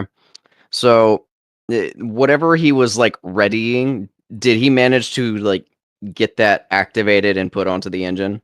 He's got a poltertech grenade in his hand right now. Hand Uh-oh. still Okay. in. Okay. He's getting repelled. pretty good. He's getting repelled straight east. So he needs to make a strength save. Dude, you should have repelled him in front of the dozer blade. I thought about that, but then you said he has a grenade in his hand, and that bitch would probably blow up if it hits the tracks. True. Would have been cool though. I just realized. It would be cool, but I want us to keep moving. It's a DC 15 strength save. You know, it'd be funny. Do Or have- you know what? Okay, Hang so on. Joe, Yeah. you can do number- Joe. Hang on, you can do the rider. Just technically, like this character you couldn't do, but in reality you could do the rider because the horses are large, but the riders are medium. You Mhm. just So- launch him off his horse. Yeah, let's Yeah, that's what I'm gonna do. Yeah, that's what I was gonna do. Yeah. Okay, I was gonna launch cool. him specifically. All right. What is Yeah, it? I'm just gonna Climb? launch him straight east. I love that for you. Constitution. I can't read. I'm sorry. Strength. That's a strength. Sorry. Oh yeah, sorry. Yeah, strength save. Man, he had a +5 and he rolled an 8. There's so many Nice. just random horses on the battlefield right now. I need to roll C. Okay, I'm good. Yep, he's fucking 30 feet east.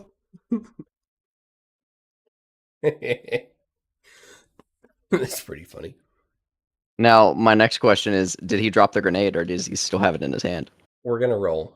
We're gonna roll to see if he drops it. He's gonna roll a strength saving throw to hold on to the grenade. Okay. Just this is really 50-50. So just See you, nerd. 11 up. He's holding it. Oh, dude, he's got diamond hands Damn. with a 21. Damn. All right, that's Bori's action. Yeah, he's gonna stay where he's at. He's not gonna use his bonus action. Amazon, okay. No. At least Anvil's not about to get blown up by a grenade. It's true. You know, This is true. upgrades, people, upgrades.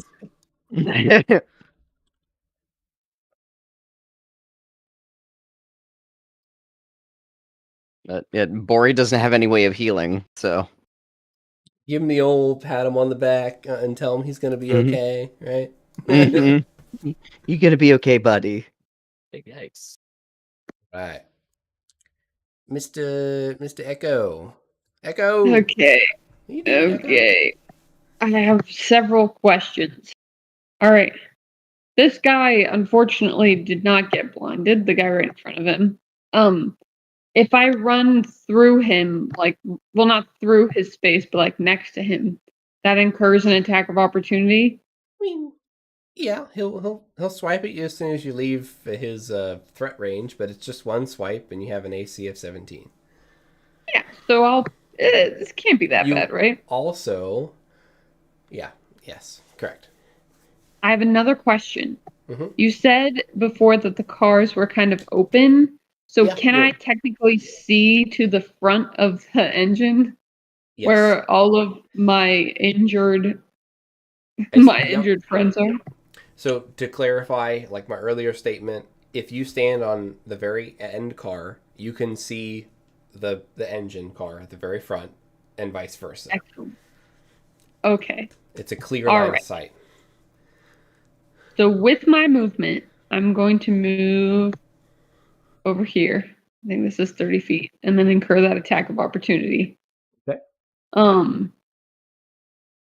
And then I'm going to, with my action, Buster Call on these bad boys. And that's gonna be firstly the non-blind guy. Okay. He swung at you for 8 bludgeroonies as you went past him. Oh my lord, the 23. Oh, He okay. whacked you on the butt. He gave you that That's good fine. pat. Oh, good. I'm so glad. Oh, Okay. Whew. Okay. And then I'm going to shoot at this guy first. The guy who whacked me. Whabang. Hang on, it's thinking. Oh, that did not hit. That's okay because I have a second attack. Whabang. That hits. Right? 23, please. Yes. 23 hits. Okay. Yes, excellent. Okay, and then the damage on that is 13. Ooh. So not bad. And then with my bonus action, Can you just ping which one you were shooting, by the way? this guy right here, Okay. guy close by. Just skewered All him right. with another crazy magically enhanced bolt with a little bit of spookiness with your psychic damage. Good shot, good shot. Yes. A yoink. And then with my bonus action, Oh. I'm going to cast Healing Spirit. Whoa. Okay. This is a little spirit guy, and he looks like a little fey dude, and he can travel 60 feet, which puts him right, I think, near Imzal. Oh no. Waiting for the troll no. of I heal Iwi. I just realized something. What? What? Guess where Master Crow was? He's right here. Master Crow? He's right here. Oh, okay. Good, he's with you. No, because if he was on Anvizal, he's now in the afterlife. Yeah. Listen, I'm not gonna fix that, GM. He's hanging out with Echo. He's vibing. That's where I put him at the start of the Thriving. match. I don't know. Just put him Oh, thank goodness. No. Okay. So I think Thank this you so much. Okay. this just about hits him. So he gets 4 healing. Finally, some good food. I'm alive Oh, again. Oh Jesus.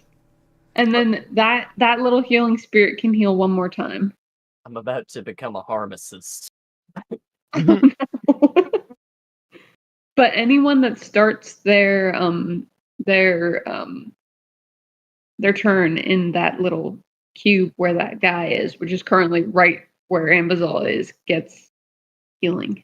Respectable. So he could get another healing, I think. Pile them up, pile them up.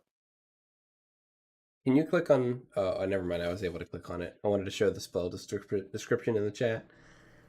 Your Dude, that's cool. It's like a little Yeah. healing totem. Mm-hmm. Yeah. Nice. Cool.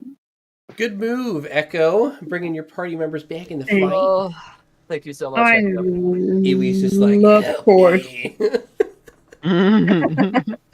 I Ambazal got. always looked better.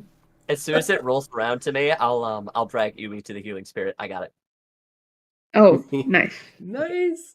I got it, fam. All right, people who aren't blind. Paying it forward, which is not many, Not many. including our clients. Just that guy with the grenade. Fortunately, he got thrown off his horse, so Yeah, he did. Yeah, he got yeeted 30 feet. he's gone. 30 feet? Or is it 10 feet? Sorry, if it was 30, I 30 need to feet. move him another 20 feet. Hang on. So I used repel, which is 30 feet. Telekinetic blast or telekinetic burst is 10 feet. Okay, I missed that. Yeah, he's way over here. Yeah. Let's see how Thank he's... God.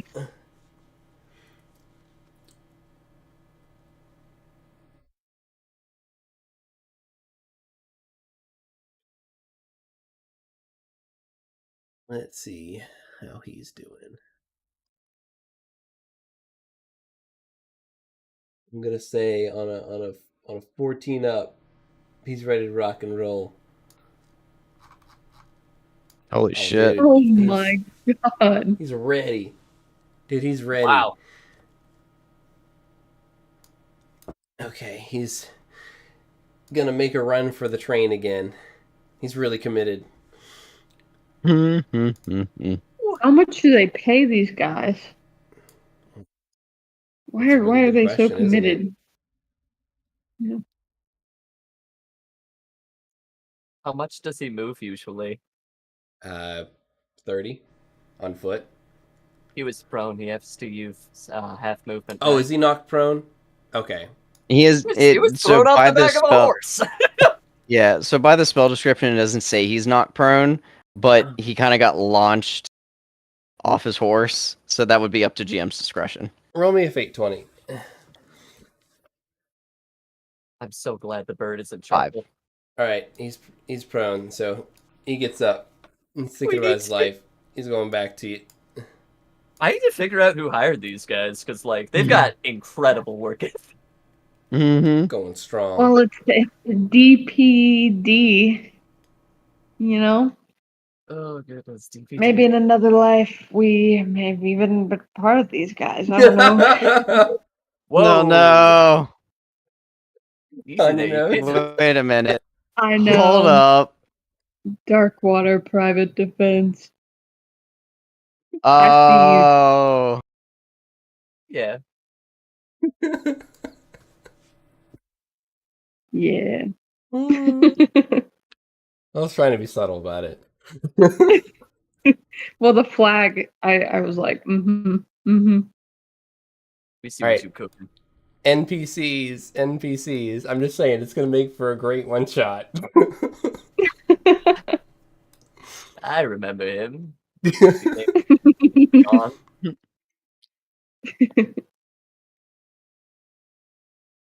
All right. Iwi, death saving throw. Just roll a d20. I'll get you soon, Iwi. Don't worry. He's doing good. That's his second. He's clutching it. Nice. Natural one. It's like, oh my No. god. No, my story lark. That would be really sad. Well, Yeah. that's how it goes. Raven Queen's like, just folds arms like, Iwi, god damn it. You owe me. Like, Are you seriously here right now, Iwi?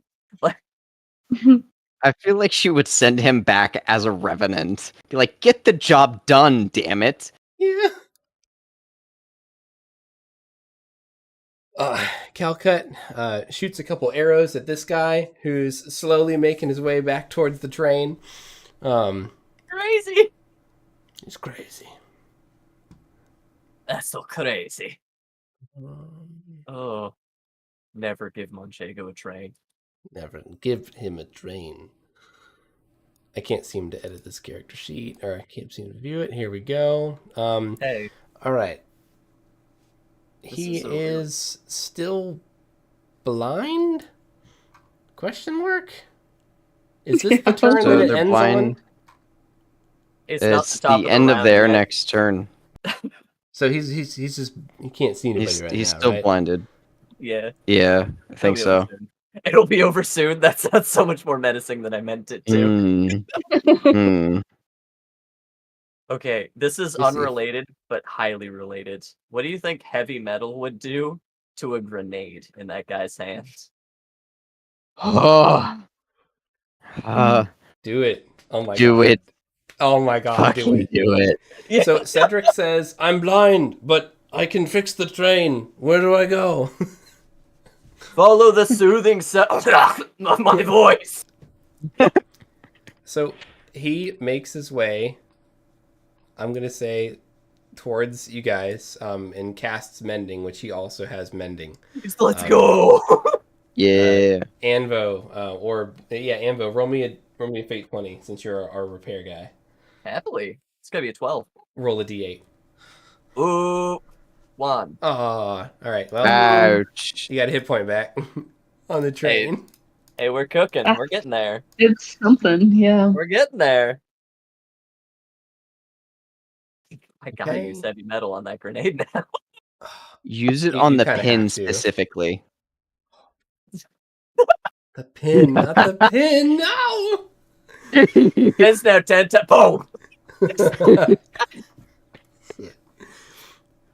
That's really funny.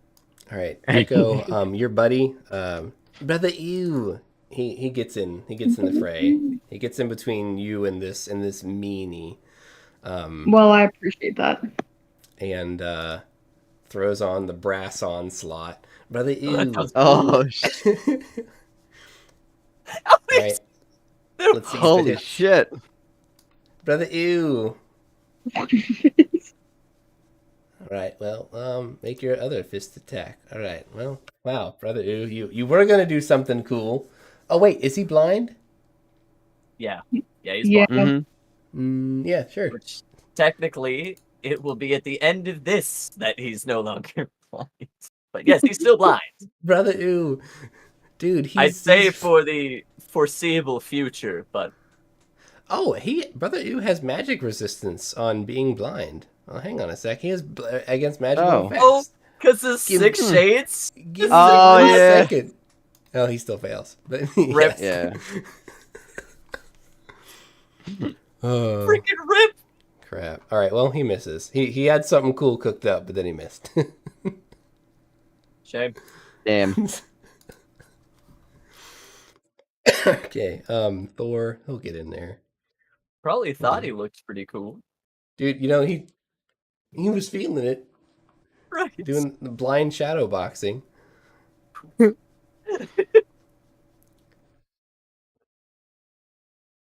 Disadvantage. Because you're blind, Thor. Because you suck, Thor. All right. You miss. Dude, it's wild. Echo, you got to duck. Blind monk who's actually blind and not just like monk blind, throwing punches, throwing heavy punches. And a Oh, morning Jesus. star is flying around. Echo has Oh it my right. God. All right. Okay. And Freemy just continues to just throttle this guy. What do you want Freemy to do? Is the horse still moving?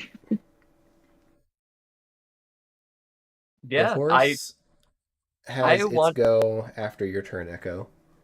I would love if Freemy basically takes this guy out. Whether it'd be really interesting if she could incapacitate him and bring him on board for just like questioning for ransom or something. Yeah. And then I don't know if Freemy's good with horses. Worst case, she could literally just like have the guy and teleport back inside. Like she's got like 3 teleport abilities, so I'm not super worried about it. Yeah. But that's what I want her to be cooking up. Which one Whether would you be Freemy interested? would be more murdery or more incapacitaty, I will leave that up to you. Anyone else have a vote on what your NPC-ish companion would do? I like. The choke him out. Yeah. Well, I like the questioning. Mm-hmm.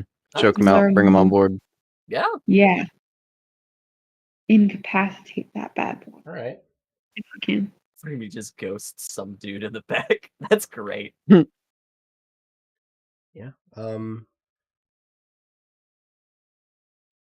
Did I roll for? Yeah, I did. He's blind. So He's blind, being strangled. He's had a rough time. Fucking Siren teleports in front of you, slashes you with a great sword, and then begins to choke you. And then you just get blinded by some light on this terrain. Exactly. Yeah. turned invisible again. Hate it when that does that. God damn it. Yeah. Something broke in Windows 10, and now my mouse is like invisible on a bunch of these pages.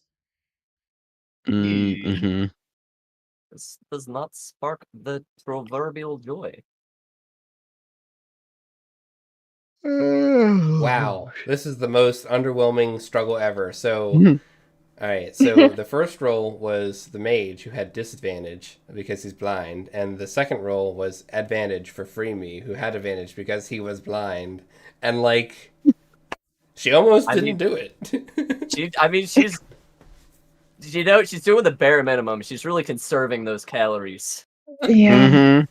Most bang for. Oh, but she got it. So she starts tapping this guy out. That's great. But he's still on the horse, and the horse is still going this way. So I'm just going to say, Nice. like, she's still keeping pace with you guys. She's not left behind. Nice. Yeah, that's awesome. Cool. All right, I think that's all the NPCs, I believe. Yeah, Yui's coughing up blood on the ground. Yeah.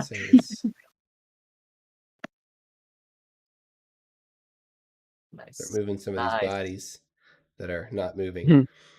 Be gone, fiend. I thought about like moving all the tokens like every turn to like simulate movement. I'm like, nah. As long as you got like a general idea that movement is happening, it's good enough. All right, I'm going to all of my movement to get Yui over to this healing spirit. So we Dude, can what a like legend. we can hang out in this little healing spirit together if you want to roll that, Echo. And I'm going to use my action to cast heavy metal. I love your suggestion, Bori, on the pin of this grenade in the guy's hands. Yes. So GM, whatever that might do, the pin is now 10 times heavier and denser. So I'm really hoping it just explodes in this guy's face. Yeah. Legally speaking, Anvizal doesn't have a single spell that is used to harm other people, but he is creative. All right, let me get the deets for the The Ultra Tech grenade. the free throw radial airburst greeting. Oh, shit. PT frag. What do you think would have happened if I used enlarge and then I used it? Oh. I would have doubled it. Can- No. Oh. No, we don't need to get into that right now. But Anvizal's taking notes. We cooking. So I will say that he's just gonna not have the deck save for this because he got the pin pulled from him. Like this poor sap did not know what was going on. Just takes 16 damage and dies. Yeah. But boy, Let me get a cloud of smoke over here. Oh no. bloody gross. Sorry. And yeah, Anvizal's gonna go back to being prone. That's my goal. Nice. And y'all get 4 more points of healing. Yeah. I got Iwi's back up. He's no longer sleepy. And then my little guy disappears because he can only heal twice. Respectable. Farewell, little buddy. Farewell, little buddy. That was such a heartfelt send off. Oh my god. No. You know, I grew attached to him in the 2 turns that he was here. All right. Actually, the 1 turn that he was here. Looks like the remaining riders are up, and they're gonna do a wisdom saving throw. I'm actually considering giving them disadvantage on this wisdom throw because they've been through a lot. In the 3 minutes that was supposed to be a train heist has turned into flashes, explosions, blindness, lots of blindness. No one's really Lots of sure what's going on. Exceptional. Oh yeah, my little shadow guys are still blind. A 2. They'll get over it at the end of this. Oh wait, they're over it now. It's the end of my Yeah, turn. they should be over it. Yes. I'm gonna say that these guys they flee. They're gonna flee south. They're gonna do some Boda movement. This guy. Let's see if he figure himself out. I will say, Echo, do you know what's south? The cannon. What? The cannon. The large cannon. Oh, One sorry. last shot. Hey, I hey, have GM, to know. Oh no, and that one. Can my shadow boys swipe at that blind rider? Oh yeah, you just roll the swipe. I don't know if they'll be able to get it down, but they might be able to finish it off with the strength drain if that happens every attack. If they're Boda moving, advantage. Yep. Not that it matters, but oh my god, it does matter. Oh god, it does matter. It matters so much. Hold on. Just kidding. It's 4, 5, 6. So 6 additional strength, and then 20. Whoa, it's super weak. And then 27 necrotic damage. So it's just that horse is just like 80 years old now. I'm gonna say that they're they escaped, but not really with their lives. They escaped with some of their life. They're just like He's just scarred. Yeah, the poor guy. Oh, just like kind of limping away. Oh, nice, Jim. You fixed it. I can control him now. This is great. I think it only works on this screen. I'm gonna have to adjust like the actual token in the compendium, but for now it should work. We'll These figure it guys are out. cutting and running to the south. Understand. I just realized that my argument was I was muted the whole time, so my argument wasn't being broadcasted. I would argue that that horse would be so fucking weak that it wouldn't be able to carry its rider, depending on how low its strength would be. Its strength is like a 3 right now. You're exactly right. I didn't think about that. It's a 3! I would say that horse collapses, and this guy is just on foot, just like, oh, Uh-huh. God, I hate my life. Back here. I'm so blind. Yeah, he's just stumbling through the desert. Look, how did I get here? Oh, if we really wanted to, that horse, if you give it food and water and love over the course of like a week, it could make a recovery. There's But at it's least most 10 likely. horses running around that are Yeah, going to be left it's- in the dust. Yeah. All right, Echo.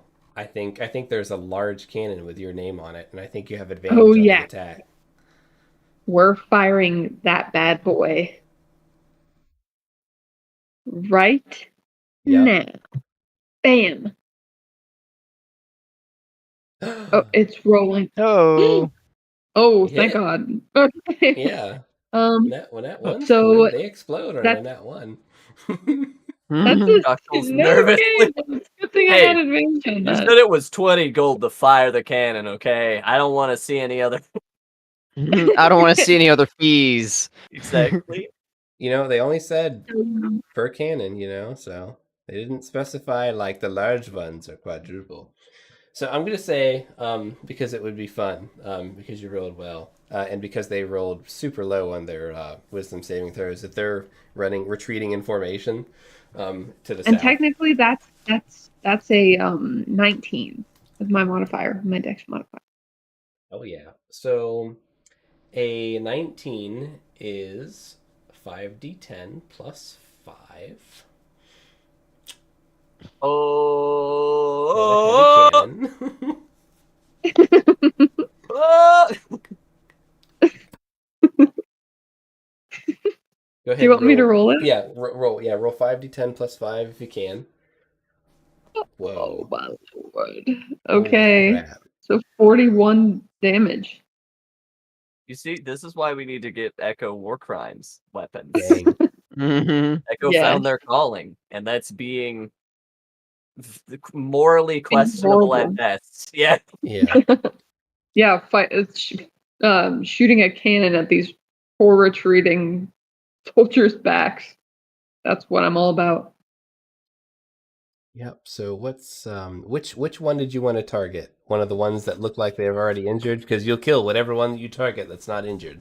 There's 3 that are injured. Let's see. Yeah, let's put the ones that are injured out of their misery. The other ones, they got their whole lives ahead of them, but All right. Well, the splash Already damage, which is 18, happens to be enough to kill the remaining 2 that were injured. Yes, excellent. So Guy that's flying. one escaped unscathed, traumatized. One is wandering the dunes, old and alone. Cedric! He's making. There's going to be a story about him sometime. Can't wait. Oh no, there's not going to be a story once Bori's done with him. Oh And this my one's God. currently being tapped out on its horse by a siren. Let's go to sleep, little fellas. Just go to bed. Right. Sun's getting real low, big guy. I like it. Okay, let me just move this stuff to the GM layer, and I say we call it a night. But before Absolutely. I do you guys want to see the next area on the train? I do. I definitely do. Yeah. So the outro is you chase away this crazy group of tenacious riders that were very actively trying to destroy your train. They almost succeeded, and your cargo. And you put out the fires. We'll determine if you save some or all of the cargo. You start patching up the train, and you see that there is some mountains approaching ahead. And it looks like the train track goes through one of these mountains through a long tunnel. And in the darkness, we will continue. Oh, so exciting. Oh shit. Yeah. I love it. This is so exciting. It's dork. I have an idea for how to help with the fires, but that shall come a later time. Yep. So when we come back, crates on fire. Story of confused old man. How does Bori do him in? New wizard friend? Question mark. Oh no. Cannons are all empty. I just realized if this guy's a wizard, I could steal his robes. Mine are singed. I'm upset. So he's just gonna be naked, old, blind, incapacitated. Dang. Right. This will help remind me where we're at for next time. Major Oh. WWE struggles. Oh, that's good. I like that. All right. Well, folks, thanks for tuning in for another wild and I hope unpredictable session of Rodinia. I was TwoHands, your host, and Jim. And who was I playing with this fine eve? Hello, everyone. I go by Aludriea Luna. I was playing Anvizol, the local damage sponge and mechanic. It was an absolute pleasure. Thank you so much for tuning in, Grant and Moppy. Great to have you here. Hey, ooh, Mothi too, yay! I'm Joe. I played Bori Krios, your resident Shatterkai talent. Thanks for joining us. A lover of fireballs. Yes. Mhm. Tanker of fireballs. And I'm Echo, or no, I'm not. I'm Sharkbait, and I played Echo, the Fey Blood Ranger. Who Extraordinaire. he's doing his best, and that's really all that we can say for him. It's probably the reason that a couple people on the train are alive. So Yeah. Yeah, we appreciate that. and the reason a lot of people outside the train are not alive. Yes, exactly. We- Especially with that last cannon fire. That's a We need spicy to- cannonball. We need to get Echo proficient in artillery. Yeah, you probably. Boom. Because you Most guys, likely. you guys are in Hobgoblin Town. There's more of those there. Mhm. You'll have All right. that. Thanks for hanging out, everyone. I'm going to turn off this stream as soon as I